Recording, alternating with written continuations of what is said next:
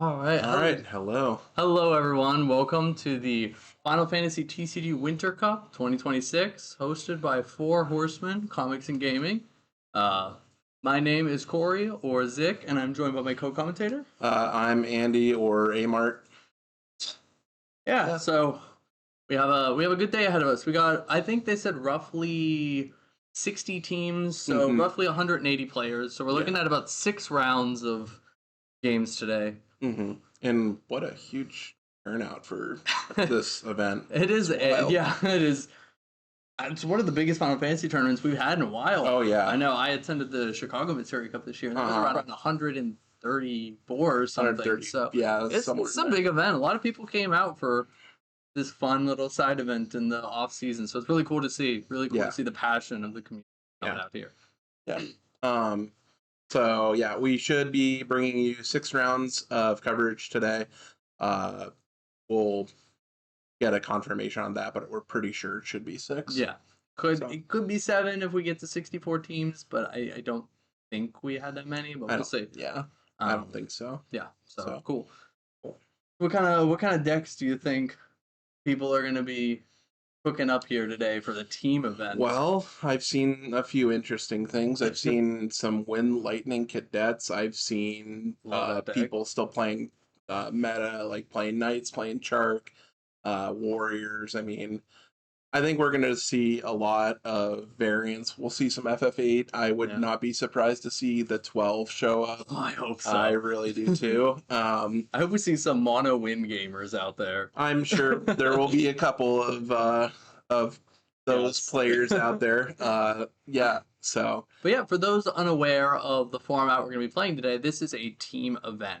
So 3-person teams, and each player on the team has to build a deck, but they can't share cards between the decks. So if one person is playing an Opus 1 Shantoto, even just one copy, the other 2 teammates cannot play that card. And that applies to the Limit Break as well. Yeah. So last year when you and I teamed, I was the Knights player that got to play with all the good cards, the cards that we shook out of a dumpster, and it worked out still, but it was interesting. Yeah, I took Ice Lightning and I was like, hey man, I gotta have all the good LBs. My deck's not the strongest. So he was like, whatever, I'll make do. And I think every round you were like, boy, I could win this game if I just had a Sergio in my Limit Break. Instead I got this Iron Giant. Oh my gosh. Yeah, that was good times, times. But it's always cool seeing what kind of not only what kind of things that the teammates kind of concoct having to run with that limitation, but it's also cool getting to see cards get played that you might normally play. Like you said, Limit Break cards that you normally wouldn't touch because I have open slots for it. Maybe I'll put Tonberry Cactuar in here for once. Yeah. I had someone actually asking me for a Tonberry Cactuar earlier. That seems to be one of the big ones people are looking to slot in. It's not bad. I mean, it's a very solid card. Just not something you typically see because you don't have these restrictions all the time. So, yes, I believe we're going to be trying to get started here soon. I know they are doing the player announcements right now, getting everybody ready for the day, introducing Kageyama-san, who's in attendance for this event, which is super cool. Yeah, very exciting to have them around, have the Hobby Japan crew here. Hopefully we can get some insight as far as things to come up in the game. So. Yeah, I know there's been a lot of apprehension lately, but seeing this event come together and the amount of support for it really gives me a good positive vibe for the game. For sure. Yeah, hopefully we get a blank spoiler. I could dream. Yeah. If it's not a Tantalus member, I'm looking for Shinra Middle Manager.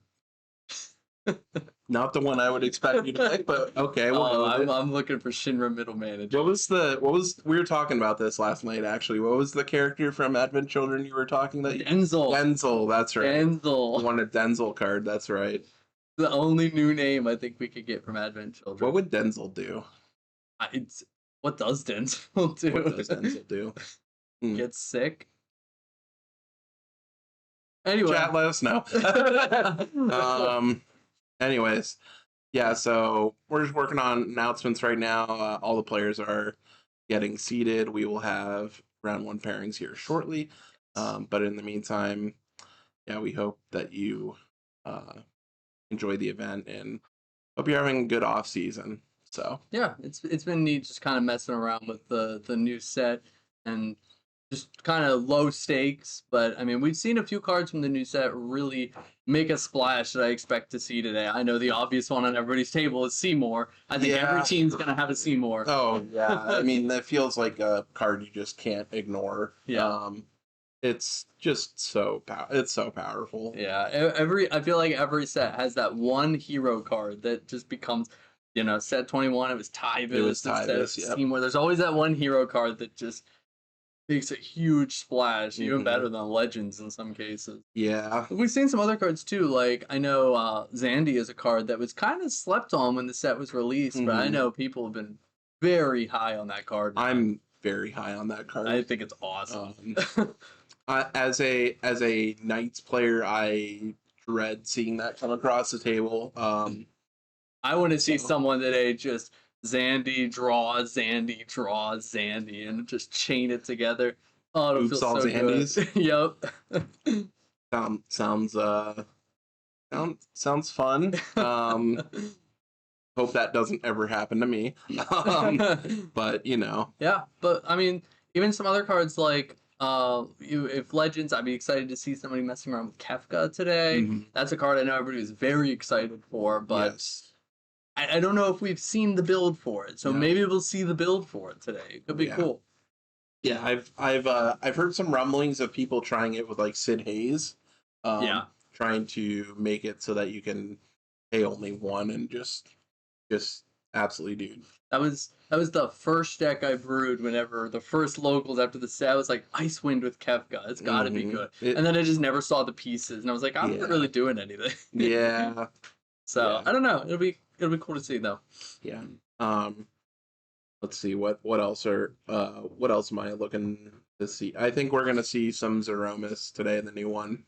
That card's been so weird because I know when it was shown, it was like, whoa, this is gonna this is devastating. That is backbreaking. But like, I don't know. Outside of I know I've seen some people doing some fire ice shenanigans with Sid Randel's Zeromus, but I don't know if we've seen Zeromus really find his home yet outside of that. So I'd be curious to see if people start slotting that in. Sure. Yeah. But if you were playing today, what decks would you have thought of?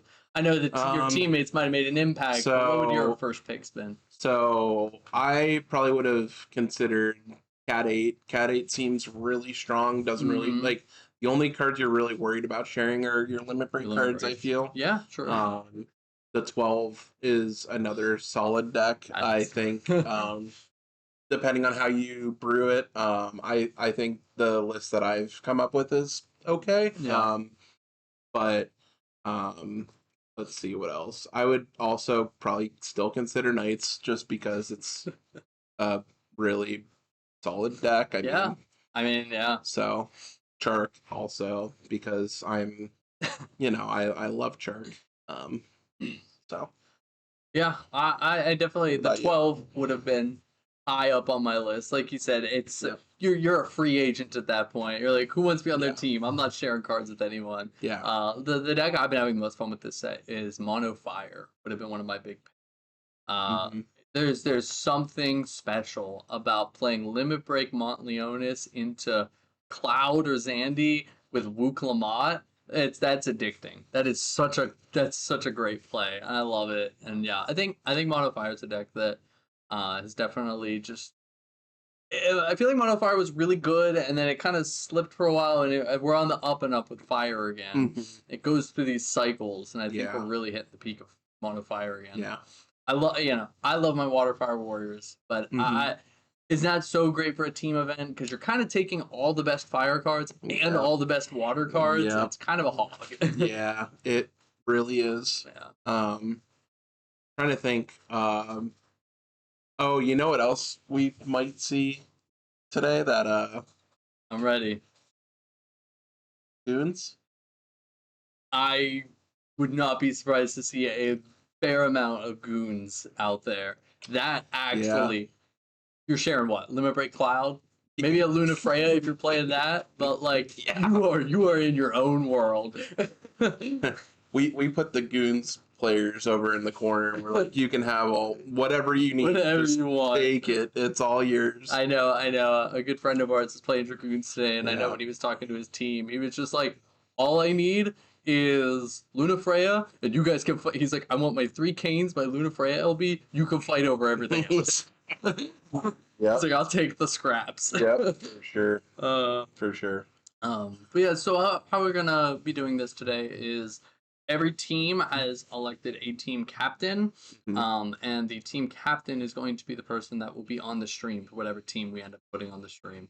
So that is another aspect of this event is you are allowed to communicate with your teammates during the match. Yeah. So sometimes you may put your best teammate in the middle position so they can help both, maybe give advice to the players on both sides of them.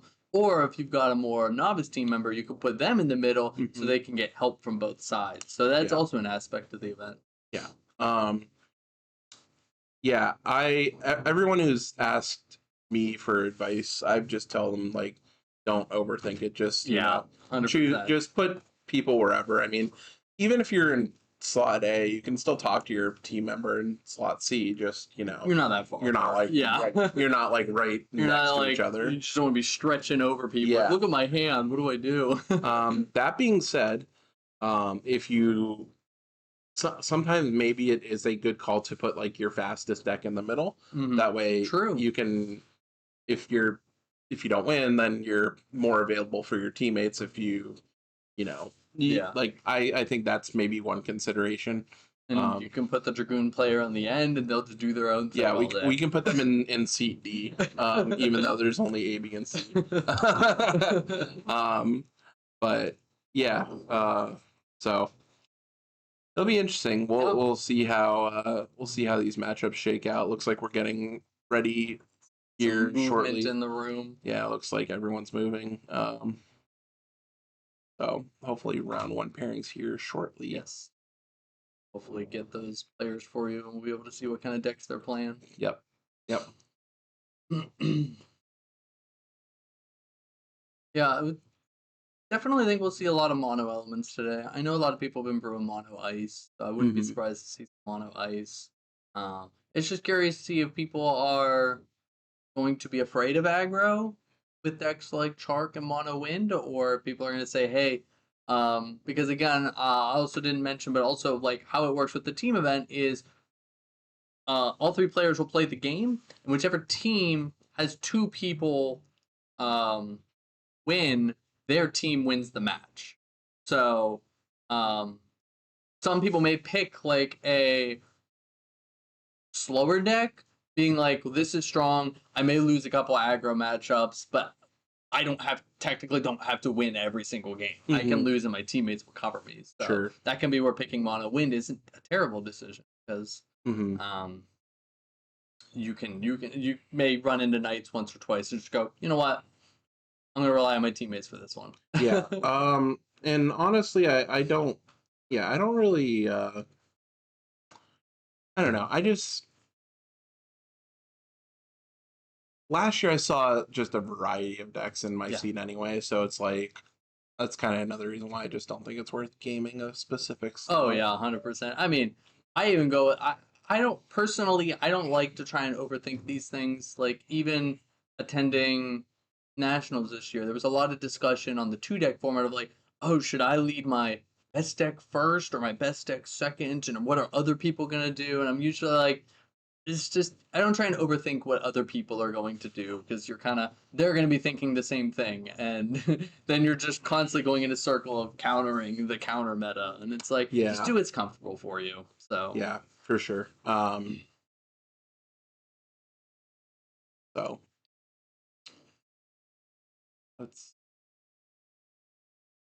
but just from the musings out there, I've heard I heard there's a Leo deck out there. I'm excited to see the Leo. That's another deck I haven't gotten to mess with yet, but I really wanted that. Would not surprise me one bit. No, I honestly I really wouldn't be surprised to see anything with it being team trios. Sometimes you just gotta like build something from scraps and like maybe some soldiers. I love soldiers. Oh my god, that deck is so much fun.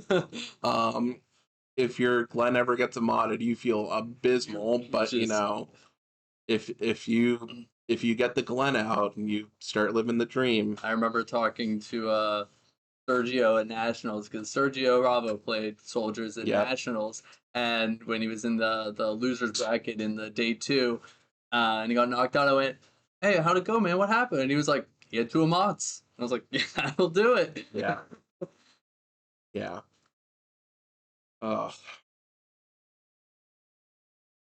Yeah, Nationals was really fun. Last year.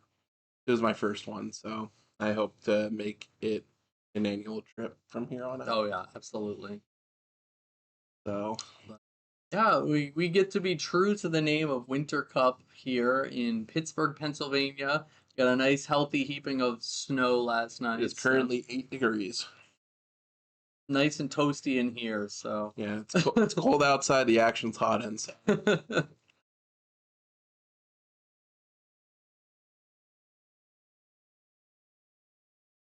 Oh, I've also seen out there, I saw a Warriors of the Crystal list out there. That one. I wanted to make that deck work so bad. Same. And like, it does work. Like, I have seen people play it to like some success. But just feels like it's missing something still. Yeah. I don't really know what that something is. Yeah, it's like when you get the pieces, it feels unstoppable. But it almost kind of has that same problem as soldiers, where it's like, have they just Amat or Lucio? You just kind of start to feel bad. Yeah, for sure. Yeah, it's tough. I think there is still a build out there. It's just one of those ones that's gotta takes a lot of time and brewing. I think the new Crystal Barts makes it a little more interesting. Yes. I think that card is outside of like Wool 7, I feel like it's just very unexplored. Yeah, true. Yeah, that card just immediately got slotted into Wool 7, and then I don't think it ever got explored outside of that. They're like, well, this is the home and this is where he lives. I had a buddy back home who was playing like a Wind Earth shell, focusing on Warriors of the Crystal, and he was making some really good use out of it, but just kind of pulled the dagger. So like most things do, but you know, what can you do? Yes, but we're gonna have our day 1 today is going to be our team event. The whole team event's gonna wrap up today, and tomorrow we will have there will be a singles tournament. So that one will just be a normal, best of 1 single Swiss tournament, which I don't know what our like player cap is on that or anything. Are we gonna have 180 players singles tournament? It's possible. If we may have a long one tomorrow. We might. This might just be the Super Bowl of Final Fantasy TCG. The big 8-9 round.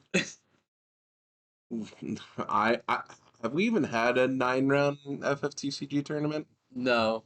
I think 8 was Chicago was 8. Yeah. And I don't think were we close to 9? Well, 9. No, we were just on the threshold of 8 because it made things very tight for rankings at the end. That's right. Yeah. Because not talk about that tournament. Let's not talk about that tournament. But all right, players are getting seated here. Looks like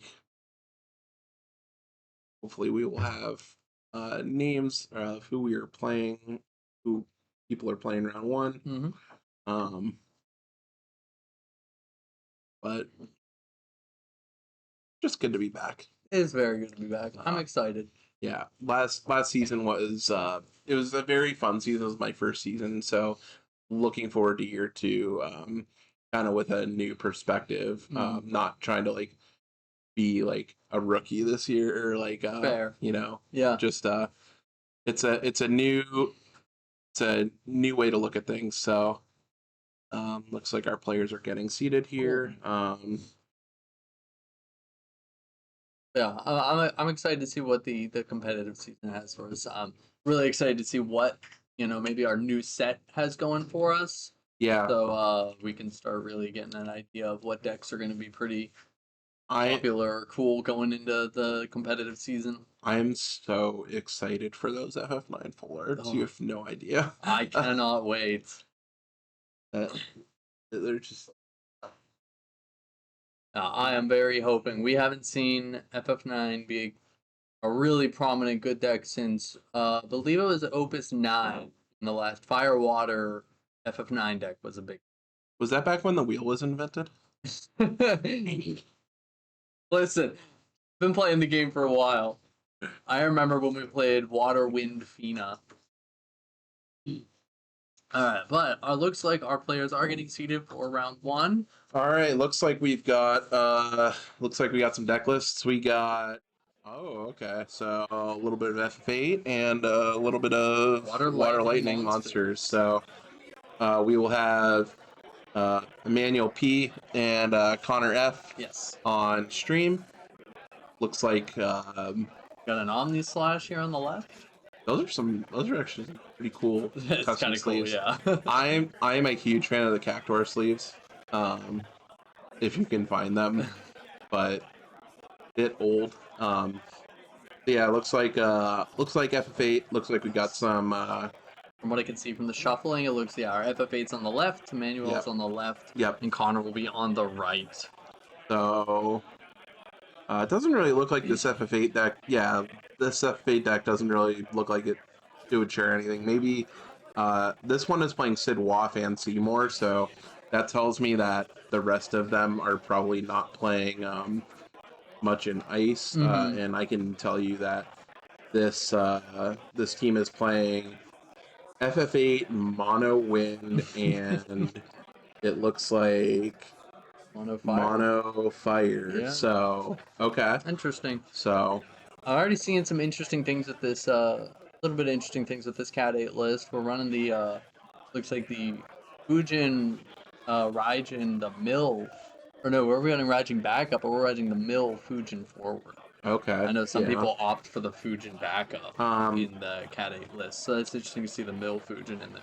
Yeah, this might be pretty similar to the list that won in Japan. Yeah, I know that's been a very popular Final Fantasy 8 list. Yeah, they've been shifting to this Raijin backup, so yeah, I do love the Raijin backup. It was always like one of the things with Cat 8 was because that Water Lightning Cat 8 has been a thing people have been messing with for a long time, and it's like one of the hardest parts of it was the Raijin is so good, but it's not searchable. It's not, and now we have this new idea from this set, which can just search and play it right out of the deck, which really solves a lot of problems with the card. Yeah.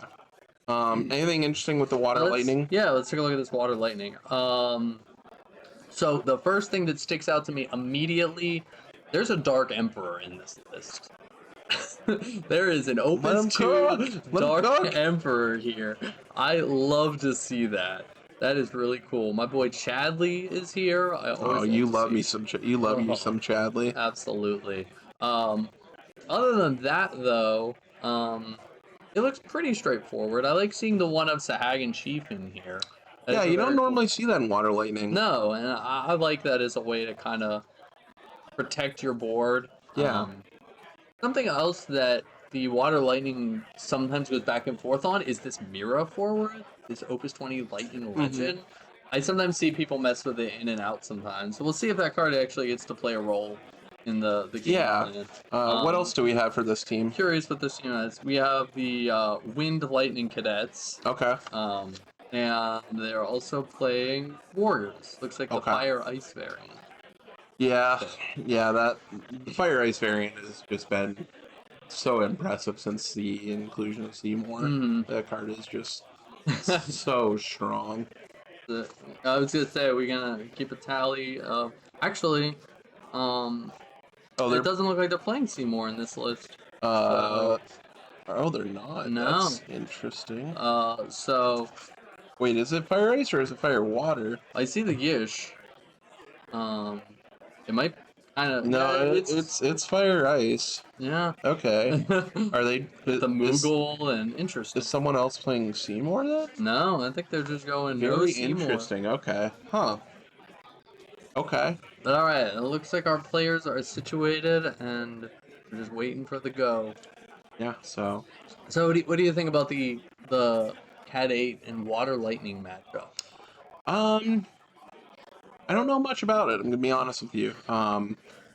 I know I've seen this FF8 deck locally, and it's pretty powerful. I also know that Water Lightning is very powerful.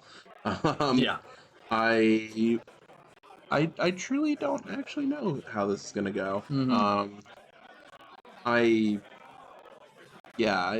could see it going either way. I think it'll come down to who sticks their 5-drop, their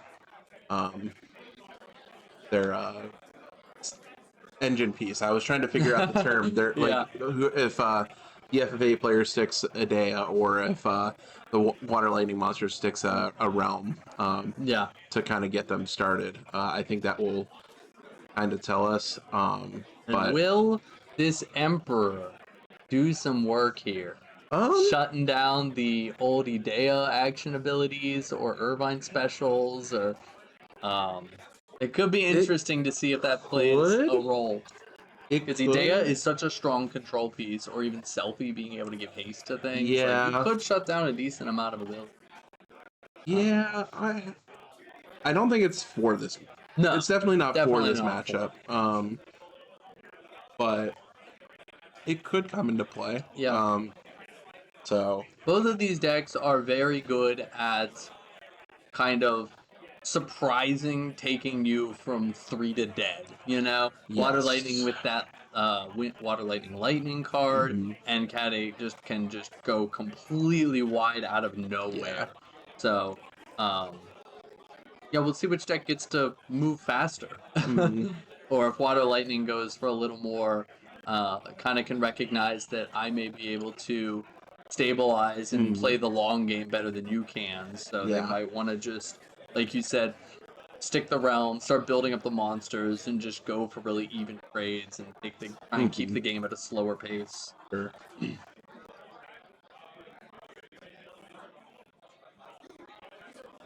Yeah, I'm just taking a look and seeing what else do we have here. Mono Wind, and then the Mono Fire. This Mono Fire is playing. They're playing. Yeah, that's interesting. They're playing. I don't know how common this is in Mono Fire. You've played Mono Fire more. They're playing the Opus 10 Citra. Okay, that's an interesting. They're also playing the Opus 10 Starter Terra. I haven't seen that card in a little while. That's also, the newer, what is it, Opus 23 Terra has really kind of replaced her as your kind of summon recursion, but it's cool to see that card. We do have the Opus 23 Terra in here. Okay, so we have both. So we have both, yes. I mean, they're both the expert. That's true, and we love ourselves some good experts.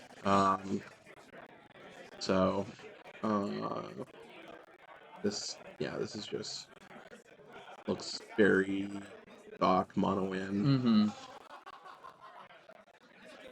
I guess what else are we working with over here? Anything out of the ordinary? Let's see. I mean, we got the Wind Lightning Cadets. Has Snovlinka in it, which is really cool. And Garuda 3 is also an interesting card to see. Like it. I used to love that card. It's a pretty sick card. Snovlinka is another one of those cards that kind of has snuck in there as a really good card this last set. Being able to just, surprise do 2 points of damage is kind of very good. Yeah. And then we also have our Warriors list. Let's see if there's anything interesting in here. Um, the 3 of Volker is interesting with 2 Iron Eater. Okay. Going 3 Ward, 2 Iron Eater. We're really pushing, just trying to kill things with damage. Sure. But, and 1 of the promo Fire Squall. That's a card you don't see very often. The Oh. Yeah. Huh. That is an Okay. interesting That's one. an interesting Yeah, something you inclusion. can play off of X-Star. Those are cool. Cool little And of options course, in here. Iron Giant in the number. No, Iron Giant has really seen a little bit of resurgence with Yeah. like Lock in this set Mhm. being just a little 2-drop 5k that Mono Ice can just place down early and you Yeah. need an answer to. But Yeah, looks like we're getting looks like started we're here. off. All right, so what do we have here? That's a pretty solid hand for FF8. I Yeah, saw Raijin, Sid Kramer. Yes, Sid Kramer, Sid Waff. There was an a day in that hand too. Oh, the new one. That's Yeah, that looks like that's a really good hand. that seems Okay, fantastic. we take those all day and twice then on Sunday. Water Lightning has taken the mulligan. Yep. All Whopper in the hand. Yep. 9-drop Odin. But all right, FF8 is getting us started. We are off. It looks like we got some. Like, I feel like we have a really good just. This is a question in the meta right now. Is do you double back up here because like you could get punished? Yeah, you could get punished by a Seymour if you don't know what your opponent's playing. Playing 2 backups turn 1 can be very risky. Yeah. And I think just playing 1 for the Cat 8 gives them the ability to play this Idea on curve once he sees pitching up Kalu and Odin. what they're playing. Good old money. And we did draw Realm for turns, so we have what we want. So yeah, I think. Yeah. I think we're gonna set up Idea next turn and probably Realm. We're gonna set up both players gonna set up their 5 drops here. Yep. So what do you think we get off this day? You think we go for Sid Kramer, or we could go for Alone? I think either Sid Kramer or Alone. Is Alone's 2 cost? Yes. Okay, then Rain is the 3 cost. Right. Okay. So we just kind of think color fix here. Yeah, I don't hate that play. You could go for a Squall if you want to keep digging for cards. Oh, yeah. But I mean that's kind of up to you. I think with the selfie in hand, I really like the idea of going Sid Kramer here, but I think we're keeping the Sid Kramer in hand, so I think we're gonna go get maybe Alone or Squall, like you said, and be ready to play the Sid Kramer next round. Yeah. So Idea is gonna search or any Cat 8 character of cost 2 and play it onto the field. So we are going for the Squall, like you said. Yep. Okay. We may like pull a lightning card here and play this at Kramer. Yeah. Well, I mean, we already have the lightning card. I believe we have a. we did ditch Joy's card. So we're gonna get the draw card with this Idea, which is solid. So long as we play a 4th Cat 8 character. So Moomba, Twistus, Fujin. That's really interesting. Yeah. Because we're either discarding, or are we gonna pick up the Fujin and pitch 1 for the Sid, or are we just gonna hold? Okay, we're gonna pick the Fujin. I think that makes sense because then we can discard this for Sid Kramer and then get our draw. Yep. That is a very Okay. I was gonna say, don't forget that. We drew another Fujin. Oh my gosh. Alright, that thing's not getting milled. It is floating to the top of the disciplinary committee on on the board. But yeah, this is a strong start for the Cat 8 deck. This is where you want to be. Yes. And we're gonna see the Realm come down here. Yeah, I imagine. Yeah, there's no reason not to play it. I mean, yeah, I think we pitched this on. We're looking at a matchup with a lot of higher cost 4s and 5s. Yeah, I mean we can hit some 3s, but with this Realm, I imagine we go for like Moth Slasher or Akalu. We don't really need. We have enough cards in hand. I don't think we need the double draw. So I imagine we just get a single draw and establish Moth Slasher. Yeah. Yeah, that makes sense. The fancy signed Moth Slasher there. I think it's a Kageyama proof. Yep.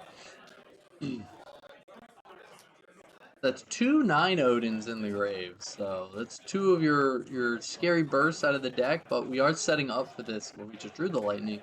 We have 2 of them in hand, so we're really setting up for this lightning. That's something you have to keep in mind when you're playing against this deck, is you always have to keep like a mental count of how many lightnings and Odins are in the break zone.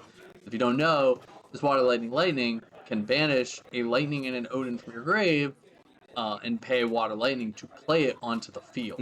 So if you've got enough of them in grave, you can kind of sneak out victory by surprising your opponent with it. Yeah, so playing Merriwig to search this Witch of the Fens.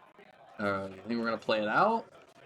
I don't think we need to quite yet. I was just saying, my concern is this Udea constantly getting value. You know? Yeah, I mean, it is a concern. I feel like, don't want to hand out. Yeah, I don't think you want to hand out here. So this could be an explosive turn for Emmanuel, because we can play this selfie using the Sid. The Sid Kramer allows you to play. Oh, we're gonna use the Squall effect, and then Squall can cheat in the selfie, and then so this could be a very explosive turn. So that little Squall has an ability where you can break it to play a Cat 8 character of 4 or less from your hand.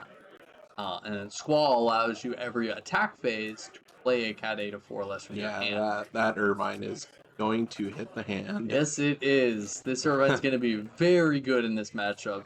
Yep. Always getting to remove. You're never going to really get the chance to play the lightning from the break zone if you have it your way. Yeah, Connor's pretty set up here with the lightnings, and he's about to not be set up with the lightnings. Unfortunately. We do have a Witch of the Fens, so that we could deal with it next turn. Yes. But we're going to lose at least one of the lightnings. So we're going to be using Selfie's action ability to give Squall haste and 1k power this turn. Yeah. We're going to swing in. That is a Reeve EX burst. We get to look at the top 3 and add one of those cards to our hand.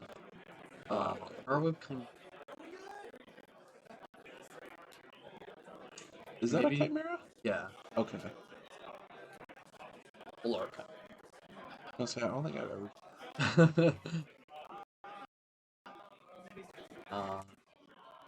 Picked it, right? Or did we pick the route? Hard to tell. With Reeve, you don't have to reveal the card, so you can just kind of face down it into your hand. Alright, so this card. Other Raijin. Fujin to play Gilgamesh. Okay. We don't even need the Irvine. Yeah, maybe we don't want to overcommit. I think this makes sense. Just picking what one card to banish, Sephiroth. That's probably fair in a monster deck. You probably don't want to be playing this Sephiroth. Doing anything. If you're playing Sephiroth against us, you have some. Some problems. It might work the other way. Connor may play Sephiroth. Yeah. Start dealing with things. Yeah, Cat 8 is actually everywhere right now. I feel like it's such a strong pick for this Team Trios event. And it's very fun. Yes. It is so fun to play. Yes. All right, so we got the Marlboro Witch combo here. Yep. So Witch comes in, draw a card. That's an EX Odin. So there's a world where we could just Witch, Marlboro, kill the Squall, -3, Witch the Moth Slasher, kill the Udea, get a Moth Slasher. This is where the plays of the Water Lightning deck really start to come into start to show, and it as the Cat 8 player, you're kind of on your toes the whole time. When's he gonna trigger this Witch and start the avalanche? Yeah.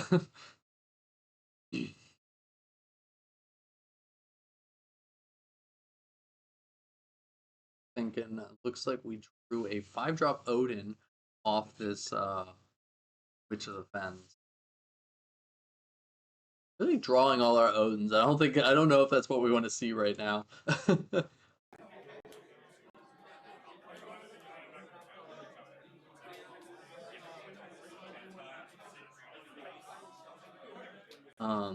We're gonna swing in. We're starting our combat by swinging in.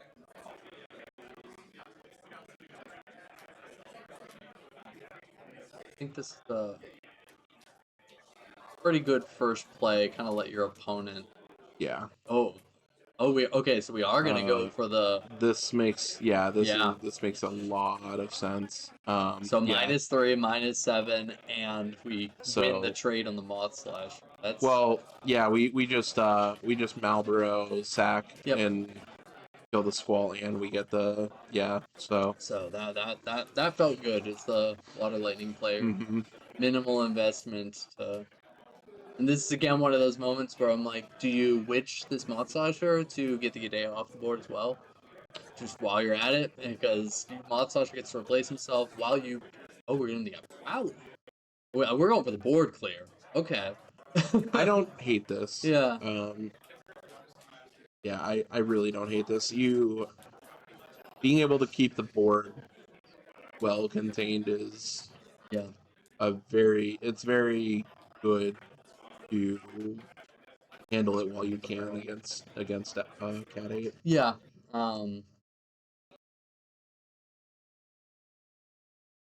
Yeah, when you crack that Malboro, you sometimes want to take advantage of it while you have them. So, Mountain breaks in. I think we're looking at this other 5 cost today. Okay. Yeah, so this 5 cost today is yet again, the plays here are kind of wild because with this Renoa in hand, which gets for every Cat 8, we can Dea, Cypher, play Renoa for free, grab back something. This could get again. This deck can get explosive very quick. For sure.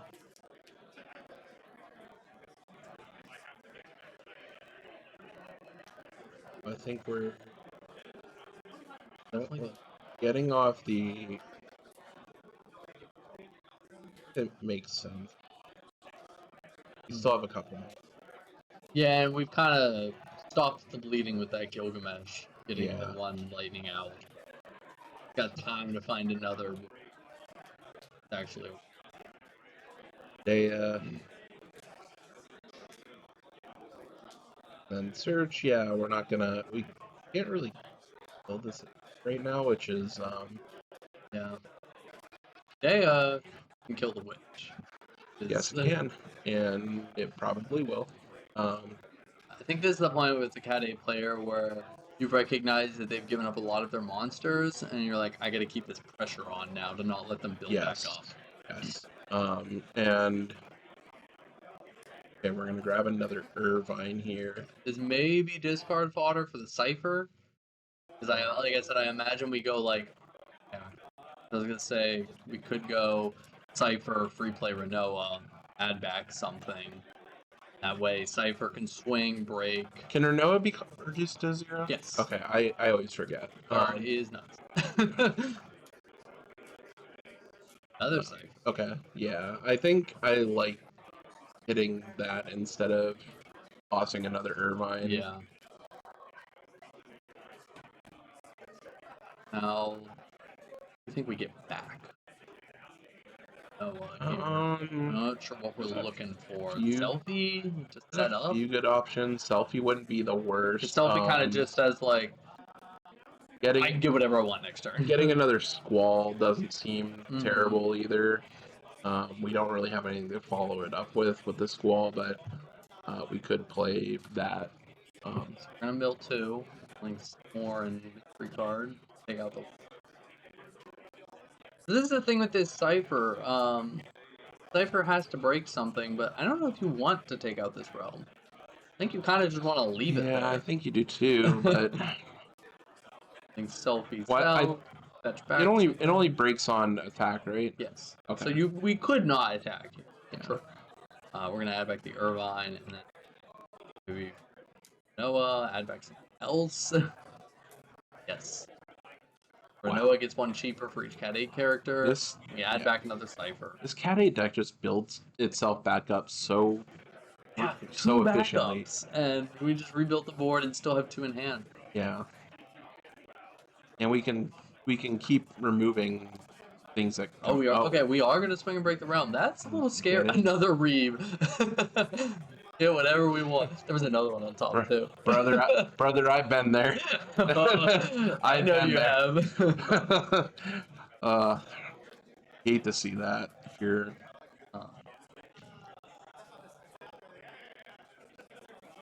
We already. Yeah. We drew another realm. Water Lightning, the world is ours. We're just going back and forth. Back and forth. Each player is just seeing everything they want to see right now. So,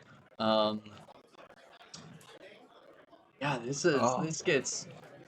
Now, it's so funny. We're in the opposite boat now, where it's like they're like, okay, well now they have this action ability on the Cat 8 side that can minus something you play. Granted, they can only do it on their turn. A card would be pretty sweet right now? Is this the time for the Emperor? It starts with the Emperor. we gotta like, because we have to deal with this Idea, but we also have to deal with this Cipher. But we also know he has another Cipher in hand that we added back. So this gets scary. Well, Connor might not know about the second Cipher in hand here. No, we added it back with Renoa. We added both cards back, one with Cipher and one with Renoa. So he should know both cards in hand. Oh, okay. Yeah. So we do know that he has the other Cipher in hand. You're going to play the Realm. I think you have to.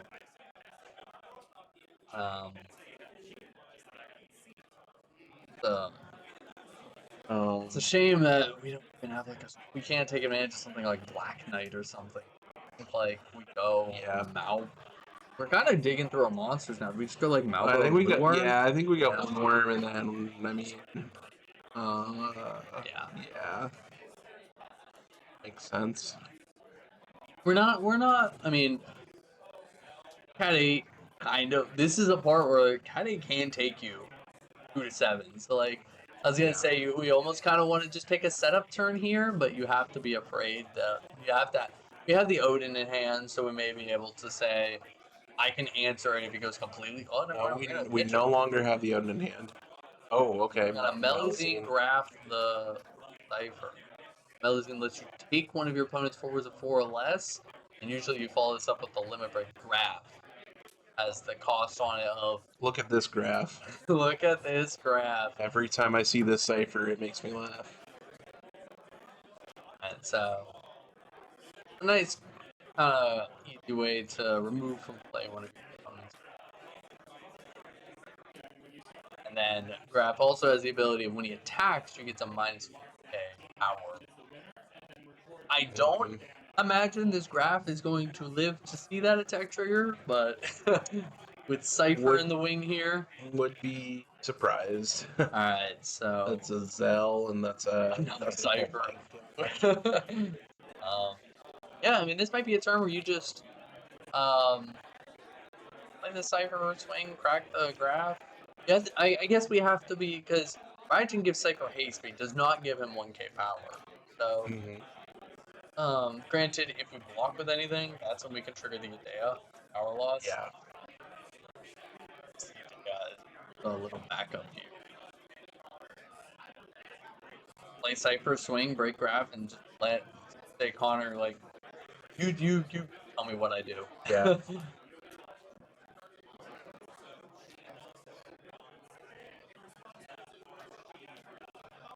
Again, one of those moments where Water Lightning wants to build here, but Cat 8, I think you just want to keep trying your best to apply as much pressure as possible. Yeah, so Emmanuel's probably just thinking, how can I do maximum damage to this board? And there was like, we consider him the Zell. It's 9.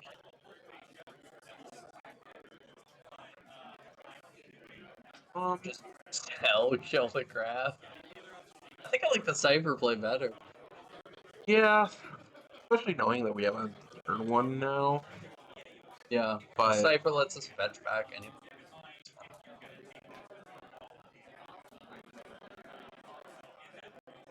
Fine. We're going for the Zell. Try Zell's him. Okay, we're gonna do a little damage to Realm and a little damage to Graph, and finish it off. Fine, and Quistis would have been Quistis would feel very really nice. Noah into the red zone.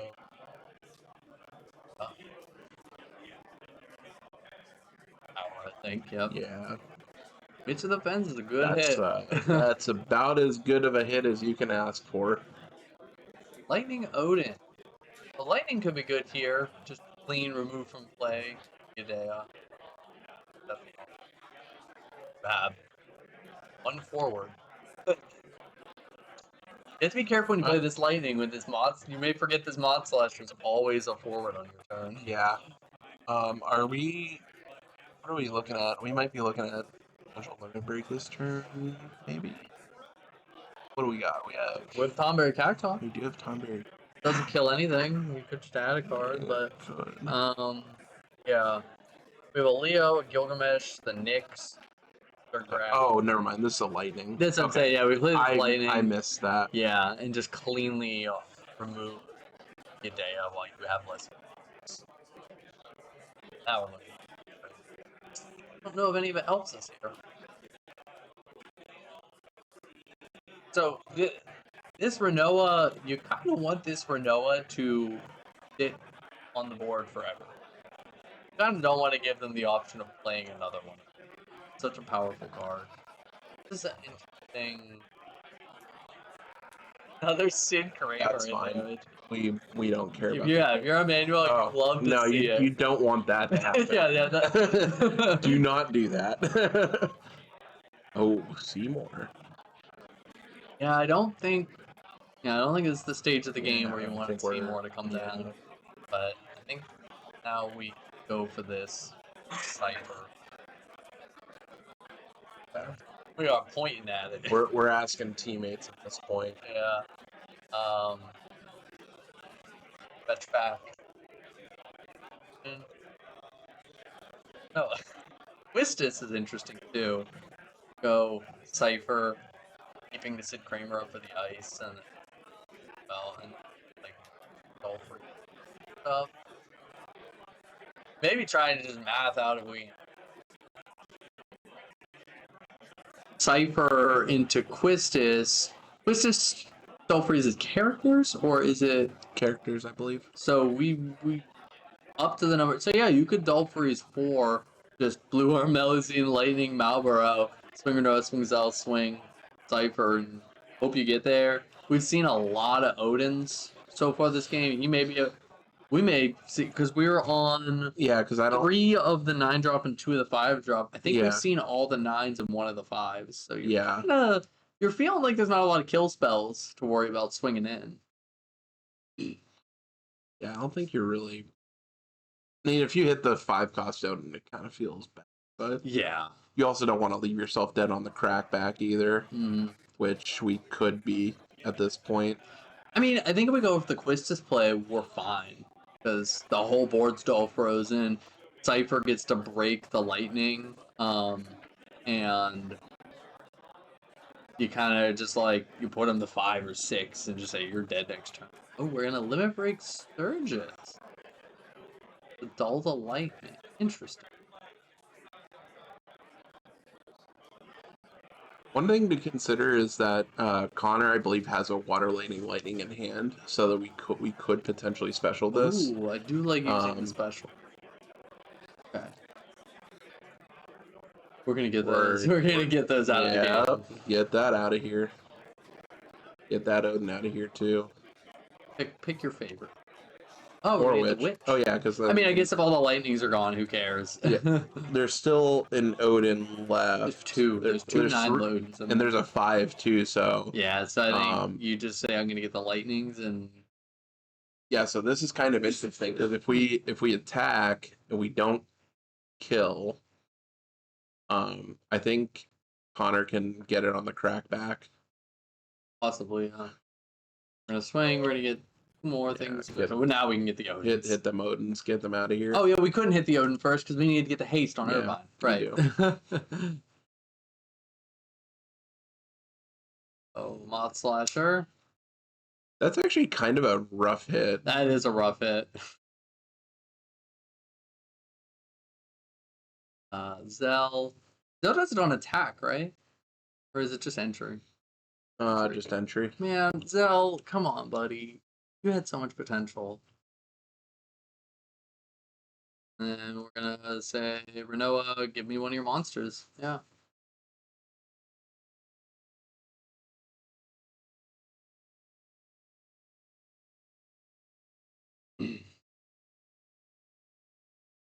Okay, that wasn't the play I was expecting to see, but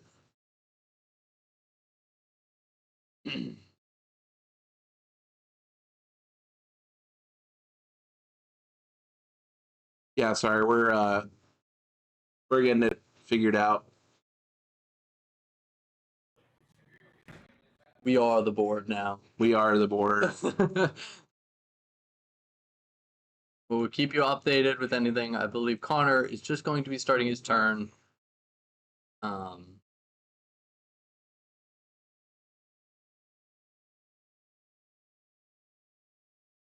Okay, so keeping you guys updated on the end phase, Connor ended up using the lightning special to flicker it out and take out Emmanuel's Zell. Yeah. So interesting we picked the Zell and not the Irvine, but I guess either or. I feel like this is signifying that we're trying to go for lethal. True. I think we are. Though I guess you'd pick the Surges there. Well, you just dull it with the water lightning. Yeah, true. If we have another way to flicker get this lightning off board, yeah.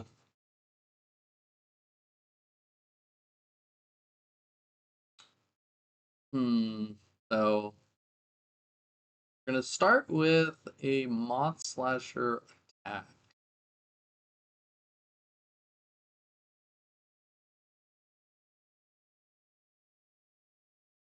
Sorry, we're just getting some things figured out here. We get the board back to you guys as quick as we can.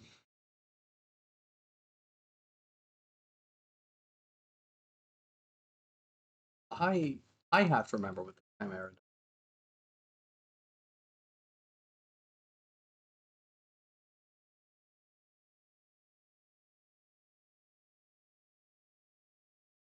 So the Chimera chooses a character fearless you control, break it for a 1-drop 8k.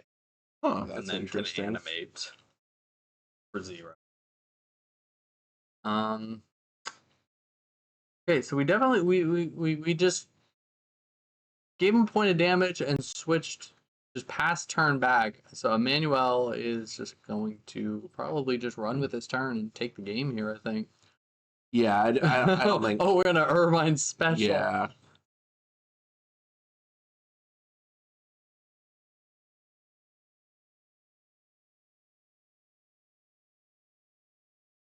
Good buddy Creon always says, at the end of the day, the core of the Cat 8 deck is just Cypher Irvine special. It's pretty good. Damage count on both sides. The Water Lightning player is at 6 damage. The Cat 8 characters at 3 damage currently.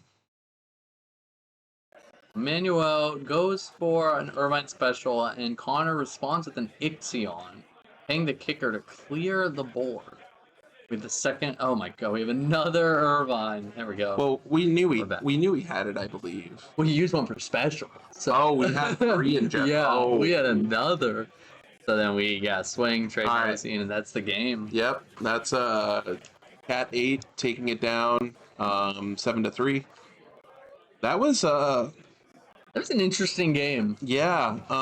It wasn't super one-sided. Both players constantly kind of had what they looked for. I feel like the one turn that we couldn't really answer all the forwards on board, that just kind of sealed it, unfortunately. Yeah. Like we were kind of saying, I wonder if clearing that board that one turn was giving up too many monsters too early, or if you just kind of had to stem that early aggression. But Emmanuel did a really good job of just getting those core 2 backups down, and then just constantly trying to keep water lightning monsters from ever setting up. Yeah, so it's very, very, very well played. Yeah, this deck looks very strong. Yeah, I'm not surprised to see it to see it perform that well. I played around with Cat 8 way back in like um 2 years ago, back in like set 22 Yeah. when some of that stuff came out, and like even back then, like that Renoa is so strong. Yeah. And even sometimes people forget that at damage 5 she holds their entire board on swings. So like you're not paying attention and you're not paying attention, you take them to damage 5, they can just like selfie Renoa, give Renoa haste, swing, throw your whole board. Um, you want to talk to Emmanuel? Sure, we can do that. You want to talk, or you want me to talk? Up to you. You can take the first one. How about that? Sure. All right, you can talk about Final Fantasy VIII. So I think we're gonna head out there and we're gonna go fetch Emmanuel for a player. We're gonna try and fetch for a player interview, and Andy here will talk to him about his game. So we'll catch you guys in 1 second. Cool. All right. Just wait for it to. We're good. All right, we're back. So joined with Emmanuel, who just took down Water Lightning Monsters. So playing this Cat 8 deck. Tell me more about why you came to this Cat 8 deck. Because that was the deck that won the Winter Cup in Japan. Mm-hmm. I think it went like 8-0. Yeah. I really liked it. Title deck. I actually made a video on it as well, like on my channel. I enjoyed playing it a lot. There were only a couple of cards that I really didn't particularly like in the list, and I just took them out. I think I'm 3 cards off. I'm on the forward Fujin instead of the backup Fujin, instead of the Eden, and instead of 1 Moomba. Just because I wanted to accelerate my break zone more and get another option with it. You have to get a forward option, and it's been fantastic. Sure. I think it's really powerful. Yeah, it showed in your match. Yeah. I was very impressed with what you were doing there. Yeah, there were a couple of misplays, but I mean, you still played very well. Thank you. But tell me what else. So your teammates. I know you're playing Cat 8. Yeah. Your teammates are playing. Looks like Mono Wind and looks like Mono Fire. Yep. So we came to the next literally like 2 days ago. Oh, really? I think none of us has really played a bunch. We all have our different things going, so we're here just for fun. Cool. And this is the strongest deck that I also enjoy playing. Yeah. Like, if I were to go for like super competitive, I'd probably be on something else. Sure. But this is the it hits that balance. Yeah. For me. We were kind of talking in the pre-show how we thought we would see this deck, and we thought we'd see it on a lot of teams, just because it feels like you don't share a lot of cards. No. Maybe like your limit break, and then you're playing Seymour. Correct. Which, I mean, if you're playing with a Mono Wind and a Mono Fire player, you don't really have to fight with them. So, not at all. But yeah, so it was a great game. Anything else you want to talk about or plug plug your stream? So shout out to my homies in New Jersey at Greg's Games, the Gregulars as we call them. We got 2.5 teams here. There's another. The team that we played actually does come to our locals sometimes, so we all knew each other. We were last. Yeah. To my teammates Chris and Chris. Yeah. And if you wanna check out my channel, it is Chronos with a K TCG. It's for I'm starting to do deck profiles and gameplay. Hopefully, cool. I recently got a job. I was employed for a couple months, but now I'm working again. So we love that. Yeah, and so maybe the content will not be as flowing as much as I hope, but yeah, check it out. Let me know if you like it. There's actually a profile on this deck. Great. And yeah, it's super fun. If you're a fan of Category 8 and you're watching, just you're eating good. Yeah. I'm happy that this deck is. Very, very well played. Hope to see you again sometime later in the day. Hopefully, if I go 1-5, I'll still be very. You just gotta go 1-0 every round, right? Yeah. I just gotta keep Cypher Renoa looping. Yeah, pretty much. that looked gross. It is gross. It's 2 forwards that cost you 0, and they have to answer over and over again. So and sometimes Water Lightning can do that, but it just didn't seem like they could. No, I think I was kind of sad that I had to kill the round. I said that was one of my Yeah. mistake where I was like, oh yeah, Cypher has to choose. Yeah. But I'm like, I can't not take this Mhm. attack, For and I sure. got like hella punished for it. But I also wanted to get rid of Witch, and as soon as I saw one in damage and one there, I'm like, okay, I'm done. Like, it's over. that's Yeah, totally yeah. And then fair, Gilgamesh to like get rid of his break zone early. It's like the type Yeah. of plays that you have to do to correct for your mistakes. And, Yeah. yeah. Yeah, we thought you might have gone for the Irvine there instead, but Yeah. that also made a lot of sense. Yeah, because I just wanted to wanted to have the option in hand. Sure. Right? Yeah, that makes sense. Cool. Well, yeah, best of luck in the rest of the tournament, and Thank you. we'll definitely hope to catch up with you later. So It's a pleasure. Thank you for having me. Yeah, thank you. So that was round one. We will be back in just a little bit with round two, so don't go anywhere. Stay tuned, and yeah, thanks for tuning in. All right, welcome back, everyone. Round two coming up very shortly. In round one, just to recap, we had Emmanuel P, and we had Connor F doing so it was a Cat 8 versus Water Lightning. Cat 8 ended up taking that one down. So 7-3, I believe. I recognize this playmat and this player on the left. So looks like I know what he's playing too. So we're You gonna got all the secrets. we're gonna get another Cat 8 match. This is Matt B. Oh, He's a local of mine. He's addicted to Cat 8 deck now. Very addicted to Cat 8. Also I'd like to also credit him for the for helping me with Nats getting the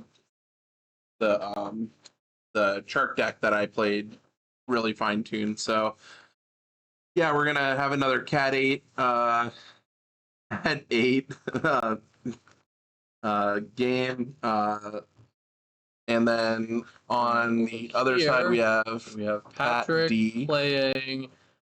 Oh, it looks like Mono Wind. Okay. Okay, now we get to see what I've been looking for, a nice Mono Wind game. Yep. Good morning, boys. Didn't know we were commentating today. What's up, Zap for win? Hello. Good to see you, friend. The GOAT is Good here. old shout outs to Looking at Zap. some of the other decks. Oh, this one's a nice one. So on Patrick's team, we have this. This is a team I can get behind. They got the 12 as one of their other decks. And they have Cat 8. So Cat 8 is really popular out here. I'm not surprised. That deck is very strong. So far, almost every team we've looked at has a Cat 8 player on it. Yep. So we've got Cat 8 on stream, and then teammates are playing Mono Earth with Kefka, and looks like Mono Fire. So Cool. a lot of All right. yeah. Let's see if there's anything interesting in this Mono Wind deck. So the one thing that immediately I like seeing is the new Chaos Walker the Wheel That card Summon. is so good. That card is so cool. The new Chaos Walker the Wheel lets you choose one of your characters that doesn't have multiplayer, and you Yes. remove it from the game, and you get to search another of the same name. So Yes. even when you're name locked in a deck like Mono Wind, where you frequently can get name locked, you need to get your Muso out of there to just play another one. Chaos Walker the Wheel, you can. I think it just adds it to hand, right? Yeah, it's to hand. Yeah. So If I said play it to field, I meant add to hand. Yeah, But still, yeah. it just is another tool to accelerate your plays in these Mono Wind Yep. games. Yep. But yeah, most of this looks like pretty standard Mono Wind stuff here. Yep. I like seeing the Belgamine.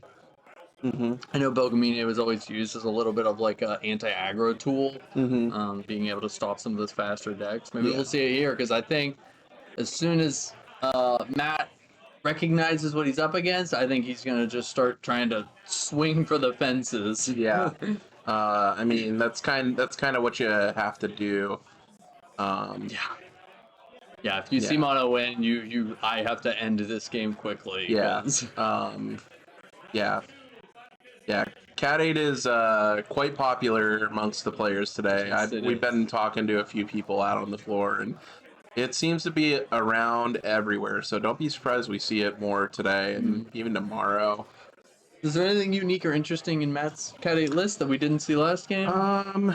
I I already see the Laguna. Yeah, which is something different. Laguna's different. Playing only 2 Seymour, playing 2 Eden, playing the Ice Lightning Sephiroth. Oh, okay. Playing 3 of.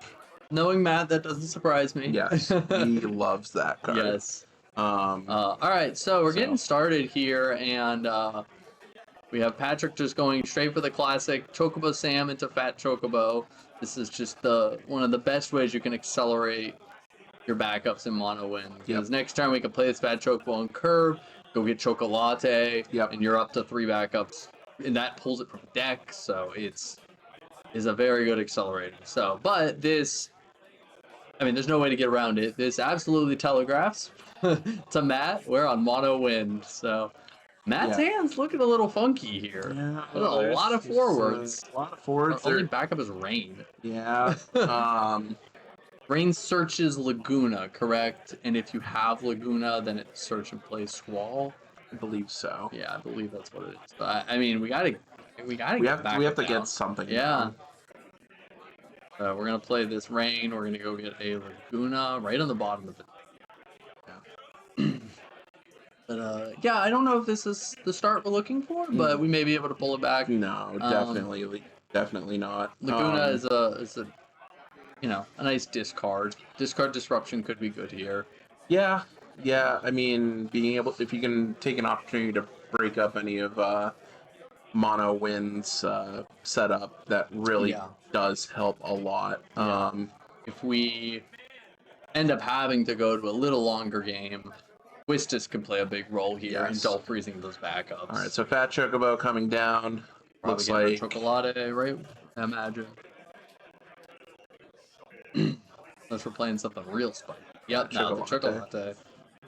As expected. So yeah. Now if we have the Carpenter in hand here, that can be pretty good. Being on 4 on turn 2, that's you can't really ask for much more if you're on mono win. Yeah. All these mono elements have their backup. Have a backup that's a standard unit that's cheaper. Do we have it though? I don't think we do. Yeah, we have Nash, Asura, and Lulu, it looks like. So. Alright, well there's a Raijin and a light card. That is... Yeah, so that's another difference in this Cat 8 deck. Emmanuel was not playing Eden in his list. Matt is choosing to play Eden, and very powerful card, but sometimes in these early games, if you draw it, it can really gum up your hand. Yeah, and how many are we playing? I believe we're playing 2. Okay. So yeah, that can be scary. Like if if next turn we draw another one, that could gum up your hand pretty heavily. You don't want that. But it could be helpful in some of these turns where mono win starts to go really wide. Yeah. We could see some nice. You could pluck a Rosa before a 5th cast or something. Yeah. Yeah, I mean, I think we're checking break zone and maybe play out this Irvine. Let's see that. You could just go for these summons in anticipation of Lulu. I think that might be what. Oh no, we're gonna go for the Renoa for 2. Fetch back Cypher. Yeah, I don't. And then play the Irvine. Okay. Don't hate this. Yeah, I like this. Yeah, just start hitting. Get the characters, get the summons. Yeah, I like this. I don't hate it. It's not it's not like an ideal play, but it's definitely like it's better than doing nothing. I was gonna say I think like I said, Matt recognizes he has to do something here or Mono Win's gonna run away with the game. Yeah. So and getting those summons out of break zone, like I said, is helpful to kind of make Mono Win's plays a little more awkward because Lulu really helps you accelerate in Mono Win. And not having a summon target kind of starts to stunt that. All right, well, there's the summon target. Okay. We got the Wing Wraith. Seeing the Wing Wraith, that's so cool. Like that card, yeah, we get 3K and then search another one.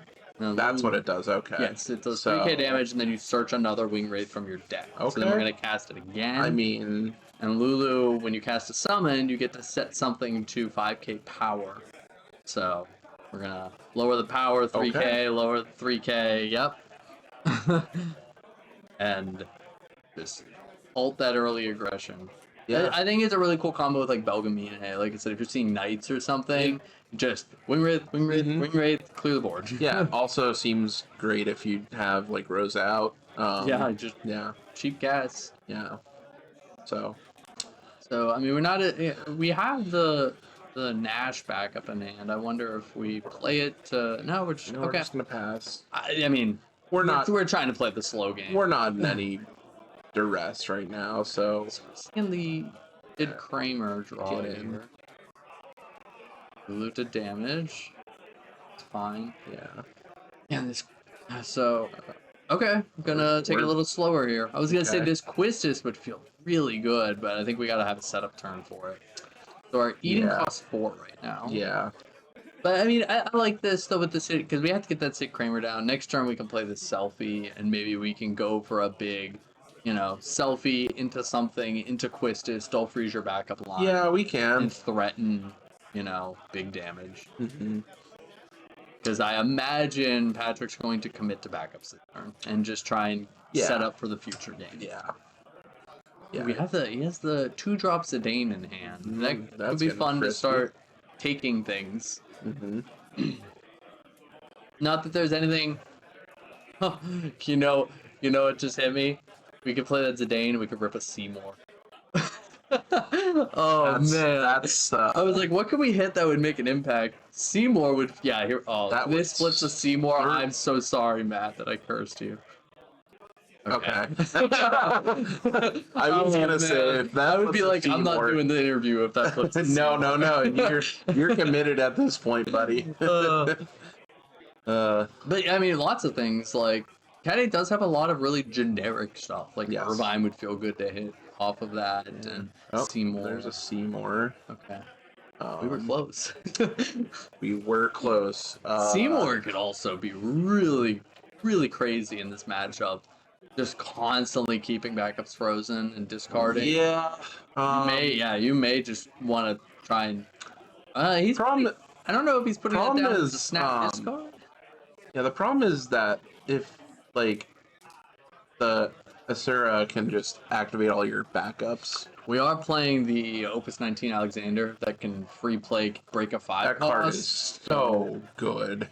This could be a risk, if Patrick can get into that Alexander, we could pay 0 to cleanly answer Seymour here. But yeah. Still freezing and keeping he's like, let me read what these cards do.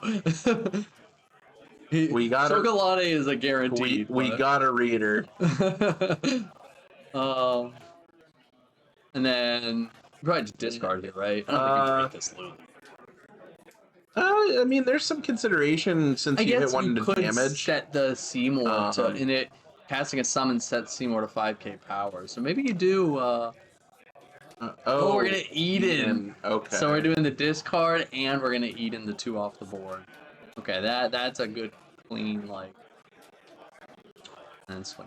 Noah for the Citra. It's not too bad. That felt like a pretty good turn. Like I said, I think Patrick needs to see this Alexander here, or we're gonna see some pressure coming down.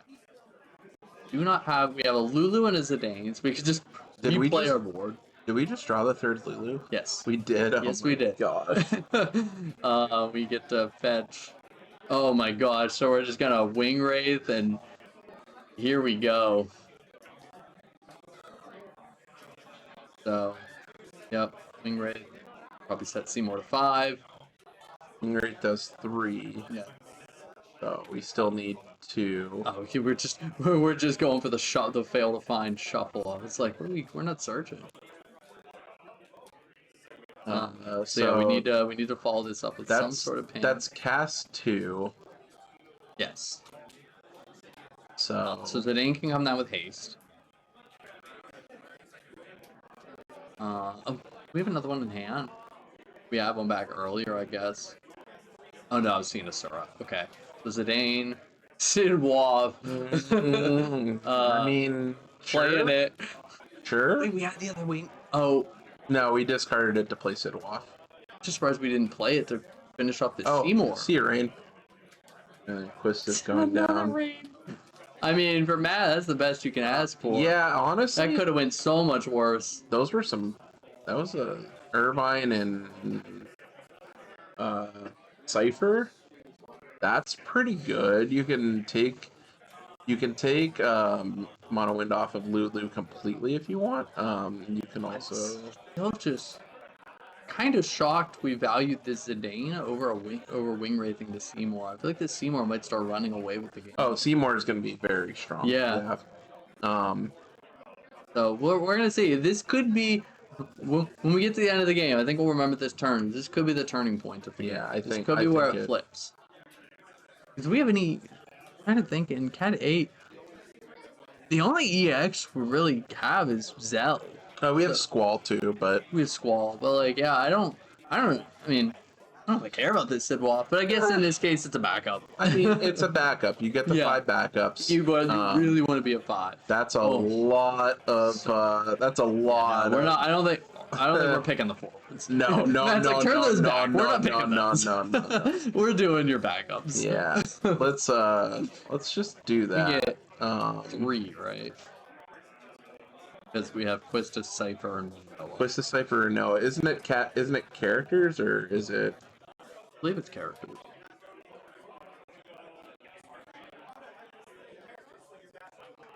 One, 2, 3, 4, 5, 6. So let's choose the same number of characters as Cat 8 forward. You can forwards. Okay. And then so we get sure. Yeah. Seymour, pay the 1. I would like you to discard a card, and please. don't freeze the remainder of your backups. Don't freeze your backups, please. Oh, that's okay. This turned around. Like I said, I think not answering that Seymour was detrimental. To that's it's kind of rough, but I mean, surely there. I mean, we got a Fina is not the card we want to draw going into this turn. It's a bit late for that. We can't even deliver Ace here. We're in a rough spot. We're in a rough spot. I can definitely understand wanting to get the 5 backups. I agree. Though. I absolutely agree. That is your priority in Mono. Unfortunately, the Seymour came out just the right time. Yes, it did. And then the Quistis also just. Yeah. Yeah. We were expecting that from the beginning. That Quistis was going to be the deal breaker. Unfortunately, I think that's just, I don't really know of a way that we're getting out of this. I mean, our LB is Emperor, Zidane can't be played. Vajrahata, Wu, Luso, and Ace. So Wu is like our only.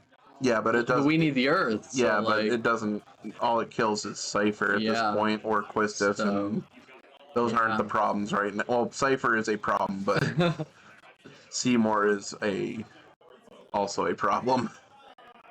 So yeah. This Cat 8 deck is. I think we're just. I mean, we got to play a body, right? Like, like. Unfortunately, Cypher just. With Cypher, Seymour, like, we're just gonna turn. Yeah, we're just turning this board sideways. Yeah. I think this is pretty wrapped up cleanly. This Cat 8 deck. We also just drew it. We also just drew a Dea, so for good measure. Yeah. We're gonna Fina. Sure. Yeah. And then block it. Yeah. And then get in with Quistis. Yeah. And that's that. That's that. Yeah. Give me that card back. I mean, some things out of your control, like that Zidane hitting 2 reigns was like, can you give me something better? Not what you want to see as the Mono Wind player. Yeah, I think especially in that first one, he was really banking on maybe seeing a Seymour or something to start taking advantage. He had a really good start. Getting to 4 backups like that quickly is very good, but we just couldn't really capitalize on that, and unfortunately Seymour just does Seymour things, and you see less of the game. I've played enough Ice Lightning to know, like, against a lot of these mono decks, sometimes against like Mono Earth, Mono Wind, if you can just keep up any sort of dull freeze to the backup line, it is just detrimental to their game plan. So I think Matt really recognized that, and so do we want to maybe get Matt back here? Yeah, let's get Matt back here. You can have a little chat ski with him, and sounds good. We'll get that up and ready for you here pretty quickly. So don't go anywhere. Stick around. All right, welcome back, everybody. I'm joined here by Matt. Matt, good to see you. How's it going? It's going pretty good. How do you feel about that game you just had there? Never played against Mono Win before, so that was very interesting. Really? All right. But between the Seymour and the Quistis, as soon as I realized it was Mono Win, it's just dig for those cards, try to go from there. Yeah. I mean, honestly, to me, I think Quistis is probably the second best card in Cat 8. Yeah. The deck's just so fun right now. Yeah, we were literally when we got the deck list here and we saw it, I was like, I think Quistis is going to be the backbone of this game plan. As soon as Matt realizes that it's mono win, it's just get those backup Stolfros. Right? Yeah. When he didn't have the answer for the Seymour in that one turn, it's just like, okay. At this point, once I find a Quistis or find anything, it's over. Yeah, I had said during your game when you played the first Zidane, I like pulled the list. I was like, what do we care about this Zidane? I was like, oh, this Zidane hits a Seymour here, we could be in trouble. I was like, I'm so sorry if we hit it, but 2 rain was the best you could ask for. Especially because I went on 2 Laguna, so yeah, I was just like, all right, the one was already gone. And yeah. So. Yeah, it seems like you did not have much conflict between you and your teammates. Let's see here, we have Mono Earth and Mono Fire. Correct. So when we went into the team competition, Joe and I already formed a team last year, so it was just finding the third. And we kind of already knew what we wanted to do, and it was just finding somebody who wanted to play those elements. And then we found Ben. So I mean, between Ben, Joe, and I, it's been a great team. It's been, I think the only cohesion and cross we had was LB Luso, and I let them figure it out. Yeah, you can have it. It's fine. Yep. Yeah. So. Nice. Well, yeah, it was a very good game. I was excited to see some mono win on stream. Seeing like the wing rates and stuff was very cool. Yes, that was. Like I said, never played against Mono Win with Cat 8 before, and that was quite interesting to see. I'm like, oh, well, Irvin's gone, I guess. I guess we'll figure this out next turn. Yeah. No, I liked the, at the start, playing the Irvine to hit, to get all the cards out of the break zone early. I was like, get the summons out so the Lulu can't recur them, and just start applying some form of pressure. Because your opening hand looked a little dicey at first. It was. I kept a hand to find the Laguna with the thought process is I actually messed up in my head. I was actually supposed to pitch the Rhinoa to play the Rain and then use the Laguna to play the Squall. And as soon as I pitched that, I'm like, oh. I was like, okay, it's fine. We'll do this. We'll start going this direction. Drew the next backup of Raijin. I'm like, okay, we're still good here. Yeah. We're still good. And then I have just found out that, like, I mean, truth be told, I think Irvin's the worst card in the deck. Yeah. Okay. It is good for. I mean, its only purpose is just to eat the break zone. Yeah. And I found that people are just so afraid of it for some reason. Yeah. I mean, I get it. It's a 9K first striker most of the time, but special can be scary if you start. You can get like recurring Irvines off of like Renoa and Cypher. Yeah, honestly, that's the best part about the deck. I really feel, and what's actually drawn me to it was just doing the play pattern of play a Rhinoa for free, pull back Cypher, play Cypher, pull back a Rhinoa. And just keep that loop going, yeah. You're not playing Mono Earth or something in the break zone. You're just have fun. Yeah. Waste all your removal. Yeah. Was there any consideration? I know we saw we saw Cat 8 last round, and they were playing the build a little closer to what they played in like Japan. So like not the Lagunas, not the Rains. Is that something you found you really like? So I saw that list. I've been playing this deck pretty much since the Opus 27 came out. And I get that the Laguna and Rain is not really, they're not good cards. And let me take that back. Irvin's not the worst card. It's actually Laguna. But I don't like Moomba. I didn't enjoy the Moomba. And going into the Laguna Rain talk, I just want Cat 8 characters on the board. Yeah. And that's pretty much what this comes down to. Like, yeah. In a pinch, Laguna is just bad Sephiroth, but it's bad Cat 8 Sephiroth. So, like, that's fine. Yeah. And just getting down another Cat 8 backup is just always great. Mm-hmm. Make those Edens cost less and just go from there. Yeah. Cool. Awesome. Well, last thing for you here. I want to do this to everybody I'm interviewing today. Okay. I have a bunch of trivia questions set out, so I'm going to ask you a trivia question. Get it right, you're going to have 2 promos. Get it wrong, still give you a promo. So, Bad trivia. I hope it's Final Fantasy trivia? Yes, Final Fantasy trivia. All right, so your trivia question is going to be, what is Zell's favorite food? What is Zell's favorite food? It's chili dogs? I want to say it's hot dogs or chili dogs. It's hot dogs. Yes. There you go. All right, go ahead. I have some promos here. If you want to take 2, they are yours. I will take these 2 right here. All right.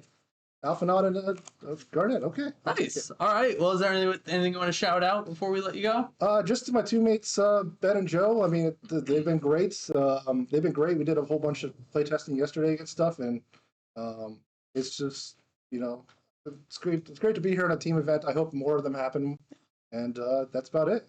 Awesome. And also to the Erie crew and to the Pittsburgh crew. Perfect. All right. Well, thank you, Matt, for joining us here. Good luck in the rest of your games. Thank you. And yeah, we will catch you guys in a bit for round 3. Stick around.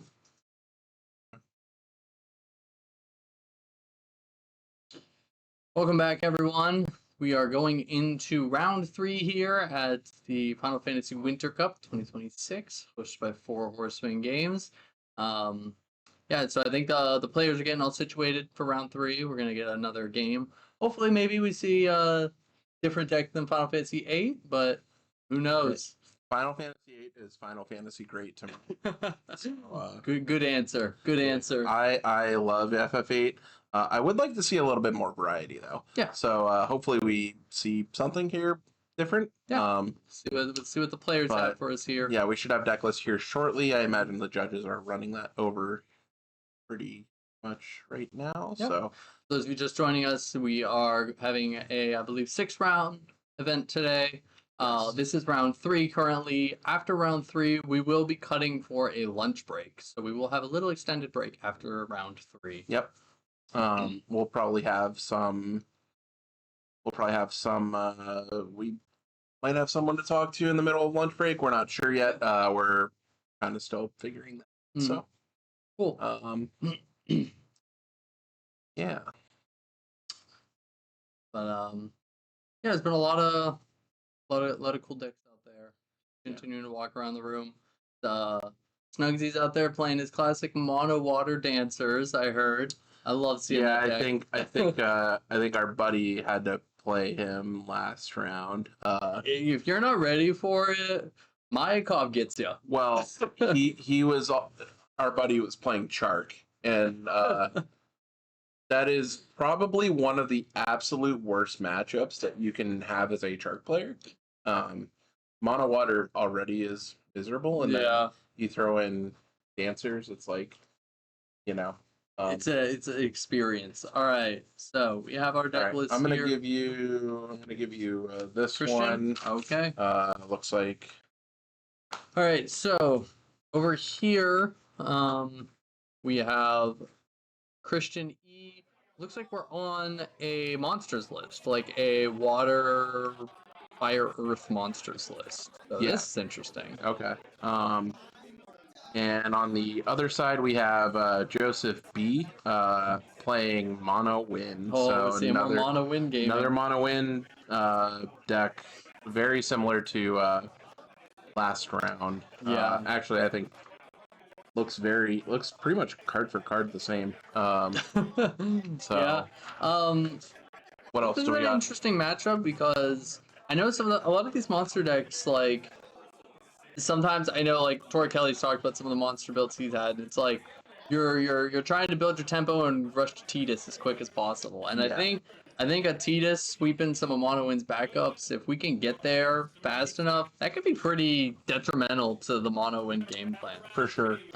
But yeah, this deck does eat up a lot of cards. I'm kind of curious what the other teammates are playing here. It looks like over here, oh, look at that. Speaking of the devil, it's Torrey Kelly. Hey. Playing this is a list. This is definitely a Torrey Kelly special. They're like crystals. It's like, Oh. yeah, like I saw the cyans and the crystal backups. I was like, oh, it's wool 7. But there's no wool in here. This is just crystals. Would not have expected this. Yeah, this is an interesting list. And they're also working with Monofire. Cool. So, Nice. and then for Joseph's team, we've got Joseph playing Mono Wind. We got looks like a Mono Water Monsters, and finally, looks like Bart's Refia. Okay, cool. So, All right, well, we're getting started here. We're seeing the same opener here for Mono Wind. Chocobo Sam, probably finding the fat Chocobo. It's the opener you want to see in this deck. yeah, for sure. There it is. Yep. Classic. Yeah, that's Dude, we have the With the brother backup. That's a cool backup to add. That searches yes, the Lulu. Yes, we do. That is Okay. a one of in this list. That's a cool ad to get your Lulu in a pinch when you need it. I like that. It also finds Belgamina. Oh, true. Yeah. So making it searchable in the matchups you need it. Yeah. So water lightning monsters here. Gonna start out with Lena. I mean, that's just what you want. A nice card you want to see. I know you kind of want to see Merleweb to get your realm, but maybe we have one in hand. Yeah. All right. So yeah, we're just gonna now that you don't see like fire to a this fat chocobo or something, we're gonna just go for it. We are in setup mode. I've tried that. It's a risk and it doesn't usually pan out. I played KP at an event one time and he was playing Mono Wind and I was like, you know what? I'm gonna mot this fat chocobo, and it didn't. Don't do that. we pitched two chocobos. 2 chocobo summons. Hey, that's what the Lulu's for. Yeah. Absolutely. So yeah, grabbing. I also realized this is Chocolate. water lightning monsters. This is water lightning monsters. This is water fire earth monster. Misspeak on my part. Oh, we also have a Sophie in there too, and the new Kryl. Yeah, I like seeing the new Kryl. Yeah. Yeah. And the new Warrior of Light LB, the Water Earth one. Okay. That could be interesting. Okay. Don't hate it. Alright, so these are where these monster turns get really interesting. Yeah. We don't have the realm in hand, so I imagine we might play this Loperit, try and dig for it. We could play the T-Row and get it, but at this point, I think you might try and just go to 3 backups and then get that. You're just trying to, you're really just trying to get that character count up so you can maybe hopefully play Tidus. Yeah. And get maximum value for it. Do we run multiple Atomos? Does that? No, that's our only Atomos. Oh no, we have 2. Okay. I was like, that would feel rough to see. Yeah, I feel like in the lists we've been seeing today, we've been seeing multiple Tomos. Yeah, you just don't want to run into this situation where you want to play it off the realm and you draw it. Yep. Alright, so we're just gonna search the realm. Oh yeah. Partially surprised we didn't play the Loperit to get to 3 backups, so next turn we could play the realm on curve. But I could also see how that feels a little inefficient. Yeah. Just afraid of taking it too slow against Mono Wind. Yeah. Here's a Rosa. Yep, so we we might go. be trying to do some shenanigans here.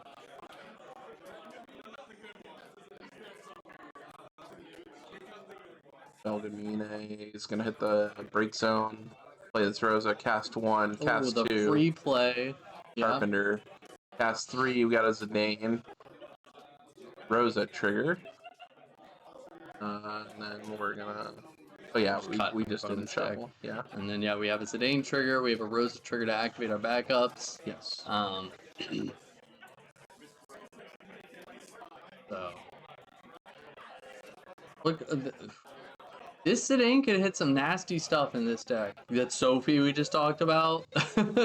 Not that it's gonna do much. There's a lot of really cool. But we're gonna hit an epitaph, and I Uh, think we're gonna say you can just keep that out of the game. Yeah, that's perfectly fine. Zidane's gonna hit again. Gonna hit Animus. That's sure. Up Kalu. We don't even like. I guess we have the Atomos and the Evray if we really wanna. Are we playing the? We're not playing Woo in the LB. I was putting an Earth backup would be really fun if we had Woo in the LB. Yeah, yeah. We're still gonna play it, get us to 5 backups. That's cast 4 off of Rosa. Oh, we have the Asura if we want to go for cast 5. It's just kind of I don't know if does Asura pull back a cost 2 or a 2 or less? Okay, we're just gonna pass. Okay. Yeah, I think we. I didn't know if we wanted to just Asura fetch back something and then try for the Rosa. Okay. All right, so turns back here in monsters. We gotta. We're kind of feeling like we're on a clock now because Mono got the 5 backups with a Rosa on board. Yeah, we would like to start applying some pressure. I mean, Wind still only has one card in hand, so like Yeah. we may have a turn, but the game is going to get out of control very quickly if we don't start making some moves. I mean, depending on this, with the Chocolate, we could be seeing multiple cards drawn. Yes. Every turn from here on out. This Sophie looks like it is going away. It is going in the bin. I don't think we have the time for that card anymore. No. So 5, yeah, let's get this realm out. So we have so many options here. I imagine we'll do a Tomos here because we can play the Loperate for cast 2. Yeah. We need to kind of start being a little bit unfair ourselves here. Yeah. We can go we can go Loperate. We have another Apkalu if we want to draw a card. We might need it. Yeah. Yeah, I think it's probably better than some of the other options we have right now. Cause yeah, we're gonna try and match the acceleration here. Yeah. So we get to draw. Then we can play this Loperate, activate 2 backups off the Atomos, and then we can go from there. Yeah.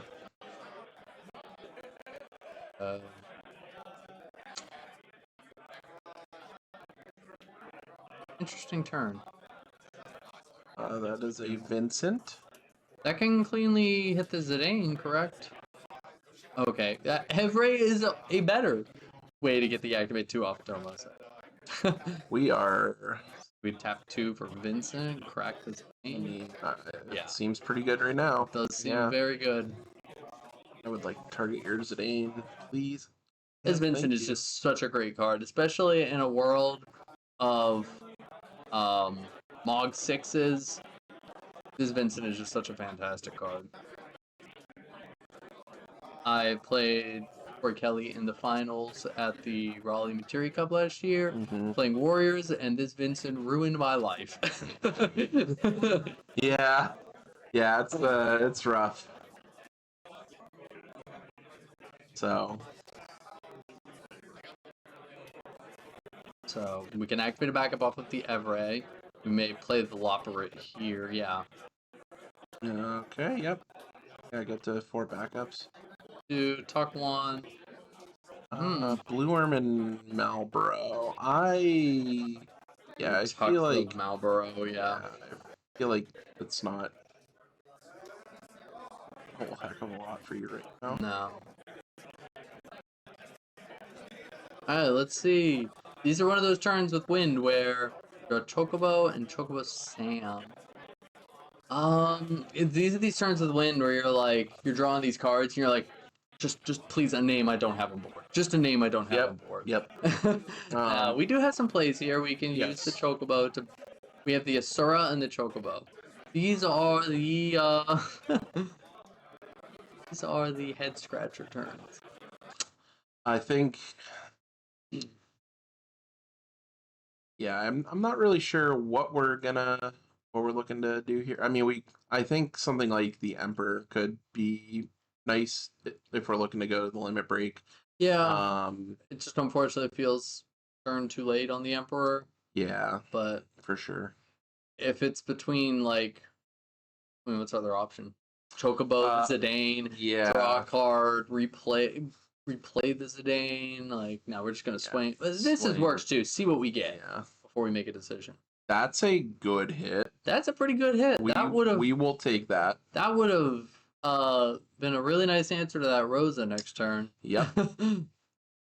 Being on exactly 3 damage to Mira. Goodbye, Mira. Dang, we just lost 2 cards I think we would have really loved to see on the monster side. Yeah, Mira would have been doesn't really do much right now, but good later for sure. Yeah, our only monster in grave is Araman. Yeah. So it's like 3, 2, 6, 7. Is this where we play this? Okay, we're gonna. Oh no, we're thinking. These mono win turns are tough. It always feels like you have infinite play lines ahead of you, and sometimes the best play line is to just chill, wait a little bit.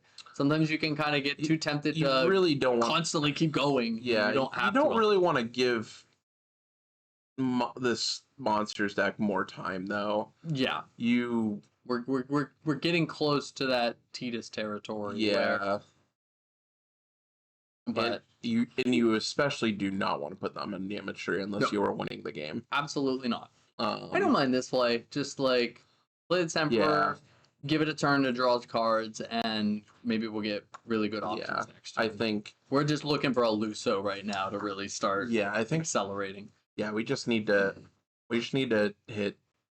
So we just need to draw more cards. Yeah, we weren't really doing much that turn, so. Probably we left the small silly sequencing thing. It's probably we left the anime stuff. It's not really up. We could have talked about Sam up. Another buff option. Sure. Hey, it worked last turn, saving us from that Vincent. Yeah. But yeah.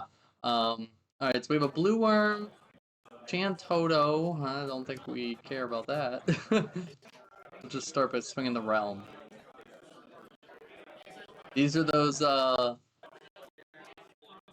turns where you're like, do I block this? Is this realm really gonna get in for damage? Because I just don't want them to play another one. Yeah. Okay, we're gonna block with the Emperor. Okay.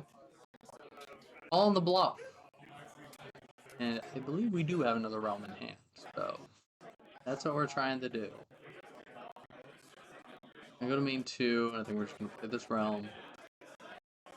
I don't know what we're finishing out in the hand. Yeah, sorry, we're getting the board back up very shortly.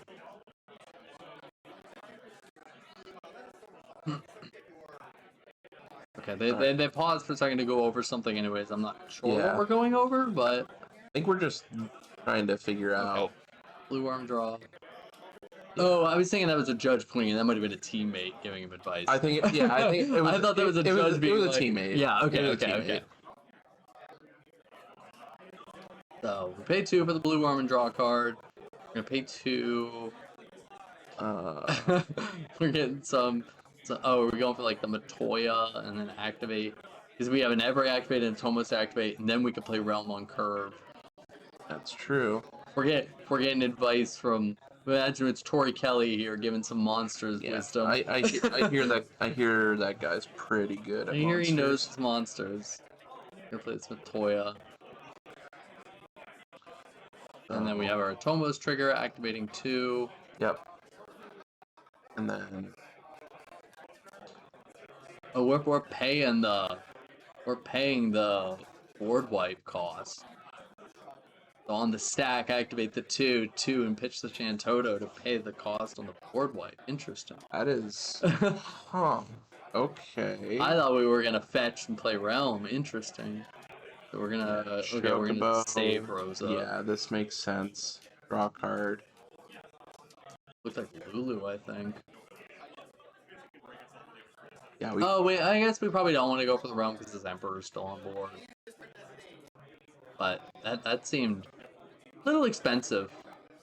But I guess we forced the use of the Chocobo on our terms. Yeah, you also don't want to give Monowin more cards if you can help it. It's gonna have to keep. Yeah, we do have the Lulu, so it's kind of like.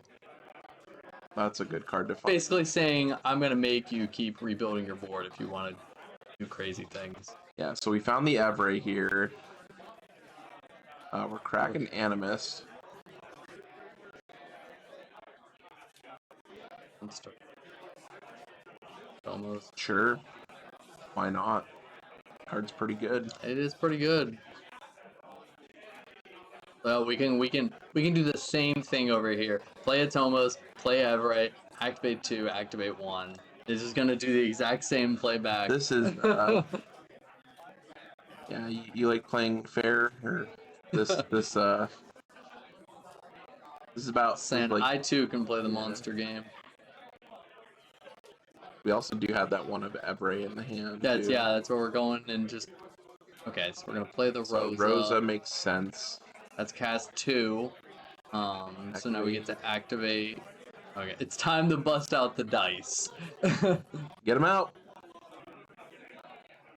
It is cast 1. Because we played the Atonements from. That's So, true. now we play the Every for 2. Really. That's almost activates. Yeah. Figuring on stack, we're gonna add an item counter to this chocolate. Makes sense. Then I assume we're gonna activate chocolate. Okay, chocolate carpenter. And Every also still has the ability to activate a backup every turn. So we'll go 1, 2, 3 for. Oh no, we're gonna play 1 for the Asura. Asura. Fetch back the Zidane. Okay. That's cast 3. Get to activate our backups. Probably add another item counter. Yes. Yeah, these win plays just start stacking up. So. Yep.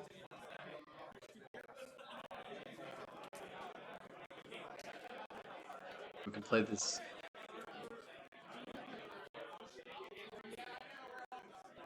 We can play this Zidane.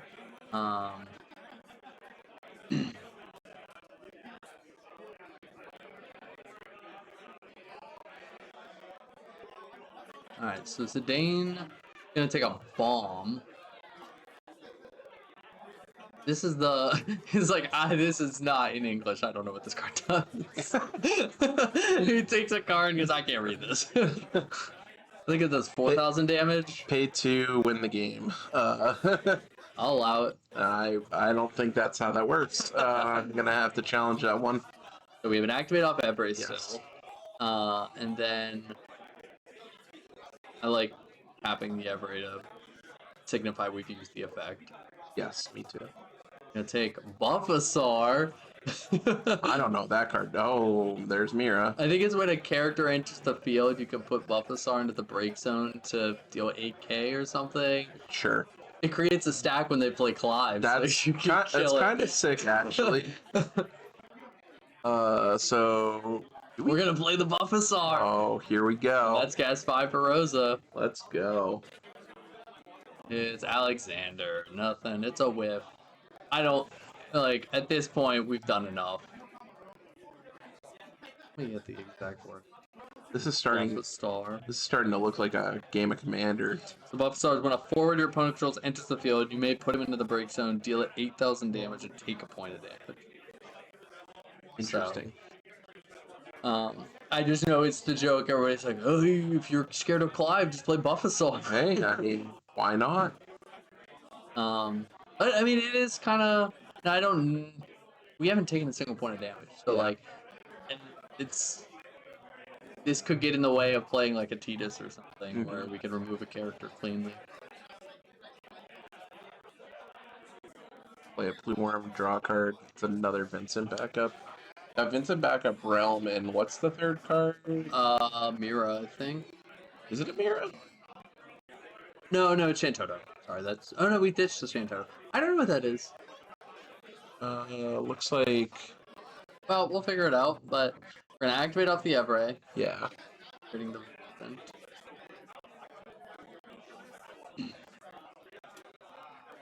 Oh man, that Gout does only cost 2 now that he stole with the Zidane. Next turn we could like play the bomb and then play the Gout for 1. That's really funny.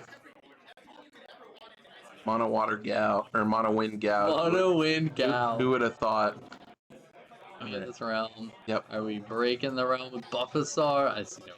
I mean, I don't do Wait, it, are we? but so we have. There's 2 realms, or there's 1 realm in break. Yes. So I guess if you're Well, we are gonna crack. Oh. This is a interesting. Yeah. We're trying to keep character count down. I guess now, well, but the thing is it's that almost we're on the just gonna, stack. like, Yeah, we're just gonna let this on. I think that's not a good use of Buffasar. yeah, so I don't agree think with so this. either, because like you ideally want the I mean they're gonna have to bounce something with the realm. Yeah, So I think we want to say that for something a little more meaningful, like Witch of the Fens. yes.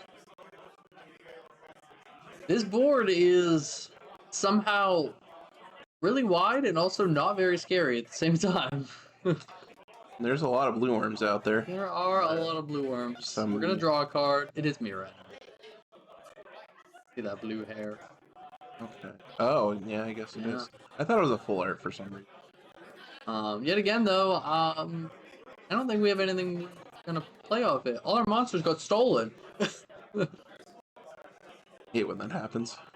Last game we saw Zidane low roll. Now we're seeing Zidane take everything. I'm not sure what we drew off this blue worm. Looks like a 3 cost. Yeah. Water Earth might be a Garnet. It's ice. Oh, It's is that Larcaicus, Larcaicus? Yeah. Okay. Oh. Ice Earth staple. Oh, is it limit break time? Alright. Yeah. When in doubt, Leo out. Leo. Are you gonna buffer Sar? Would you? I would love to see Buffasar hit a Leo. Good. Oh man. Alright, so this Atomo is gonna activate the backups. We are on damage 3. Yeah. Give me 5 more. You're modest. Okay. We knew that was there from the Rose. Alexander, so as the win player, you know you have that burst sitting there. do we draw a card, or are we not activating that burst? They do have Luna. We might just not activate it. I think he's got enough right now. I don't know if he needs to give his opponent. Seeing as he just activated 5 backups, he might not want to give him enough to like play that Tidus or something. Yeah, that's Could be fair. just enough to push him over the edge. Yeah. With Bosch, Larcaicus, and Mira. An assortment of cards. This board looks like a mess, though. I'll tell you what. There are There's just cards everywhere. there are certainly game actions being taken and cards being put onto the battlefield. Are we gonna? We're gonna get a blue worm in there. We're getting low. Yeah, we are. We're gonna get a blue worm in there. Getting a little frisky with the blue worm. I mean, what do you block this? I mean, all your stuff is like kind of valuable right now. I mean, your Rosa and your Tomos, but like can't animate a Tomos, and we don't have the. I don't think we have. No, we don't have like the Chocobo to save a Rosa this time. So Yeah. I have to imagine. Oh, we don't have Zacharyl, so teammate must have. I think it's modifier. You would be correct. Yeah. That seems like the smart play. Yeah. I was just thinking if there was a way we were planning on finishing off this Rosa if we block, which I believe we are. Yep. So Rosa's marked for 6. We do have this Malboro. Ew. So we could now choose to animate another swing and crack the Malboro.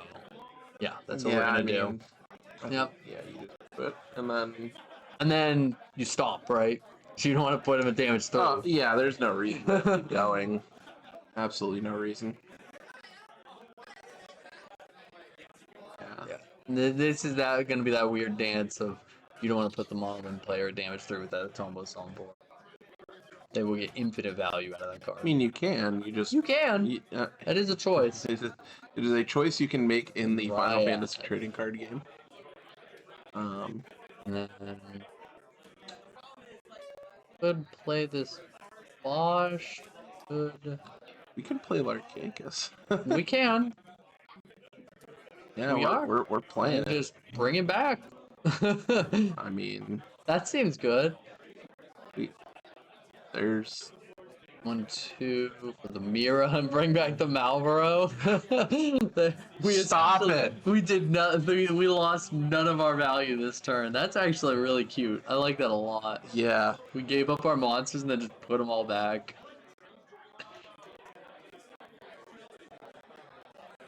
I love that. And just pass. And Yeah. then blue worm dies. Yes.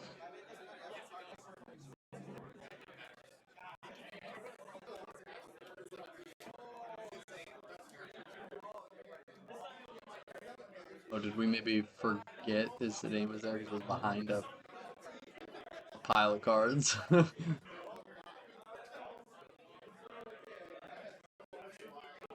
Um,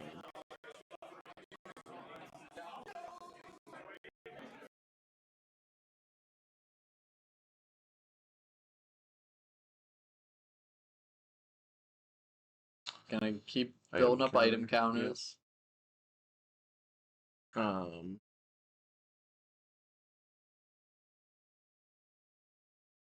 Alright. Mono starting its turn. That's a 7 backup? They playing 7 backup. one of. Nice. I love that. I think we're a little bit that thing is far. getting, I think we're a little bit far gone for that it's to getting matter. dumped. But I love seeing it. Are we playing the oh my god, are we doing it? We're doing the gal. So we're gonna play bomb. Oh yeah. Do our 4K. Oh yeah. Oh yeah. Wait, that's a 4K thing.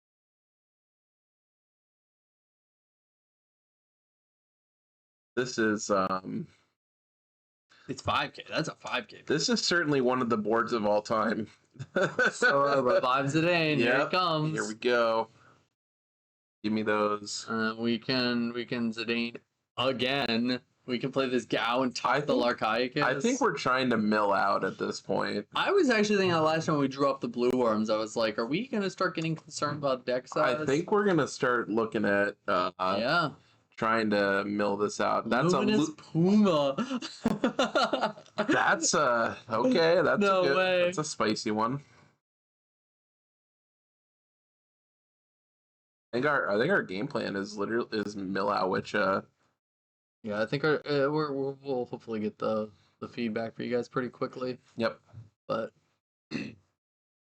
yeah, I think Mono Wind might be going for a mill technique here. He said you've drawn half your deck off blue worms. I'm just gonna finish it with Zidane.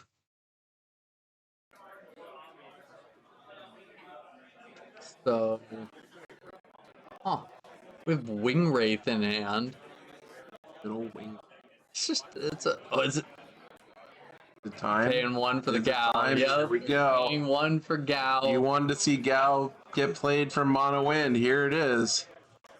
We've got 4 monsters. We're gonna tuck the Larcaicus. That's funny.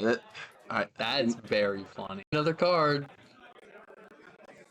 Oh, that's Witch of the Fens. The other 2 are in the bin. That's what you want. You're Christian. You are getting concerned at this point. I mean, yeah, you do have. I think there are still 2 copies of Lena in the deck, though. So fair. Take damage. There. Merweb. I assume we're playing. Yeah, we're playing 3 Lena. I would be shocked if I we mean, were playing. I would be too, but I've seen some shocking things today. So. All right, so we might be animating this. We gonna draw a card off the Chocolate. Yeah. You know what also is really interesting? We haven't seen a single Luso hit the board from this Wind player. Card just not in just. There's there are only 2. I guess some people do only go for the 2 because you can recur it so Why much. not? And then we just pass. We're gonna draw Tiro Malboro. Yeah, and it's just like, how do you close out this game? It's like, I think we still have plenty of cards left in that deck, but yeah, it's just I feel like this is one of those decks you want to get on top of, and I think you've fallen behind. It's gonna be really difficult to climb back out of this. I assume we're only playing 1 Luminous Puma. I'm just curious. Yeah, just a single copy. Yeah, So, that makes sense. It gone. Yeah. Malboro. Let's see. We have 1, 2, 3. I mean, we have 5 attackers this turn. Whether or not.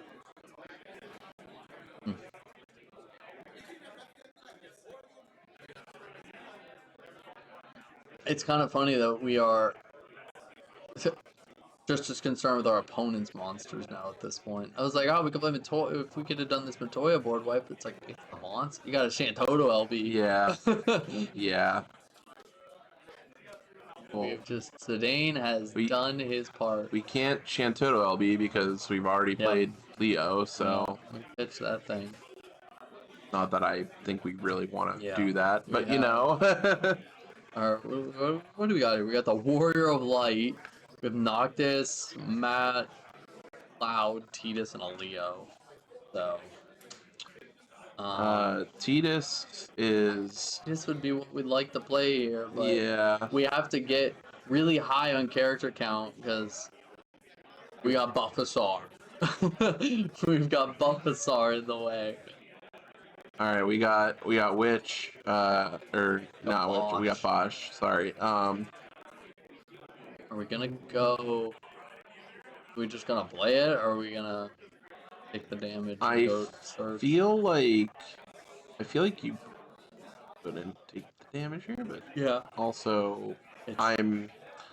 I think we're counting attackers right now. Yeah. Yeah. This is a very I think Isatomo is getting in there this turn.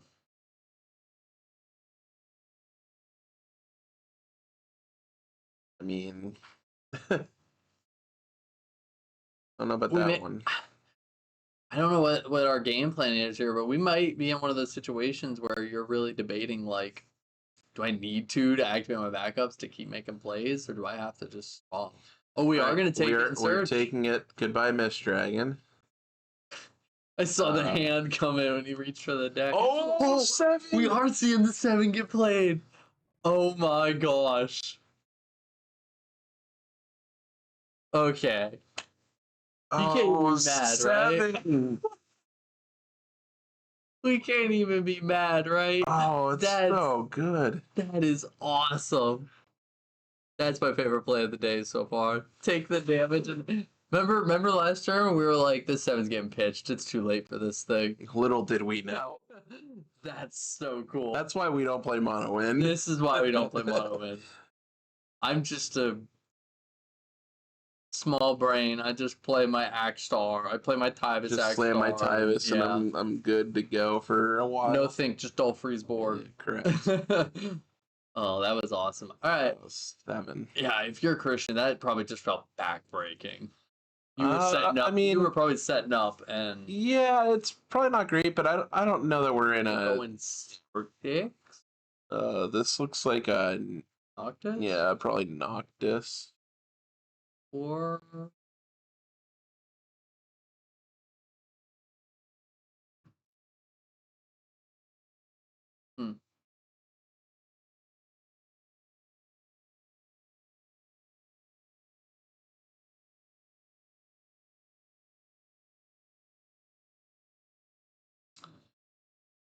Alright. trying to play difficulty. We'll hopefully get back to you in a second. Yep. We'll keep talking through the game just to kind of keep the visualizing, keep the visuals going. So yeah, we're playing Noctis. Get back to Witch. Witch is probably not a bad call. Is that actually cast 2? Wow. That's cast 2. Or we're getting Mira. Okay, we're getting Mira because back. we can play it. Yeah. Yeah, we can get any monster back. So Mira is gonna come into play. Oh, is it the Aura? Ariman? We don't have much else.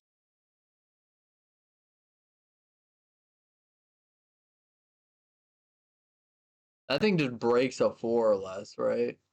I'm pretty sure he just breaks a 4. No, I think that's not. Oh, it's not multi-element. Non-multi-element. Yeah, it's break a non-multi-element. What do we break? We break. Cow. Zidane. Zidane. It's just you don't want to hit the Zidane, but you have to stop the bleeding of your losing cards out of deck.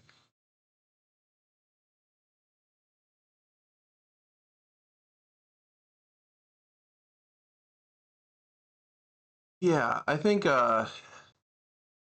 We've played a mirror. We're targeting an arm, and I think we're just thinking. Yeah. We're thinking about where we want to go with this Ariman, I believe. This has been a really good game. Maybe Ariman's on the stack still.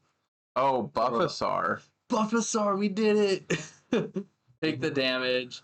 Wing Wraith 3K the Leo. Wow. That's oh. That got now our Tomos is online. And Wing Wraith searches another. That's was kind of crazy. That's actually a did Christian draw a card? That I don't know. I don't think Christian drew a card. Should I run out there and mention that? You want to, yeah. Haven't resolved it yet, but okay, yeah. He's gonna go make sure that we maintain the board state.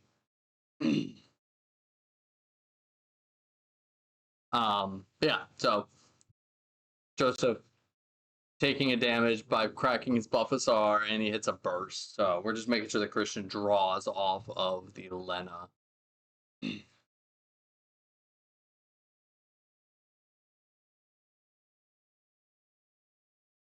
All right, man. Wind had a crazy turn here. The 7 to stop the Bosch. The Buffasar on the mirror trigger to not only take out the mirror that was played, but then hitting the Wing Wraith burst to hit the Leo. That is... Oof. He did. Okay. Good that we checked. Yeah, I didn't think he did, but I guess he did. I must have missed it. Yeah. Okay. Better to ask and be wrong than not say anything. True. I would rather us... Yeah. Oh. Hand it out for Noctis.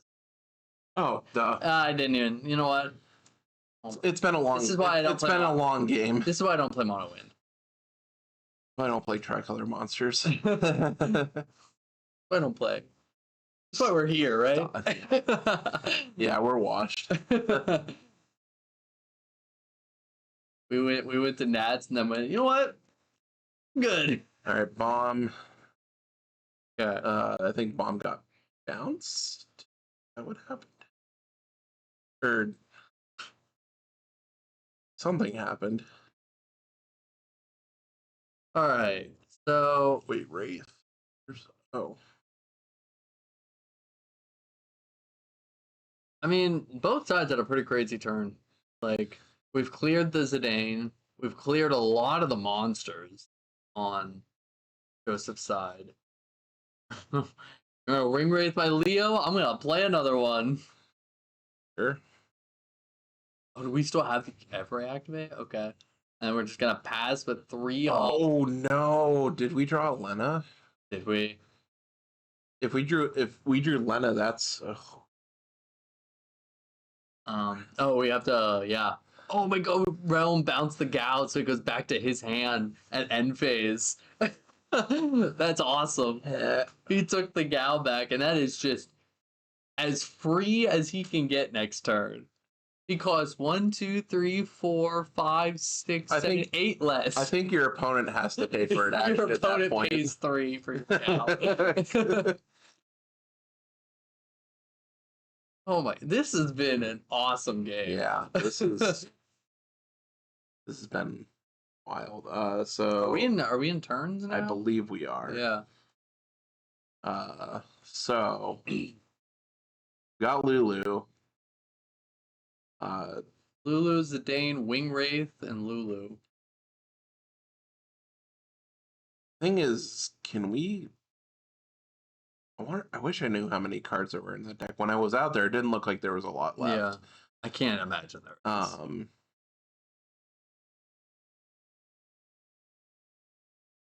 So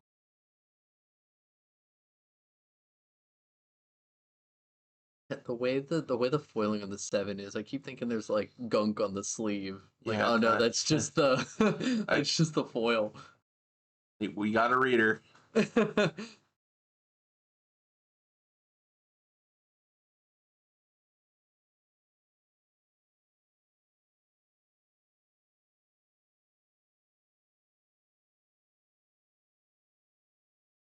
right. As Mono Wind, you're like, oh, cool. I'm not on a timer anymore. I can think about my 8,000 play lines.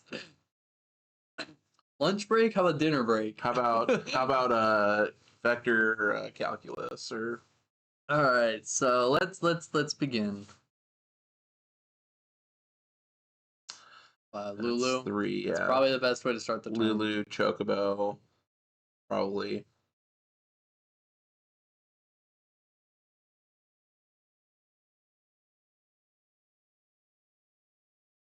Lulu grabs Chocobo.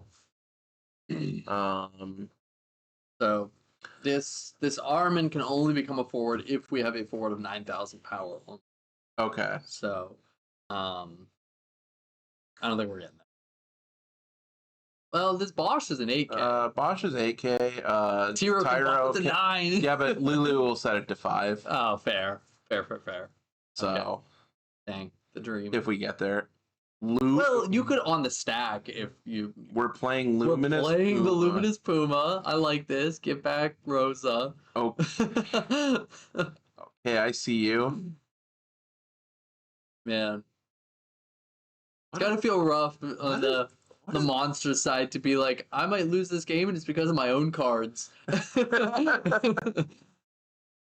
Rosa is cast 2. We have an Atomos trigger on the stack. I assume we're gonna, just 2 backups. Yeah, we're gonna use them. I think this Atomos might be getting in there this turn. It might be. So now we just play Zidane, It could, cast 3, steal a card.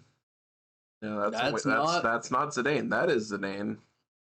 I would like to steal a card from the top of your deck, please. We're gonna on the stack, activate our backups, the Kryl. Alright. Yeah, Kryl. Kryl's a card I kind of wanted to explore a little bit more with this last opus. Seems really neat. Yeah. Cool that it found a little home here. So, cast 3.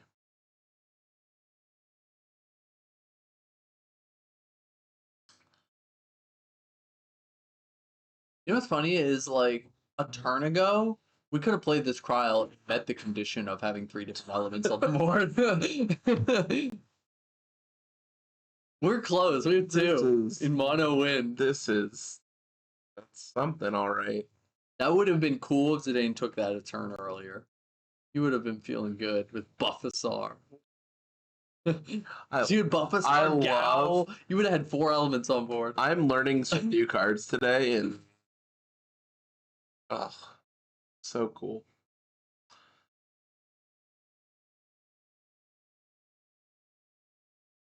Now, Break the Luminous Puma. how are we breaking? Does it just do it by itself? You play it, you Okay. get something, and then you can break it.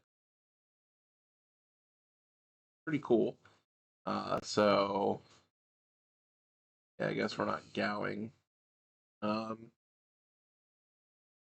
Though, could we hit another one? What? Yeah, is there not? No, there's only the one. There's only the one. Ooh. It is sitting in Ooh. our hand. I'm gonna ask the same question now on the mono win side. How do you close out this game other than deck out? I think that's what we're going for here. Because Monsters kind of turned it around and said, "I'm building the wall this time." Because that's hard. That board is kind of big. Well, I wonder if we're getting to a point where, I mean, we haven't found a Luso yet. There still has not been a Luso. We can still find Luso. It's gonna be cast 5 on this Rosa. It very well could be. Get an item counter. We're gonna cast this Asura. Probably activate our backups. Cast 5 on Rosa and Alexander.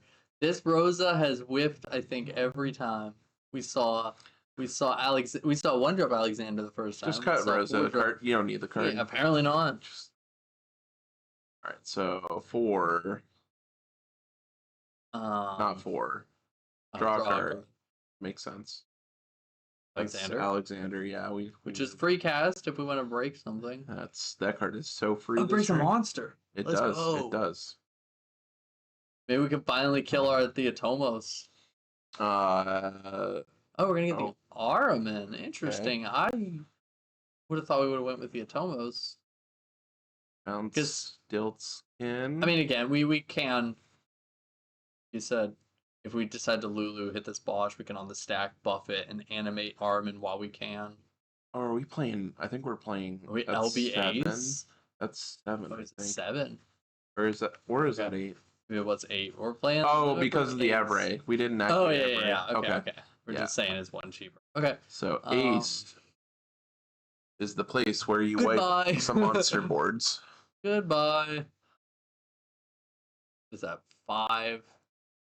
And yeah, that's a lot of damage. So now I ask the question: how does monsters win from here? I'm sure it is possible. If they give the turn back, I don't know if they're gonna get the turn back though. I just don't know how many.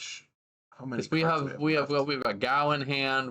I know that's the only thing is the cards left in deck. We run out of gas.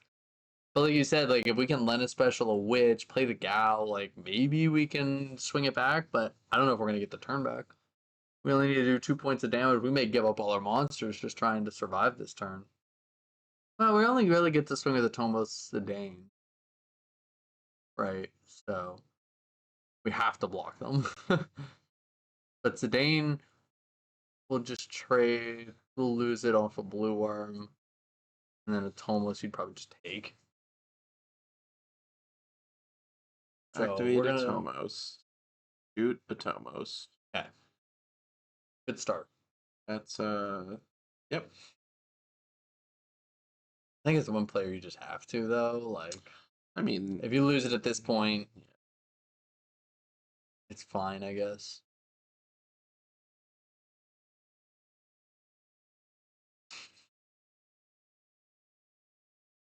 There are 2 Malboros that we can wipe. Zidane, Lulu. Yeah. Just with those. We're giving the turn back. All right. Yeah. Tiro and something. That's a Lev. That's a Lev 3. Where are these? Where are your Lenas? I feel like we've been the same place the Lusos are on the left. Like we're waiting on Lena here. Lena special would be sick. You just can't find it. This is 7. We're playing the Shantoto. I mean, yeah. Like, I guess this is how you win. We need to do 4 points. You have 3. We have the Gao, so we can now Gao for free. Swing its Tomos blue and blue arm, animate, and get there. It is. Wow. That's the line. They actually. Henry, what are you doing? Back up. Yeah, turn Evray into a forward. Wait, I can't believe we're actually gonna see monsters take this. We'll see what the bursts are. Chocomog.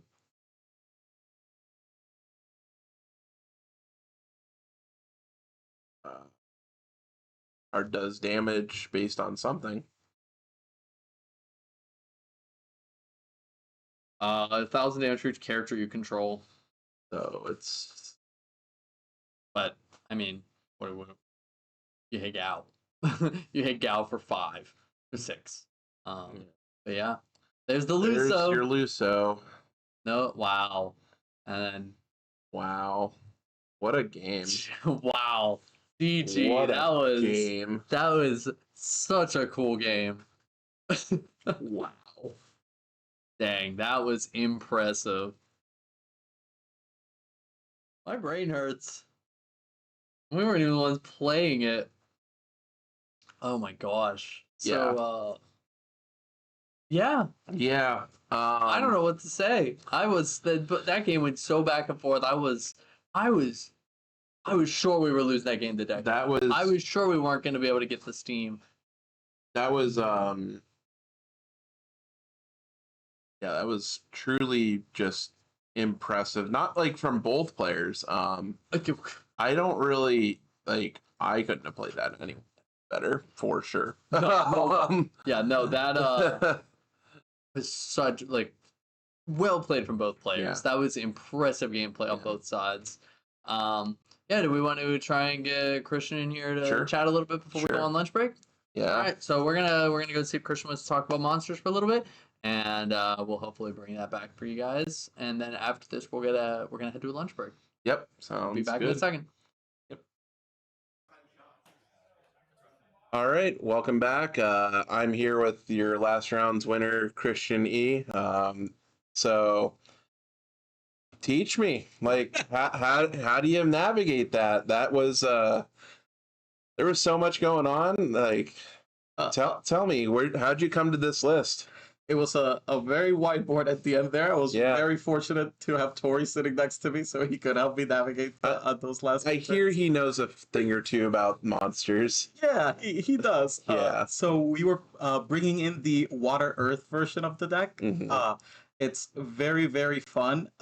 And we have 2 other fire decks in the pairing. So Hold on, you mean to tell me you're not playing Buffasaur in one of your other fire decks? no, right? No goblins, no Furion. Sorry. But Torrey had to keep the Furion for this one. Sure. And since we have 2 fire decks going on, we figured a good combination for the leftover monsters would be either Water Earth or Water Lightning. But Sure. I'm a little bit more comfortable with Water Earth. It Okay. feels like it's a little bit more flexible. Water Lightning is more dedicated aggro. Yeah. But Monowind is certainly a tough matchup. He had some incredible rips throughout the game. Yeah. The Luminous Puma hurt a lot. That was we were sitting here back just watching, like, who's gonna play Gal from Monowind? Like, what is happening? Eventually almost had more monsters on the board than I did. I know, we're like, what happened here? Like, we were going back and forth. We're just like, okay, how does Monowind win this? How does Monsters win this? How does Mono like? But anyways, yeah, this list is looking. It looks really cool. Really like some of these one-ofs. Have you played the Cryo yet?